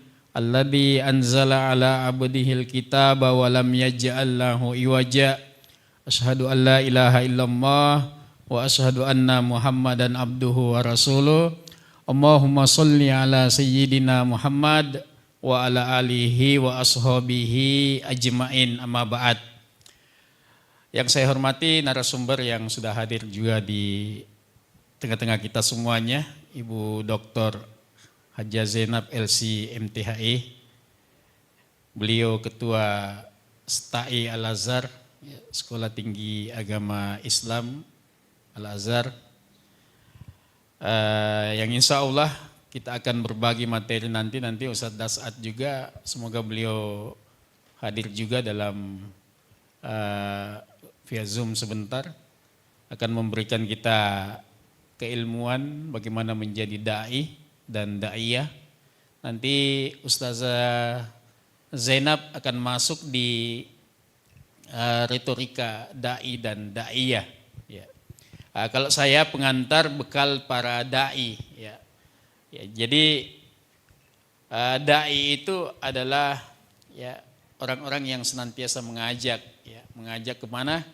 Ya, mengajak kepada kebenaran. Ya. Dan tentu ya kalau kita melihat ya di situ melihat gambar sekilas itu ya seorang cenderung memusuhi apa yang tidak ia kenal ya. Makanya seorang dai rujukannya ilmiah. Sama dengan kalau kita kuliah. Kalau kita nanti berhadapan mengerjakan menyelesaikan skripsi ya untuk S1, tesis untuk S2, dan disertasi untuk S3, semua harus dipertanggungjawabkan. Nah, jadi dai itu sumbernya jelas keilmuannya. Ya, dia tidak bisa pitikana-kanai. Tahu aja pitikana-kanai? Ya, tidak bisa asbun, asal bunyi. Ya, jadi ya kita ingin menjadi dai yang memang ya terukur bahwasanya di dalamnya memang ada mutunya, ada keilmuannya. Ya. Karena banyak dai dan daiyah sekarang dia rela meninggalkan tanah air, misalnya sekolah di Saudi, sekolah di Al-Azhar. Ya. Untuk apa? Mencari keilmuan itu supaya nanti pulang menjadi dai. Ya, semua yang dikeluarkan itu terukur dengan dalil, baik itu dalil Quran maupun dalil ya hadis ya. Nah kemudian kalau dia tidak kenal cenderung dia memusuhi ya yang tidak ia kenal. Kemudian yang selanjutnya ya ini waktu masih lama ini yang terkenal dulunya ini. Ya mungkin kita belum lahir ananda sekalian. Tapi sekarang kan sudah ada Ustadz Das'ad, ya sudah ada Ustadz siapa lagi? Ya. Ustadz Abdul Somad, ya sudah ada yang muda-muda Ustadz siapa Anan, Ataki, ya siapa lagi? Ya banyak ya yang Ustadz Felis apa ya banyak dai-dai muda yang tampil sekarang yang ya kita anggap ya representasi daripada dai milenial. Ya. Ini dulu ini ya masih hidup Ustadz Zainuddin, ya kemudian ada Ustadz siapa? Ya Agim dan sebagainya. Nah kemudian ya dai itu dia salah satu dia punya watak dia selalu menyeru atau mengajak ya. Jadi Anda ini adalah orang-orang yang mengajak, orang-orang yang senantiasa menyeru ya. Ya kalau kita melihat dalam Quran surah Fussilat ayat 33 sangat jelas, wa man ahsanu qaulan mimman da'a ilallah wa amila solihan wa qala innani minal muslimin. siapakah yang lebih baik perkataannya daripada orang yang menyeru? Ya, maksudnya ini dai itu luar biasa perkataannya itu. Dia senantiasa menyeru, mengajak ya ilallah, kepada Allah, ya mengerjakan amal yang soleh dan berkata, ya sesungguhnya aku termasuk orang-orang yang berserah diri. Nah, jadi menjadi dai itu harus kita luruskan niat, ya niat kita ini harus tulus. Saya ya beberapa teman di luar negeri biasa kita ke Perlis, ke Kuala Lumpur, ya berkat jadi dai. Ya alhamdulillah waktu Palu itu dapat bencana, ya saya diundang di Perlis di Kuala Lumpur dan ternyata bawa pulang uang untuk bangun masjid. Ya. Waktu itu kalau dirupiahkan ringgit ke rupiah sampai 3,2 M kita bangun 4 masjid di Palu itu. Ya. Berkat apa? Dai, kumpulan dai di sana itu namanya geng Ustadz. Geng Ustadz itu nama, kalau kita di sini kan MUI, Majelis Ulama Indonesia. Ya.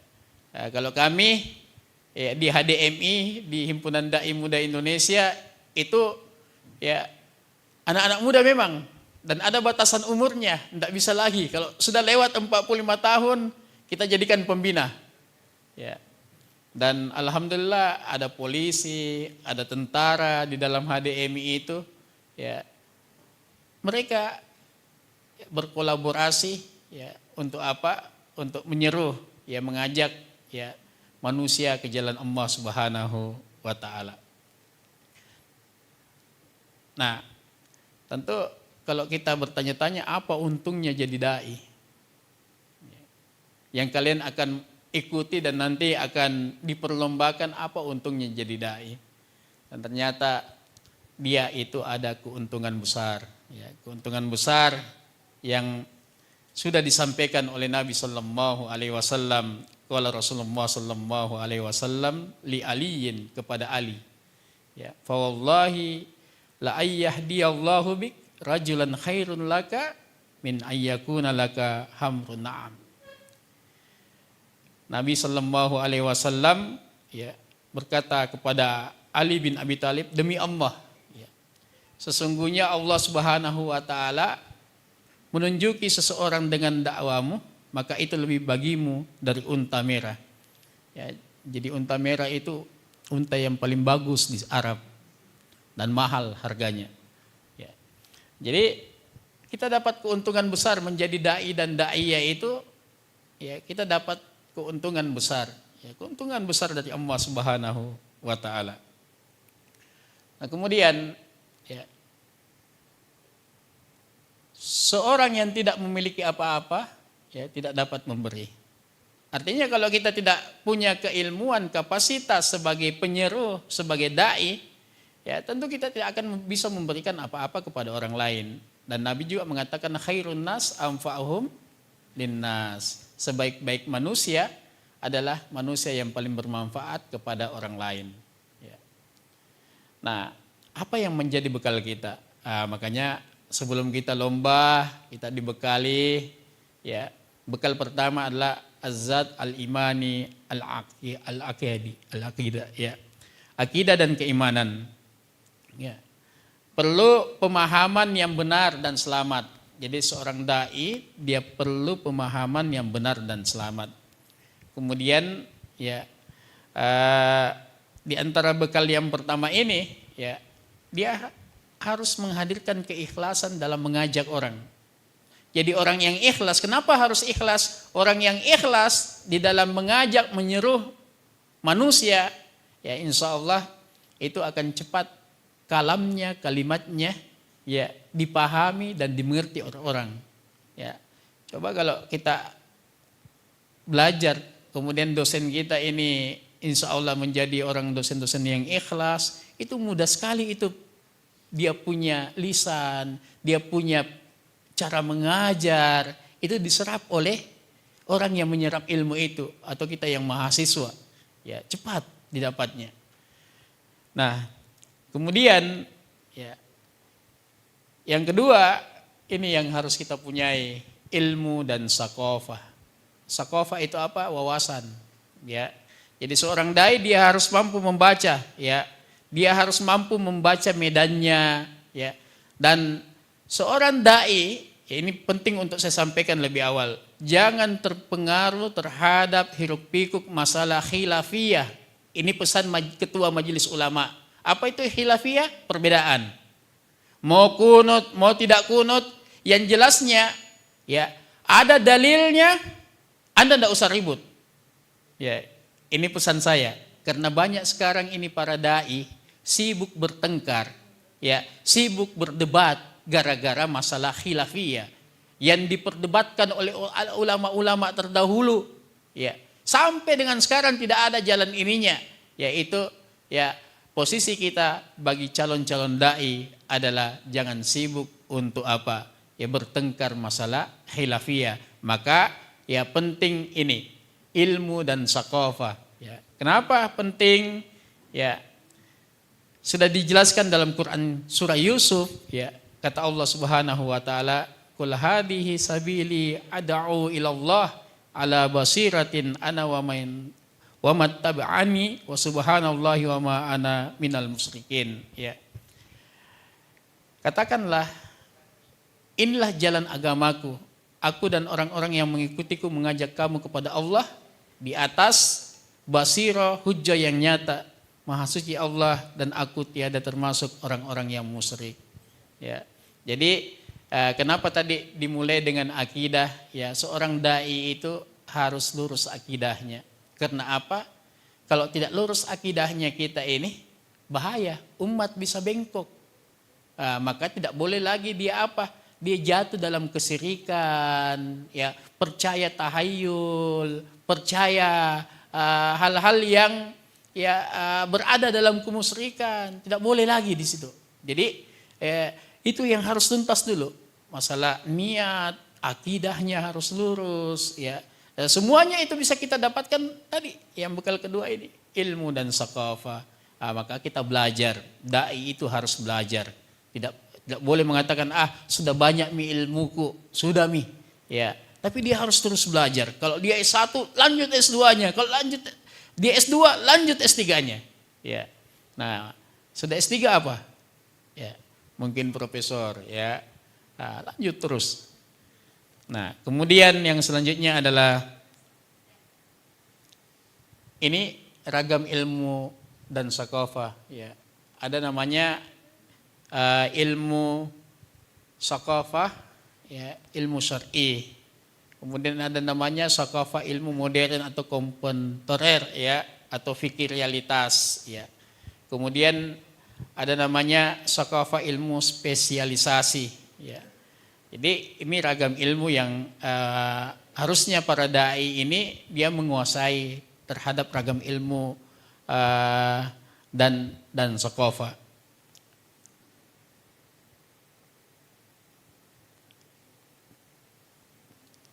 Kenapa kita harus berdakwah dengan ilmu?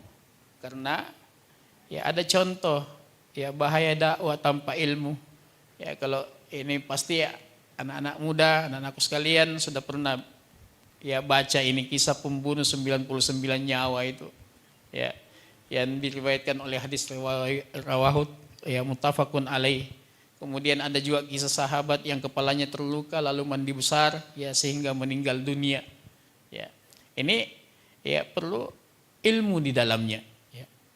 Nah, kemudian yang selanjutnya ya cari referensi dan kembangkan. Ya. Mencari referensi bagi kita ini yang paling mudah di mana? Di mana?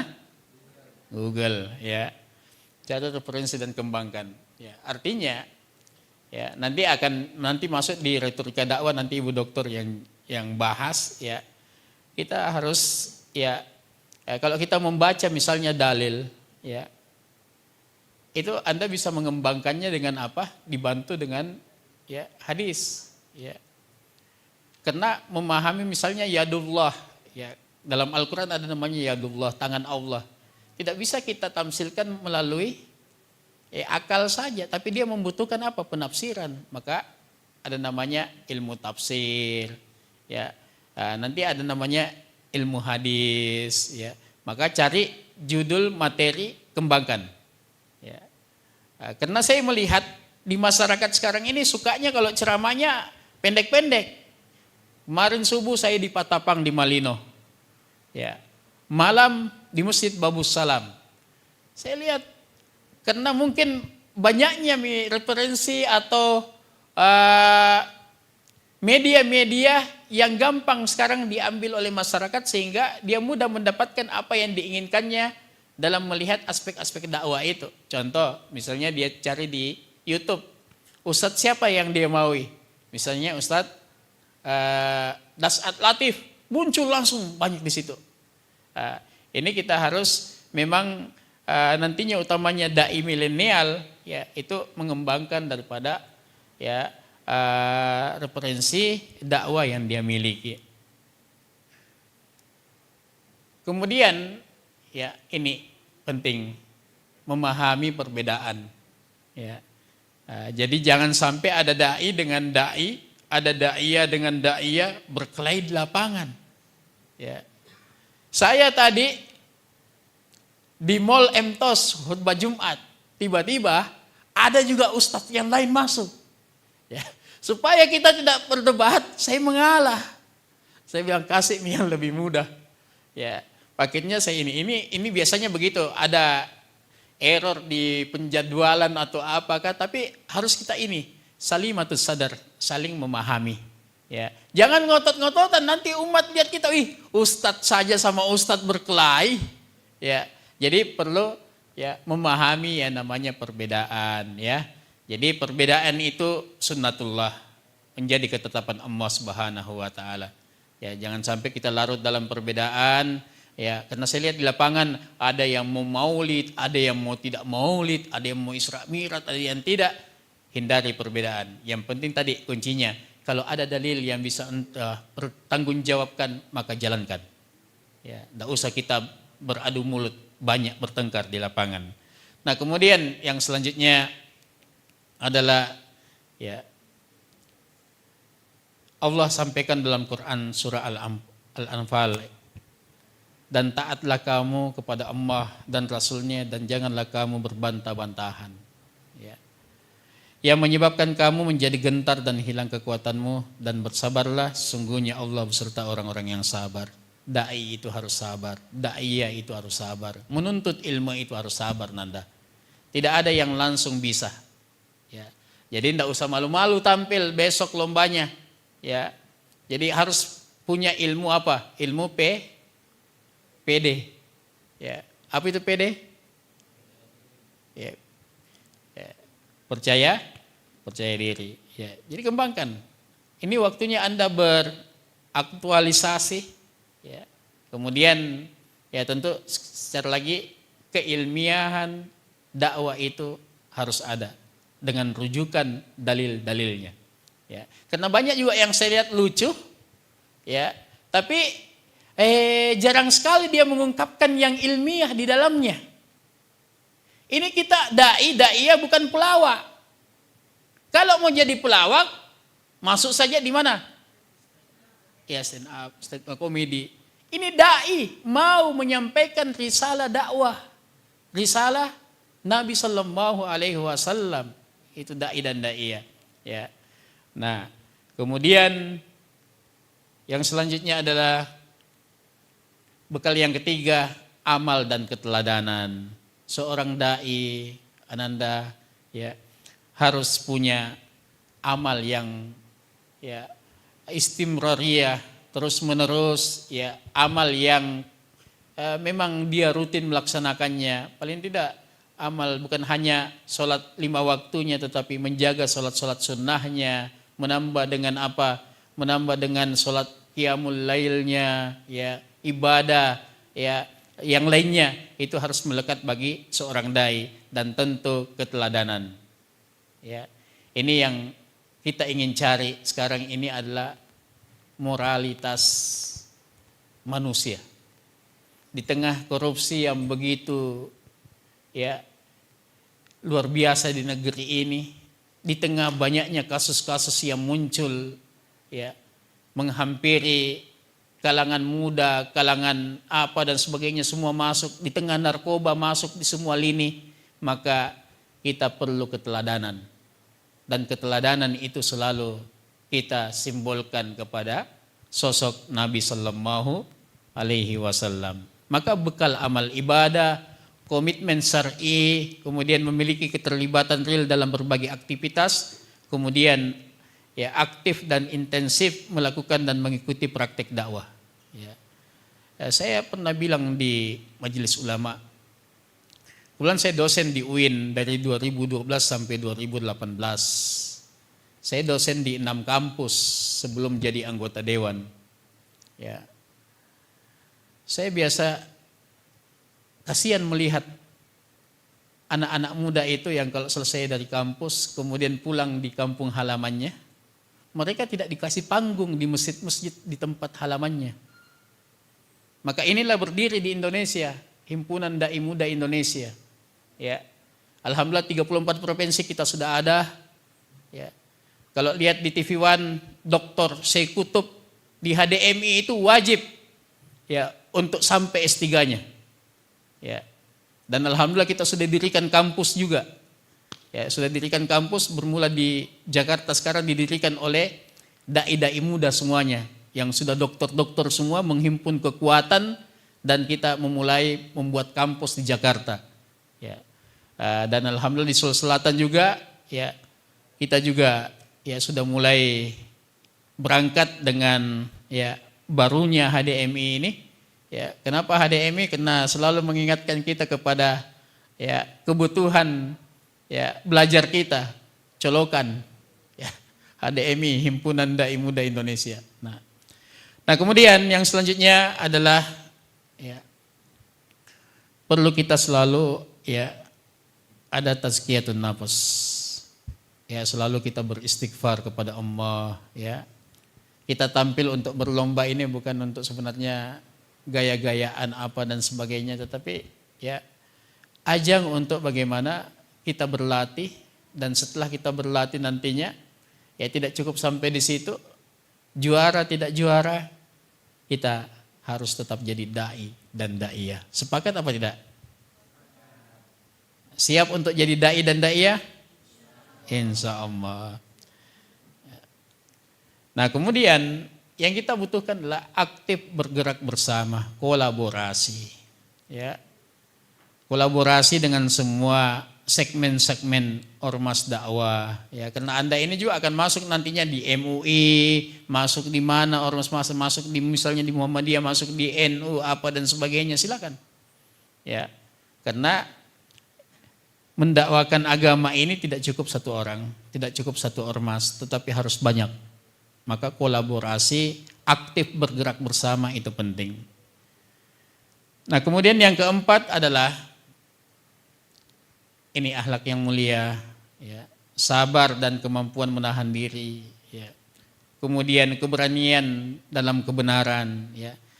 Jangan ada orang yang salah kemudian merequest nanti Bapak dakwakan begini, singgung ini, jangan.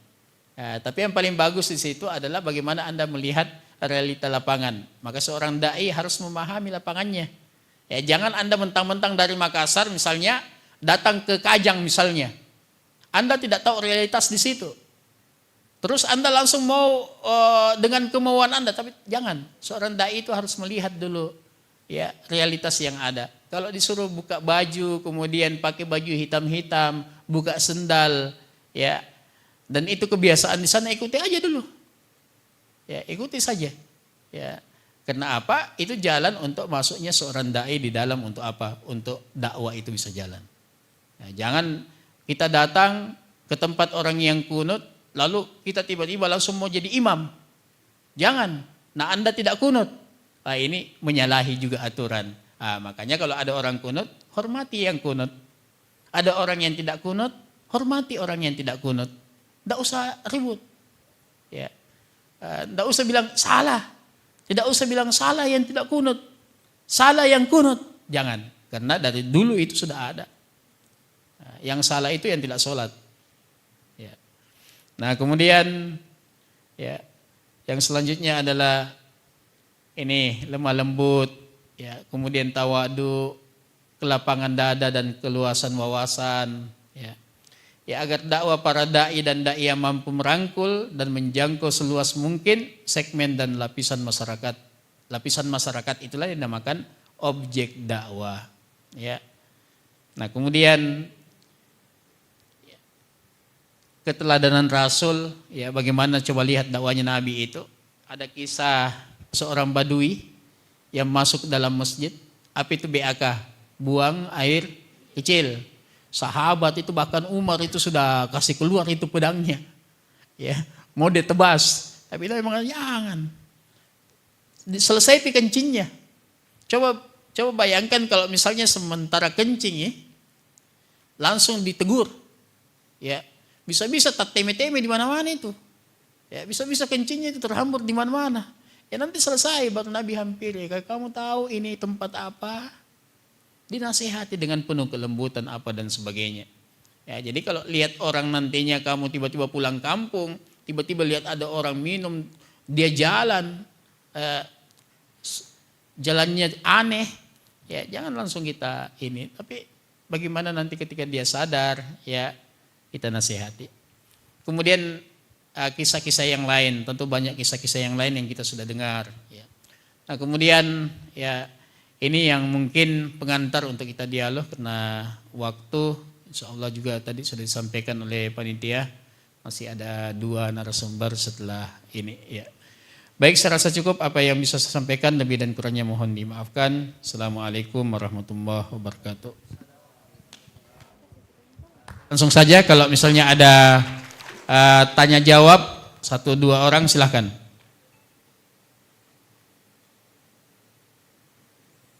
Silakan kepada para dai dan daiyah.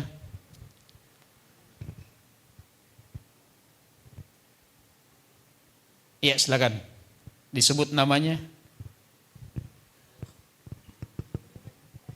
Ada.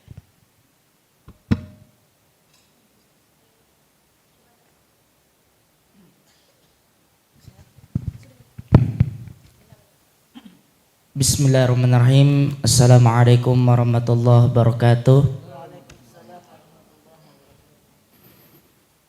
Perkenalkan, nama saya Rizkyullah. Saya dari Universitas Negeri Makassar. Saya izin bertanya Ustaz mengenai para dai di zaman sekarang itu kan, di mana dai dituntut untuk mengikuti perubahan zaman, apalagi sekarang ada namanya teknologi digital.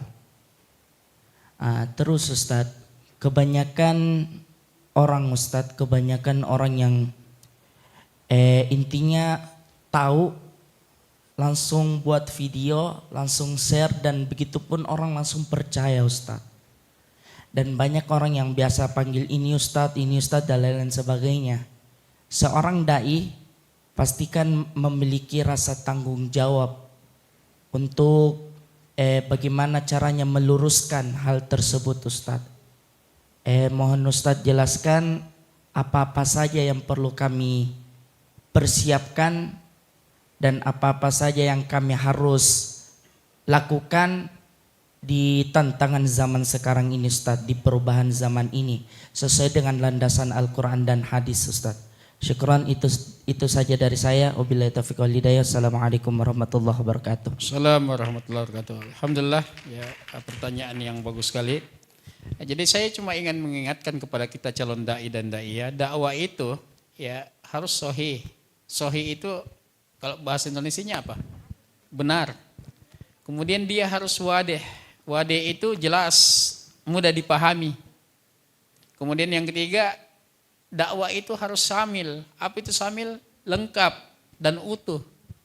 Kemudian yang keempat, hikmah, bijaksana. Kemudian membawa kebaikan. Ya, jadi kalau kita berdakwah, ya itu yang harus kita lakukan. Sahih, ya benar. Ya apa yang kita sampaikan itu berdasarkan kesahihan itu kan berdasarkan dalil Quran dan hadis. Ya. Kemudian jelas, ya mudah dipahami. Ya, jadi makanya tadi enggak usah panjang-panjang kalau berhadapan dengan objek dakwah.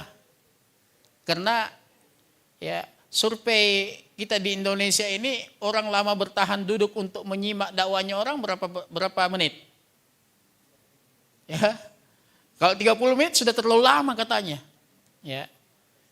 Itu kalau sudah lewat daripada 15 menit itu sudah kemana-mana pikirannya itu. Makanya kenapa sampai Nabi itu ya khutbah Jumat itu singkat, padat dan jelas. Ya, apalagi kalau siang-siang begini kita berdakwah.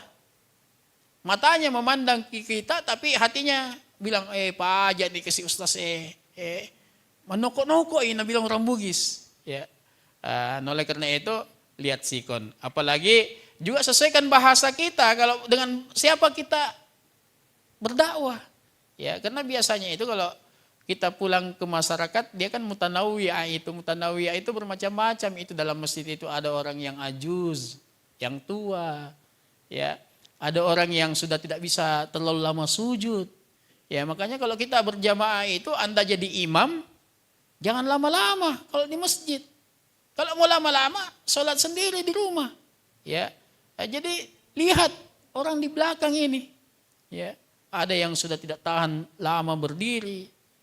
Jadi perlu memahami ya kondisi. Maka yang selanjutnya dakwah itu Ananda ya mengajak bukan mengejek. Ya, dakwah itu membina bukan menghina. Dakwah itu merangkul bukan memukul. Dakwah itu menyemangati bukan menyengat mati. Ya, menjadi perekat bukan penyekat. Kemudian menunjukkan solusi bukan menyuguhkan provokasi. Kemudian membawa teduh dan damai bukan ya bikin ricu dan ramai. Kemudian berniat tulus bukan apa? Berminat fulus. Karena banyak sekarang banyak masukan masyarakat Pak Ustaz. Saya telepon ke Ustaz ini, kenapa langsung berbicara berapa amplopnya? Nauzubillah min dzalik. Saya mengingatkan kepada dai dan daiyah. Ya. Saya alhamdulillah selama jadi anggota dewan tidak pernah itu saya berdakwah mengambil amplopnya umat Islam. Ya. Supaya saya menghormati misalnya nak kasih ke amplop, saya terima Pak, tapi minta tolong kembalikan kembali di kasnya masjid tak. Makanya jadwal saya penuh-penuh karena ustaz gratis. Ya, tapi kalau sebentar panitia kasih saya amplop, saya ambil. Ya. Bapak dan Ibu sekalian, ya jadi itu Nanda ya. Jadi dakwah itu memang membutuhkan ketulusan. Ya, ketulusan hati kita berbuat, kemudian membutuhkan akhlak yang mulia. Ya, karena banyak juga yang kita lihat tidak sesuai antara perkataan dan perbuatan. Ya, jadi memang jadi dai dan daiyah itu tidak semudah membalikkan telapak tangan. Dia butuh banyak pembelajaran. Tapi saya rasa Ananda di hadapan saya ini, ya insya Allah menjadi ya siap untuk menjadi dai dan daiyah. Baik, saya rasa cukup apa yang bisa saya sampaikan Nanda karena waktu sudah habis ya, dan insya Allah akan disambung nanti oleh Ibu Haja Dr. Haja Zainab LC. Demikian, Assalamualaikum warahmatullahi wabarakatuh.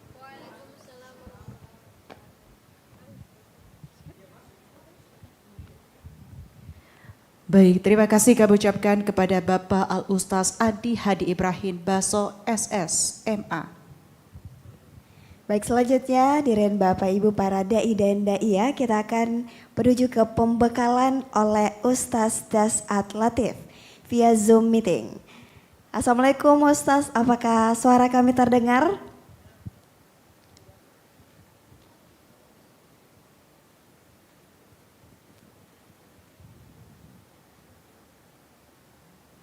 Selamat siang Ustadz. Assalamualaikum, apakah suara kami terdengar? Waalaikumsalam warahmatullahi wabarakatuh. Masya Allah. Ya, sangat terdengar dengan jelas Ustadz. Apa kabar Ustadz? Sepertinya videonya. Ya, pertama, halo, ya. Jadi saya mohon maaf tidak bisa hadir secara langsung di studio Unhas TV karena ya kesibukan dakwah konser. Saya tidak menggunakan kata dakwah. Saya kalau dipanggil mau gimana di konser? Karena kalau dibilang konser anak-anak senang, kalau dibilang dakwah saya ada di neraka mesti cerita. Ya, jadi itu berdakwah syarat mutlak yang harus dimiliki dulu adalah kemampuan public speaking. Nah itu ya, adik-adik sekalian, sebaiknya banyak membaca buku dulu. Ya. Intinya public speaking itu kemampuan untuk menyampaikan ide dan pikiran yang menarik. Seni menyampaikan ide pikiran menarik. Ya, jadi itu public speaking. Kalau mau belajar public speaking, memang tidak bila 1 hari, 1 minggu. Di Unhas itu 2 semester diajarkan itu public speaking dan saya mengajarnya. Yang kedua, setelah itu harus punya sekarang kemampuan mengelola media. Kalau dulu orang ceramah di mimbar, sekarang medsos. Nah, untuk itu maka adik-adik sekalian harus belajar bikin konten. Nah, kalau saya ada waktu dan kalian minat, silakan datang ke masjid saya ajarkan nanti bikin konten-konten singkat dan menarik. Karena anak muda sekarang itu tidak senang kalau panjang. Kalau panjang ceramah mudah skip. Apalagi kalau gambarnya jelek, suaranya bising, ayo lewat kok. Ya, nah itu dari semua karena waktu yang terbatas. Jangan lihat saya sekarang, ya bilang wih Pak itu sudah sekarang. Oh saya berproses deh, bertahap. Saya itu mulai tampil depan umum mulai dari MC. Masih SMP saya waktu itu masuk remaja masjid. Jadi di kampung saya ada masjid, di masjid itulah saya belajar. Saya masuk di remaja masjid. Nah, di remaja masjid saya bermula dari belajar MC. Sudah itu belajar menghafal ceramah. Ya, karena saya tidak pernah mondok, maka saya hanya mendengar ceramah-ceramah. Tantangan-tantangan dakwah sudah minggu lewati semua. Bagaimana kita dibohongi, ditipu. Dia bilang ini 2 jam Ustaz, tahu-tahunya 9 jam. Dia bilang ini Ustaz, naik speedboat, tahu-tahunya pakai katinting. Pernah ditinggal di perjalanan, pernah di tengah laut, tiba-tiba mati mesinnya kapal. Pagi baru kita bisa jalan lagi, macam-macam. Ya, nah ini alumninya saya janji ya, saya berusaha melayani nanti Pak Dr. Supa Atakna. Ini semua yang terdaftar lomba, kalau bisa kita bikin grup WhatsApp. Ya, kalau ada waktu, saya siapkan waktu untuk bikin latihan. Ya, bikin latihan, kita kumpul di satu tempat, bagusnya di masjid saya. Jadi saya kasih kok duduk ceritanya, saya kasih materi dakwah, hafal masing-masing, ini materinya, kemudian tampil di depan saya langsung dikritik. Ini salah, ini begini caranya yang bagus. Ya, kalau memang berkenan.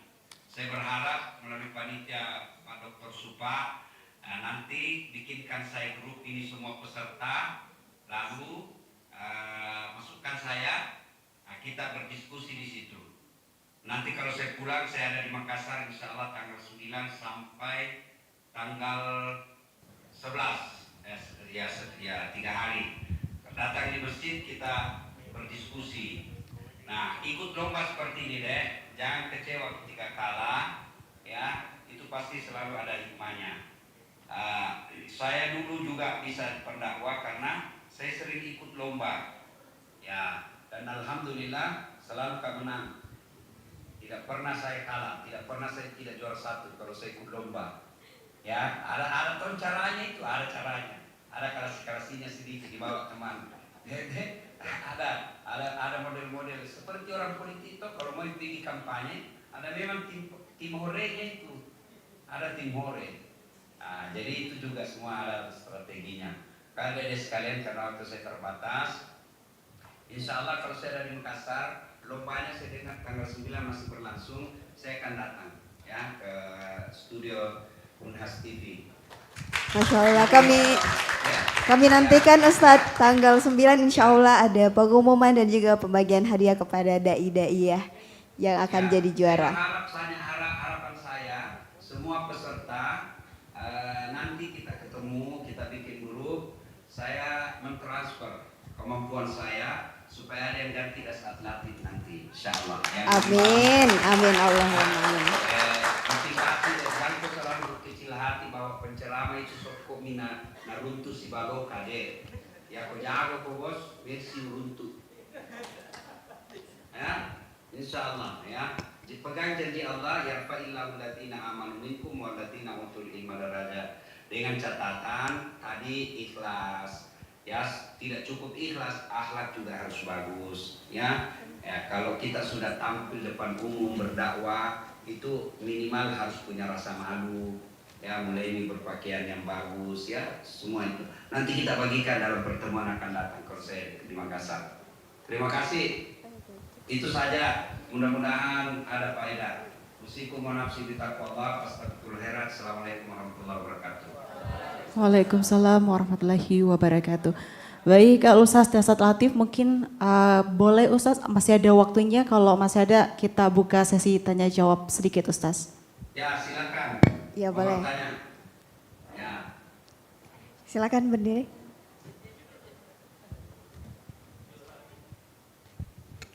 Bismillahirrahmanirrahim. Assalamualaikum warahmatullahi wabarakatuh. Waalaikumsalam warahmatullahi wabarakatuh.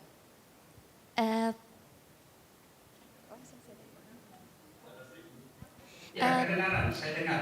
Perkenalkan, nama saya Widya Lailatus Sadia dari IMAN 3 PK Kota Makassar. Sebelumnya terima kasih atas waktunya Ustadz.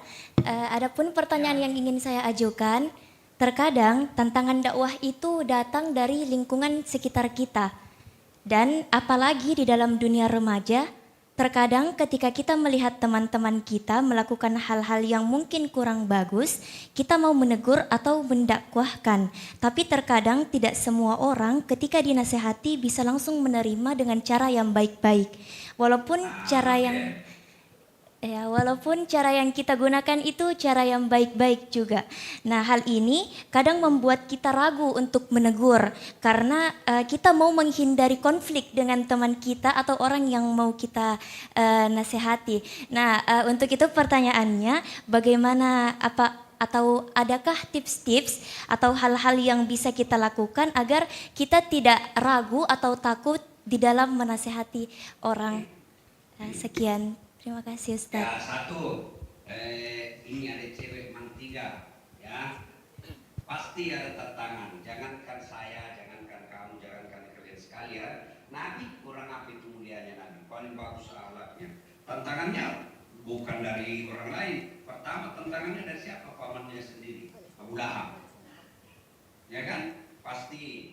Kemudian yang kedua, ini camkan baik-baik. Mubalik itu bukan beri hidayah. Penceramah itu bukan memberi hidayah, dia menyampai, makanya disebut da'i. Da'i itu maknanya penyampai. Mubalik itu artinya penyampai. Jadi kita bukan pemberi hidayah itu Allah. Maka bagi saya, setiap saya mau berdoa, setiap saya mau ceramah, saya berdoa dulu, ya Allah mudahkan lisan saya, berikan saya kemampuan berdakwah, luruskan hati bisa bicara dengan baik, dan berikan saya kemampuan menyampaikan dengan baik dan benar. Lalu berikan kemampuan pendengar saya memahami dan melaksanakannya. Kita doa, minta hidayah, dia mengerti dan mengamalkannya. Nah, sudah itu poin yang ketiga deh, bahwa setelah kita berdakwah, kewajiban kita memang hanya berdakwah. Hidayah datang dari Allah Subhanahu wa taala. Ya. Nah, itu ya. Jadi yang ketiga, memang pendakwah itu kalau mau efektif bukan dengan cara menyampaikan saja, tapi kita menjadi contoh. Nah, Rasulullah itu sukses dalam dakwah karena sebelum beliau menyampaikan, beliau dulu yang melaksanakan. Ya, nah, Kita misalnya mengatakan ayo sholat duha, tapi tidak pernah kita lihat teman tak sholat duha. Nah, susah itu. Kalau Anda bilang ayo bertutur kata yang sopan, tapi bergaul kita lihat kita teman tak kasar. Nah, maka kuncinya deh ya, harus dulu kita yang mengamalkan. Maka yang keempat sudah kau dapat. Selalu berdoa, ini yang saya amalkan. Ya Allah berikan saya kemampuan mengamalkan apa yang saya dakwakan. You understand? Yes. Yes, thank you very much. Oke, ada lagi?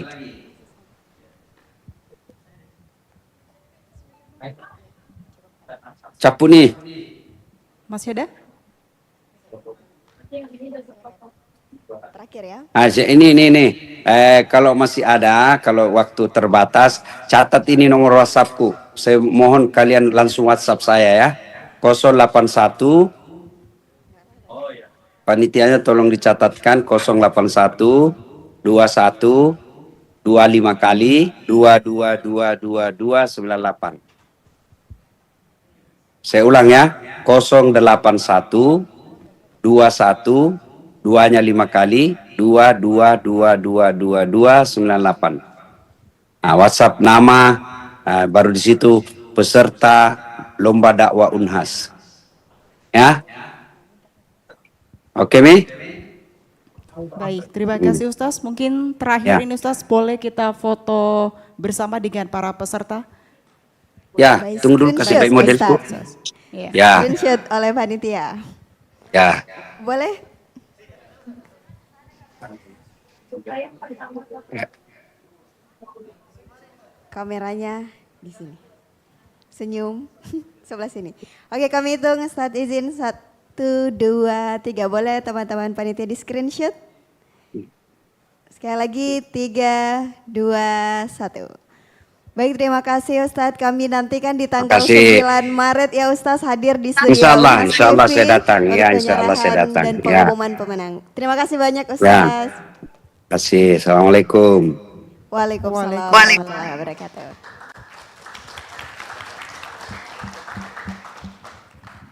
Baik, hadirin Bapak Ibu yang kami hormati, selanjutnya kita akan mendengarkan pembekalan dari Ketua STAI Al-Azhar Goa kepada Ibu Dr. Haja Zainab LCMTAI yang akan membahas mengenai retorika dakwah. Dengan hormat kami persilakan.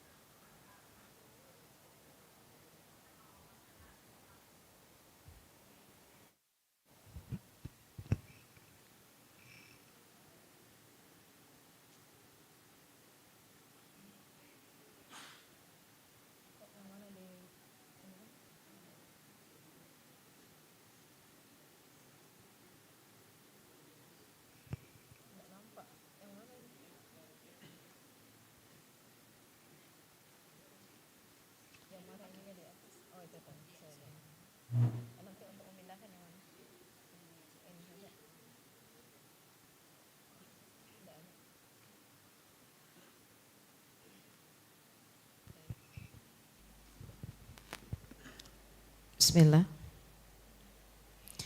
Assalamualaikum warahmatullahi wabarakatuh. Alhamdulillahilladzi kana bi'ibadihi khabiran basira. Tabarakalladzi ja'ala fis sama'i buruja wa ja'ala fiha siraja wa qamaran munira. Walladzi anzala sakinata 'ala qulubil mu'minin liyazdadu imanan ma'a imanihim. Walladzi faddala bani adama bil ilmi wal amal. Allahumma aftah lana futuhal arifin wa faqihna fid din wa 'allimna at-ta'wil wa waffiqna lima tuhibbu wa tardah Asyhadu an la ilaha illallah wahdahu la syarikalah wa asyhadu anna Muhammadan abduhu wa rasuluh la nabiyya ba'da. Yang saya hormati panitia Unas TV Mencari Dai 2025. Yang saya hormati narasumber yang pertama Ustadz Andi Hadi Ibrahim Baso, SSMA. Yang saya banggakan para peserta Dai Unas TV 2025. Langsung saja ya, kita langsung masuk kepada retorika dakwah sebagaimana yang diberikan tema pada hari ini. Retorika itu berasal dari bahasa Yunani ya, berasal dari bahasa Yunani, retorik yang artinya seni berbicara. Saya kira tadi sudah dibahas juga dengan Ustadz Latif, Ustadz siapa? Ustadz Dasat ya, Ustadz Dasat Latif. Ya, seni berbicara. Bagaimana caranya kita mempengaruhi orang, bagaimana kita bisa menyampaikan sesuatu sehingga hal itu bisa masuk ke dalam hati dan perasaan seseorang sehingga nantinya bisa menjadi akhlak, bisa menjadi karakter. Ya. Kemudian dakwah, kalau dakwah itu kan sudah diinikan tadi.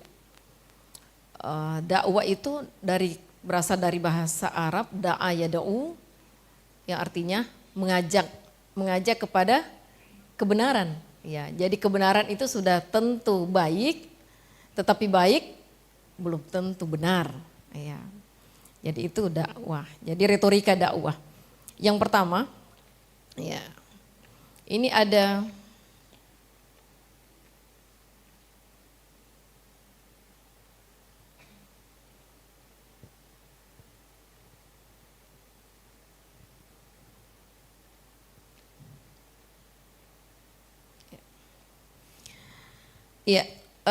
Isaac Newton.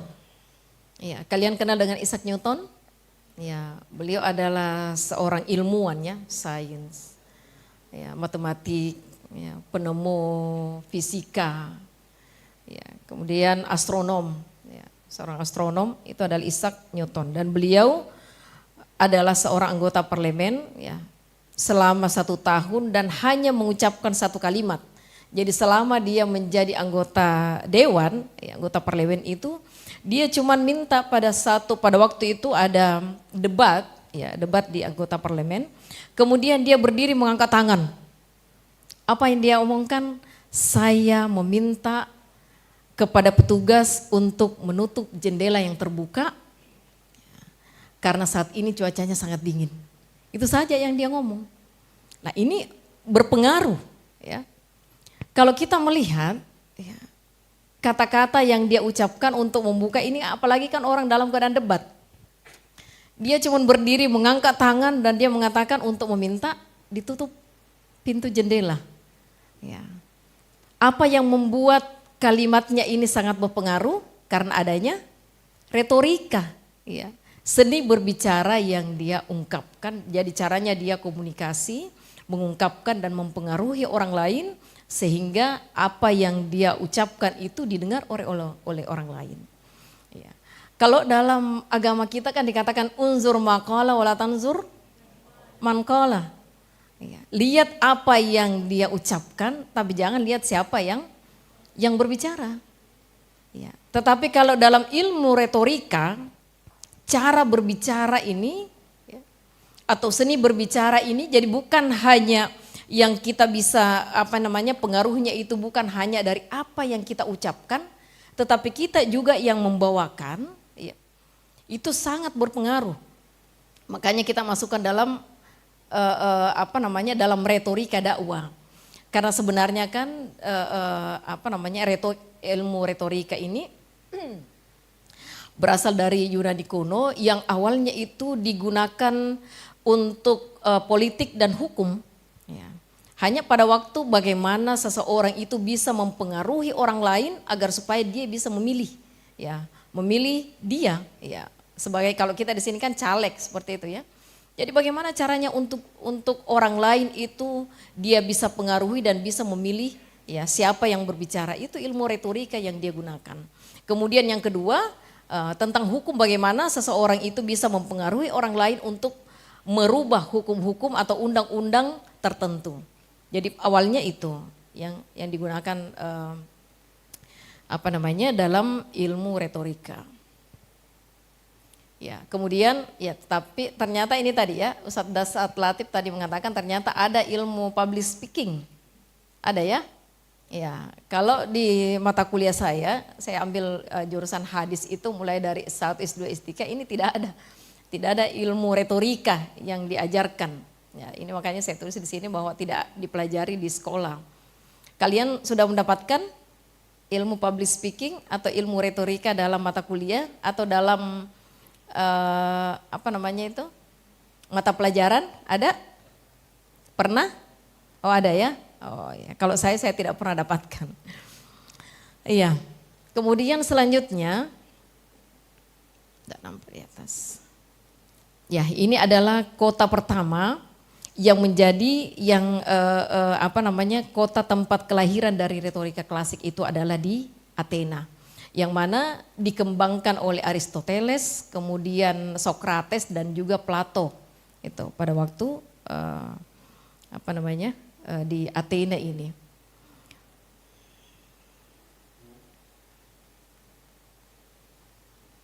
Ya, tujuan dari public speaking, apa tujuan dari retorika? Menyampaikan informasi, ya, mempengaruhi orang lain, menyampaikan pendapat, memberikan motivasi, kemudian yang kelima adalah menghibur. Tetapi sekiranya nantinya mungkin ada di antara salah satu dari tujuan ini kita tidak ambil, ya. Yang jelas untuk menyampaikan informasi saya kira itu harus ada, ya.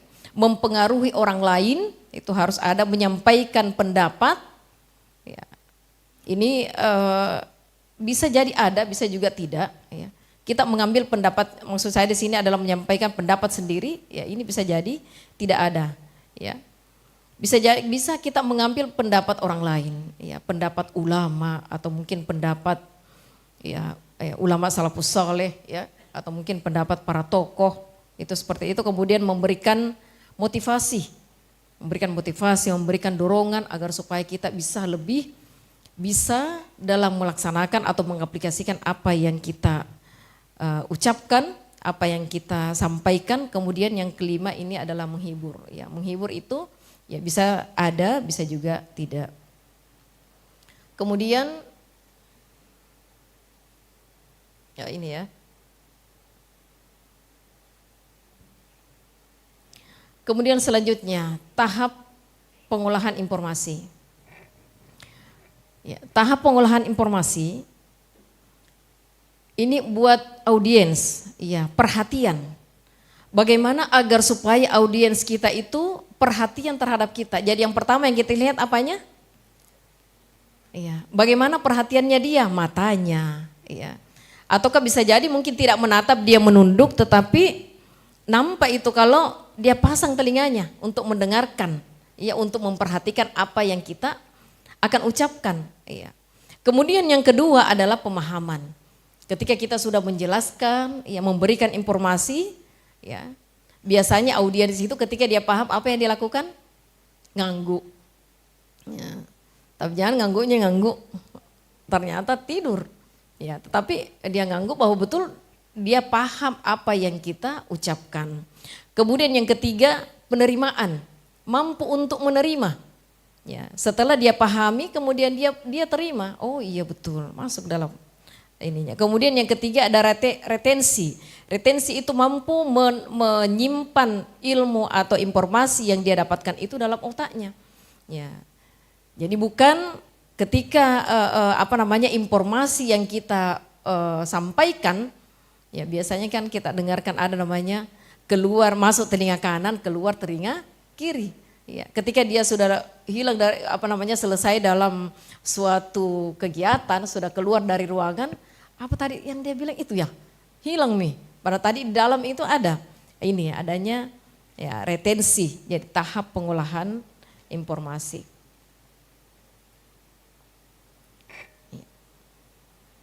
Kemudian attention kurva.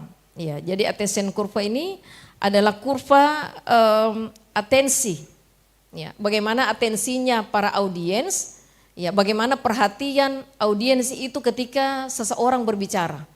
Nah, ini sekira tadi sudah dijelaskan oleh pemateri yang pertama ya, bahwa memang kita itu hanya mempunyai sekitar 15 menit, ini kita bisa lihat kurvanya ya. Ketika di awal 1 sampai 15 menit itu bisa perhatiannya penuh ya. Perhatiannya penuh, tetapi kalau sudah 30 menit itu sudah mulai menurun. 45 menit bahkan sampai 60 menit ya bisa jadi sudah tertidur gitu.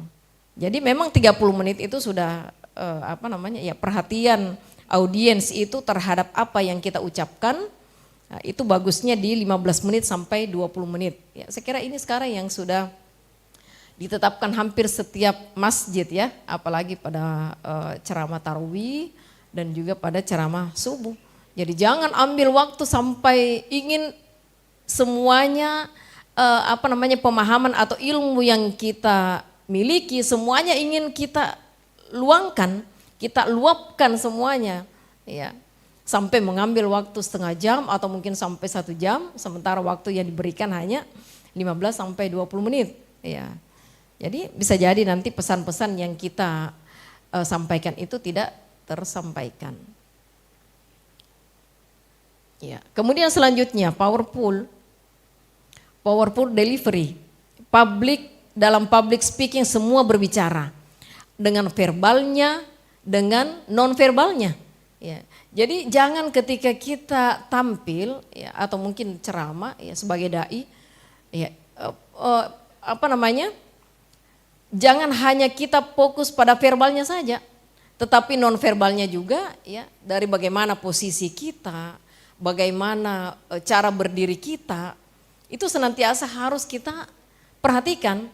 Ya, misalnya sebelum tampil, seorang penceramah atau seorang dai, kancing bajunya itu tak balik cara kancingnya. Ya. Misalnya satu di atas, ya ini apalagi laki-laki ya, satu di atas, satu yang mestinya harus seperti ini, kemudian dia kancingnya begini, itu bisa jadi ketika mada'u ya atau para jamaah itu yang dia perhatikan bukan apa yang kita ucapkan, tetapi kancing baju kita ya. Ataukah mungkin seorang dai dia tampil dengan pakaian yang biasa saja, baju kaos misalnya ya, atau tidak pakai songkok. Biasanya kalau di budaya kita ya itu menggunakan songkok, kemudian baju koko, ya, apalagi pakai sarung. Ya. Kemudian dia tampilnya mungkin baju yang tidak disetrika, belum lagi yang seperti yang saya katakan tadi, kancing baju yang salah-salah, yang mestinya di atas kemudian di bawah, itu akan menjadi perhatian besar. Ya. Ya. Jadi yang ini yang harus kita perhatikan, bahwa ketika kita berbicara semuanya harus berbicara, matanya berbicara, ya, mulutnya, tangannya, ya. Jangan juga seperti dengan menari-nari begini yang tidak ada tujuannya. Itu bukan seperti itu, tetapi bagaimana semuanya bisa seiring sejalan, itu seperti itu ya.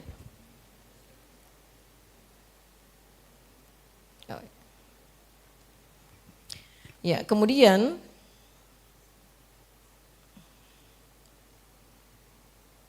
ya, ini antara verbal dengan non-verbal. Nah ini verbalnya, ya bahasa yang dipahami audiens. Jadi gunakan bahasa yang dipahami oleh audiens. Misalnya kita sebagai orang Bugis, di mana di masjid itu misalnya sebagian besar orang bisa bahasa Bugis. Ya, mestinya kita kalau memang tidak bisa bahasa Bugis, minimal istilah-istilah Bugis yang kita selipkan. Ataukah mungkin di daerah Makassar. Kalau di daerah Makassar minimal ada istilah-istilah Makassar yang senantiasa kita supaya bisa dipahami ya. Kemudian yang kedua, artikulasi yang jelas ya. Artikulasi cara penyebutan a, i, u, e, o ya, itu harus jelas, bukan i u e o. Saudara-saudara sekalian. Ya, jadi kalau seperti itu, ya saya kira kalian yang sudah lolos pada 20 besar ini sudah ini ya.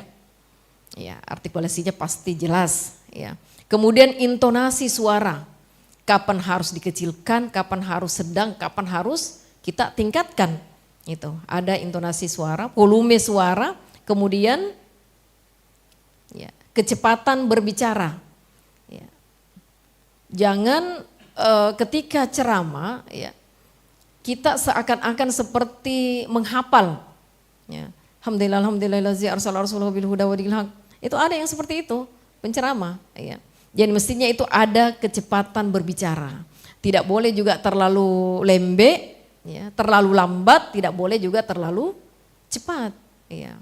Kalau kita terlalu lambat, nanti keburu audiensnya ya, atau jamaahnya ini mengantuk. Aduh, kapan ini sampainya? Itu seperti itu. Ya. Ya, kemudian nonverbalnya, ekspresi wajah. Nah, ini lihat ekspresi wajahnya, ganteng ya. Itu berwibawa, bukan gantengnya maksud saya. Ganteng itu lebih kepada sikap, ya. Ya, kalau wajah ini ya Allah sudah berikan, tidak mungkin kita mau merubah. Kalau merubah wajah namanya apa? Ya, tidak bersyukur. Ya. Kecuali kalau ya ada memang sesuatu hal yang tidak sesuai dengan yang biasanya. Misalnya dengan bibir sumbing, nah itu kan boleh dioperasi. Tetapi kalau Allah sudah memberikan sempurna, maka saya kira ini nonverbal ekspresi wajah, ya. Jadi dengan ekspresi wajah yang gagah itu kelihatan betul-betul berwibawa. Kontak mata, ya. Bagaimana kontak matanya? Jadi jangan ketika kita berbicara kemudian mata kita ke atas terus. Ya, ada seperti itu. Ya. Yang dimaksud dengan retorika adalah atau yang dimaksud atau ke bawah ya, atau mungkin ke samping itu seperti, tapi bagaimana kontak mata kita dengan audiens. Biasanya itu kalau kita masih saya pernah waktu masih sanawiyah ya, diajari kalau mau ceramah jangan tatap matanya. Tapi tatap bagaimana satu jengkal di atas kepala. Itu kan seperti itu ya. Ya. Tetapi kalau seumpama kita sudah terbiasa, ya saya kira sekalipun kita tatap matanya ini biasa aja. Malah kontak mata itu yang penting. Ya, kita lihat dengan kontak mata seperti ini itu semuanya berbicara, ya berbicara dengan kontak mata. Kemudian postur tubuh. Ya, postur tubuh bukan berarti harus tinggi tegap, ya. Tetapi bagaimana ketika kita cara berdirinya seseorang. Ya, jangan kalau seumpama kita berdiri kemudian kita berdirinya begini atau mungkin terlalu rangka, apalagi perempuan, ya perempuan jangan ketika berdiri itu rangka begini, itu tidak bagus kelihatan, ya itu salah satu dari retorika, ya. Jadi juga bukan juga siap gerak, ya bukan juga dengan siap gerak, tetapi bagaimana, ya dengan tegak, ya. Kemudian gestur dan tangan, ya, gestur tubuh kemudian tangan ketika menjelaskan, ya berarti otomatis harus ya semuanya ngomong. Kemudian gerak tubuh, pakaian dan estetika. Nah, ini yang saya sudah ya jelaskan tadi ya, pakaian dan estetika. Selanjutnya, ya 3 teknik persuasi. Jadi ini dalam retorika hal yang penting. Atau unsur dalam retorika itu ada 3. Yang pertama etos, ya. Kedua logos, ketiga patos. Jadi sesuatu yang seseorang atau kita yang mau tampil dengan menggunakan retorika ini 3-tiganya harus ada. Ya. Kalau seumpama dalam ilmu pengetahuan biasanya kita mengatakan ada namanya aspek ontologi, epistemologi dan satu lagi apa namanya? Aksiologi. Ya, jadi dalam suatu penelitian, ya, dalam makalah atau apapun yang kita ingin sampaikan maka harus ada 3 ini, ya, dari segi ontologinya, epistemologinya dan aksiologinya. Maka demikian juga dengan retorika. Dalam retorika ini 3-tiganya harus ada. Yang pertama etos, 2 logos, ketiga patos. Ya, apa itu etos? Membangun kredibilitas. Ya, kredensial, pengalaman, reputasi, tata bahasa, nonverbal. Jadi etos ini yang membangun kredibilitas pendakwah. Ya. Bagaimana bisa pendakwah itu mempunyai pengetahuan atau pemahaman yang baik. Saya sudah ditegur, Masya Allah. Ya. Pemahaman yang, sedikit lagi boleh ya? Ya. Pemahaman yang luas ya tentang Islam. Atau mungkin dengan tema yang kita bahas itu kita harus mempunyai pemahaman yang luas tentang tema. Ya. Kemudian yang kedua akhlak. Ya. Akhlak kita sebagai pendakwah. Nah, itu senantiasa harus kita perbaiki. Kemudian yang ketiga cara berbicara yang sopan dan berwibawa. Itu termasuk dalam etos pendakwah. Kemudian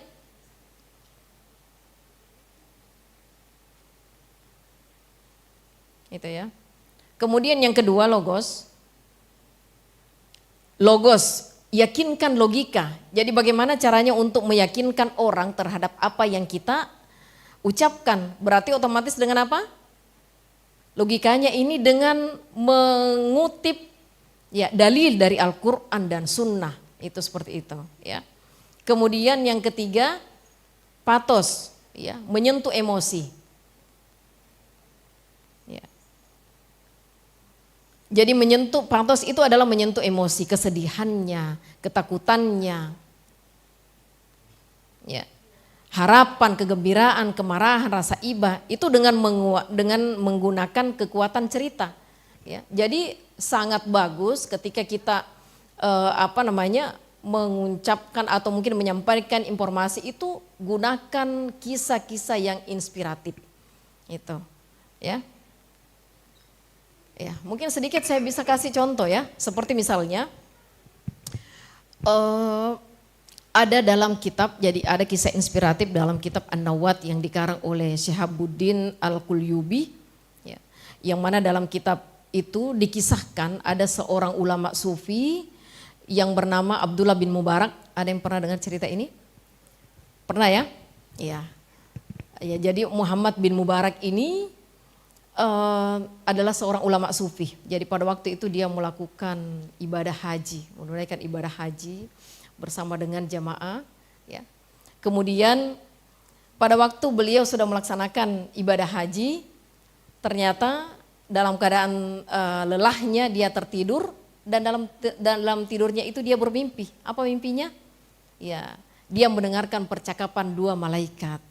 Yang mana malaikat pertama dia mengatakan berapa orang yang haji tahun ini, malaikat kedua mengatakan berapa? 600.000 orang. Kemudian malaikat pertama kembali bertanya, berapa orang yang diterima hajinya? Yang kedua mengatakan tidak ada satupun di antara mereka yang diterima hajinya. Ya. Pada waktu itu Imam Abdullah bin Mubarak, Ibnu Mubarak ya, Ibnu Mubarak kembali dia mengatakan, waduh, bagaimana mungkin 600.000 orang ini dari berbagai macam penjuru dengan kesulitan dan kepayahan yang mereka rasakan sampai melaksanakan ibadah ini tidak ada satupun yang diterima ibadahnya. Ya. Kemudian malaikat itu kembali melanjutkan bahwa hanya ada satu orang yang diterima ibadah hajinya, ya diberikan pahala haji mabrur oleh Allah Subhanahu wa taala, tetapi tidak haji tahun ini, tidak sempat haji tahun ini. Kemudian malaikat itu bertanya, siapakah dia? Ya, malaikat yang satu mengatakan dia adalah yang bernama siapa? Ali bin Al-Muwaffaq. Ya, Ali bin Al-Muwaffaq yang berasal dari Damaskus, Syria, seorang tukang sol sepatu. Maka pada waktu itu Ibnu Mubarak, ya, Ibnu Mubarak selesai langsung dia terbangun dan selesai ketika beliau sudah selesai melaksanakan ibadah hajinya. Dia pun tidak langsung pulang ke kampungnya, langsung pergi ke Damaskus untuk mencari yang mana itu seorang yang bernama Ali bin Al-Muwaffaq, orang Damaskus, seorang tukang sol sepatu. Maka pada waktu itu dia mencari sebagian besar dari tukang sol sepatu itu dia tanyakan. Yang mana namanya siapa namanya? Dia sudah mencari Al-Muwaffaq ini. Maka ditunjukkanlah bahwa Al-Muwaffaq, Ali bin Al-Muwaffaq itu seorang yang tinggal di arah utara dan ditunjukkan arahnya. Nah, singkat cerita dia bertemu dengan Ali Al-Muwaffaq. Ketika dia bertanya, apa gerangan yang telah kamu lakukan, ya, sehingga kamu disebut oleh malaikat bahwa orang yang diterima hajinya tahun ini dan kamu belum melaksanakan ibadah haji. Ya. Pada waktu itu Al-Muwaffaq sendiri bingung, wah yang saya lakukan ini seperti biasanya, pergi pagi untuk mencari nafkah dengan sebagai tukang sol sepatu, kemudian sorenya saya pulang, ini yang saya lakukan. Ya. Kemudian Ibnu Mubarak ini kembali meminta agar supaya dia menceritakan bagaimana hidupnya. Kemudian Ali bin Al-Muwaffaq ini menceritakan bahwa beberapa puluh tahun yang lalu, ya, beberapa puluh tahun yang lalu saya setiap hari menyisihkan dana saya untuk dana untuk bisa saya naikkan haji. Ya. Maka tibalah tahun ini itu sudah sampai 350 dirham. Kalau 350 dirham itu adalah berapa? 1,5 juta, 1.580.000 rupiah. Itu Ali bin Al-Muwaffaq itu dia tabung sampai puluhan tahun, lebih dari 10 tahun. Itu karena dia hanya sebagai tukang sol sepatu. Tetapi ketika pada waktu itu, jadi suatu waktu istrinya dalam keadaan hamil dan ngidam, ya. Dan pada waktu itu dia mencium adanya aroma yang begitu sedap dari salah satu rumah, ya, dari salah satu rumah warga. Kemudian dia perintahkan kepada istrinya, dia minta tolong kepada istrinya untuk mencarikan siapakah ya yang sudah memasak makanan yang sangat sedap ini. Ya, kemudian istrinya mencari, ternyata asal dari bau yang sedap ini adalah dari rumah gubuk kecil yang hampir runtuh. Ya. Dan orang yang mempunyai gubuk rumah yang hampir runtuh ini adalah seorang ibu janda dengan 6 anaknya. Ya. Kemudian Al-Muwaffaq pun meminta masakannya sedikit untuk diberikan kepada istrinya. Hanya saja ya, si ibu ini kembali dia diam dan menatap Al-Muwaffaq. Kemudian dia mengatakan minta tolong sedikit saja. Kemudian si ibu itu mengatakan, ya, apa yang dikatakan ibu itu? Tidak bisa. Ya. Kembali Al-Muwaffaq mengatakan kenapa tidak bisa? Berapapun akan saya beli untuk istri saya yang lagi sedang hamil. Kemudian si ibu itu mengatakan makanan ini halal untuk kami dan haram untuk kamu. Ya. Kemudian ya kembali Muwaffaq mengatakan, wah gimana bisa? Kita kan sama-sama seorang muslim. Saya muslim, kamu muslim, kenapa bisa halal bagi kamu sedangkan haram bagi saya? Kemudian dia mengatakan bahwa sudah beberapa hari ini kami tidak makan. Ya. Sudah beberapa hari ini kami tidak makan dan makanan pun tidak ada sedikit pun di rumah kami. Ya. Dan hari ini saya melihat ada seekor keledai yang mati, kemudian beberapa bagian dari dagingnya, ya, beberapa bagian dari dagingnya itu saya ambil kemudian saya masak dan inilah makanan yang sedap itu. Subhanallah. Ya. Kemudian Al-Muwaffaq pada waktu itu membuat makanan dan memberikan 350 dirham untuk ibu dengan 6 anaknya ini. Kemudian dia mengatakan, ya Rob, disinilah hajiku. Subhanallah. Dan inilah sehingga Allah Subhanahu wa taala ya menerima haji mabrur dari Al-Muwaffaq sekalipun dia tidak menunaikan ibadah haji. Masya Allah. Sekira itu ya salah satu dari kisah inspiratif. Baik, itu saja mungkin ya. Assalamualaikum warahmatullahi wabarakatuh.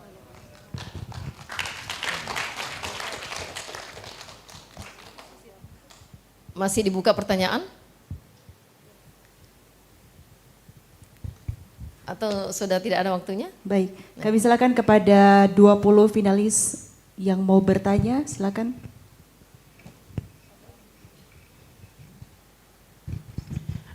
Bismillahirrahmanirrahim. Assalamualaikum warahmatullahi wabarakatuh.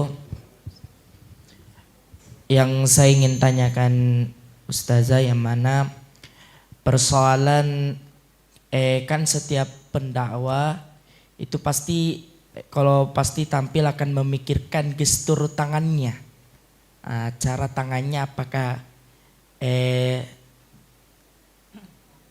apalagi namanya itu dia apakah bersatu dengan ucapannya gitu Ustazah.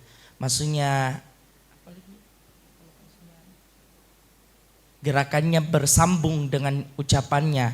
Sehingga kebanyakan para ustadz-ustazah dan lain-lain sebagainya kalau tampil itu terkadang lupa teks karena memikirkan gestur tangan.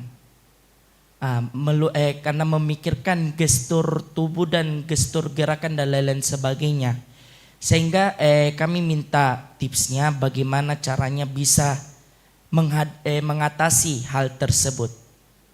Syukran. Assalamualaikum warahmatullahi wabarakatuh. Waalaikumsalam. Iya, untuk tangan, saya kira tangan itu dia bisa mengikuti. Ya, dia bisa mengikuti ketika kita menegaskan sesuatu, berarti otomatis saya kira sudah dijelas ini tadi ya, sudah dipraktekkan oleh Ustadz.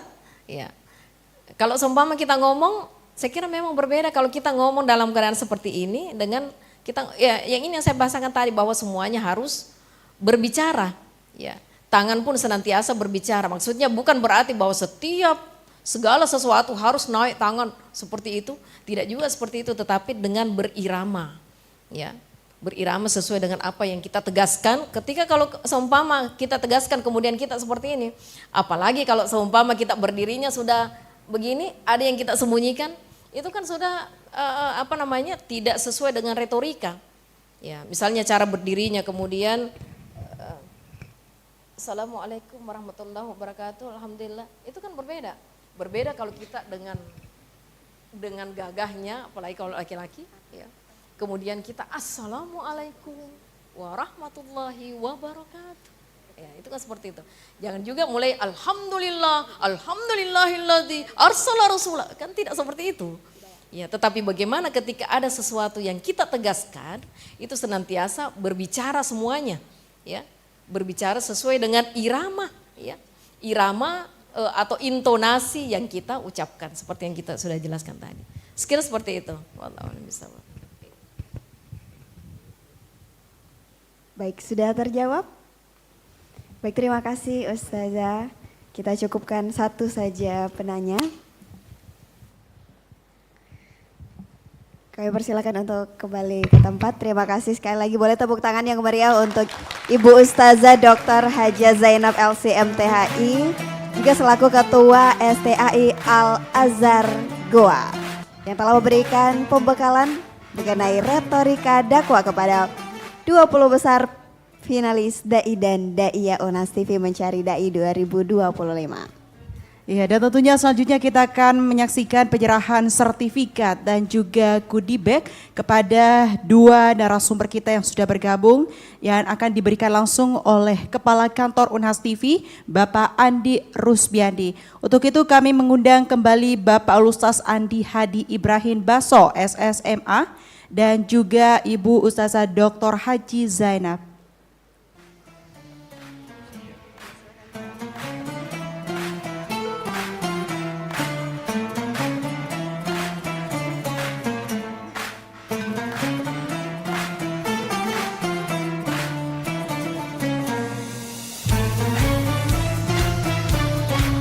Ya, saat ini berlangsung penyerahan sertifikat kepada Ketua Himpunan Dai Buddha Indonesia Sulawesi Selatan, Bapak Ustaz Andi Hadi Ibrahim Baso SSMA, yang juga merupakan anggota DPRD Kota Makassar dan juga Ketua Fraksi PKS DPRD Kota Makassar. Selanjutnya kami persilakan untuk memberikan sertifikat kepada Ibu Ustazah Dr. Hajah Zainab LCMTHI selaku Ketua STAI Al-Azhar Goa.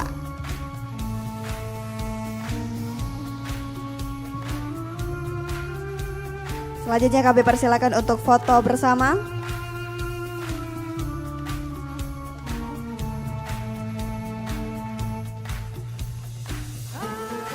Kita hitung dari 3, 2, 1. Baik, kami juga memohon kepada seluruh finalis untuk berdiri karena akan dilakukan sesi foto bersama dengan dua narasumber kita.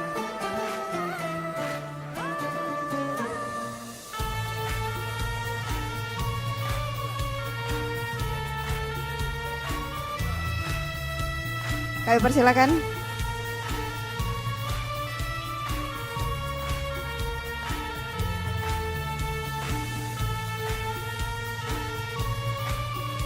Untuk yang perempuan boleh di atas aja.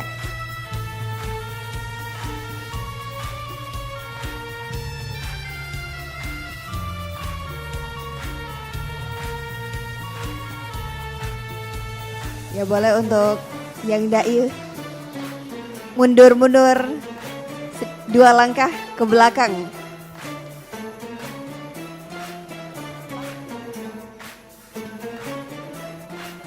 Baik, kami hitung. Silakan memberikan senyuman terbaik dari 3, 2, 1. Sekali lagi. 3, 2, 1. Baik, kami persilakan untuk kembali ke tempat masing-masing. Kami silakan para dai dan daiyah finalis 20 besar untuk kembali ke tempat masing-masing. Dan sekali lagi kami juga ucapkan terima kasih kepada 3 narasumber kita yang telah memberikan pembekalan kepada 20 finalis dai dan daiyah Unhas TV Mencari Dai tahun 2025. Ada Al-Ustaz Andi Hadi Ibrahim Baso, kemudian ada Ustazah Dr. Haji Zainab dan juga Al-Ustaz Dasat Latif secara via daring. Ya, kami silakan para peserta untuk kembali ke tempat masing-masing. Dan tentunya kita sampaikan bahwa setelah pembukaan dan juga pembekalan pada hari ini, tentu kami sangat berharap persiapan yang begitu matang bagi 20 finalis terpilih untuk penampilan esok hari. Dan kami sampaikan bahwa selain daripada penilaian Dewan Juri, tentunya juga sudah dibuka sistem vote bagi para peserta yang sudah dibuka sejak tanggal 5 Maret hingga 8 Maret 2025. Untuk itu pemirsa Unhas TV jangan lupa untuk memberikan vote sebanyak-banyaknya bagi jagoan Anda. Dan juga besok penampilan para dai dan daiyah akan dimulai pada pukul 9.00 waktu Indonesia Tengah pagi nantinya. Setelah tampil, dari 20 finalis akan dipilih 10 finalis berdasarkan penilaian juri dan juga vote untuk melaju ke babak selanjutnya. Iya, untuk itu terus saksikan penampilan jagoan Anda tentunya hanya di channel Unhas TV. Dan tentunya acara Unhas TV Mencari Dai tahun 2025 ini akan sukses diselenggarakan tentunya dengan dukungan berbagai pihak sponsor. Ada dari Bank Indonesia, Pegadaian, ada Garuda Indonesia, Nestle, Tita Group, Roti Maros Salendra, IM3, Telkomsel, dan tentunya juga ada Donat Kampar Galesong. Dan tentunya setelah pembekalan ini akan ada technical meeting dengan panitia dan bersama dengan 20 finalis. Jadi jangan kemana-mana, tetap bersama kami di Unhas TV. Untuk itu saya Zul dan rekan saya Ara pamit undur diri, sampai jumpa esok hari dan wassalamualaikum warahmatullahi wabarakatuh.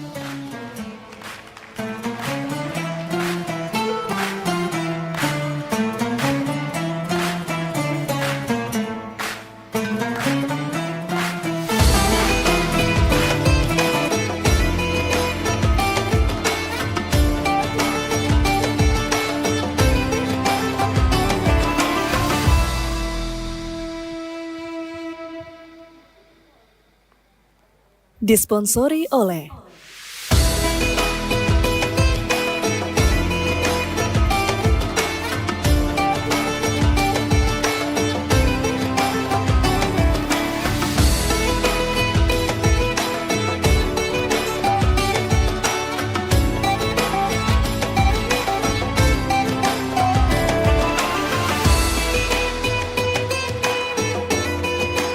didukung oleh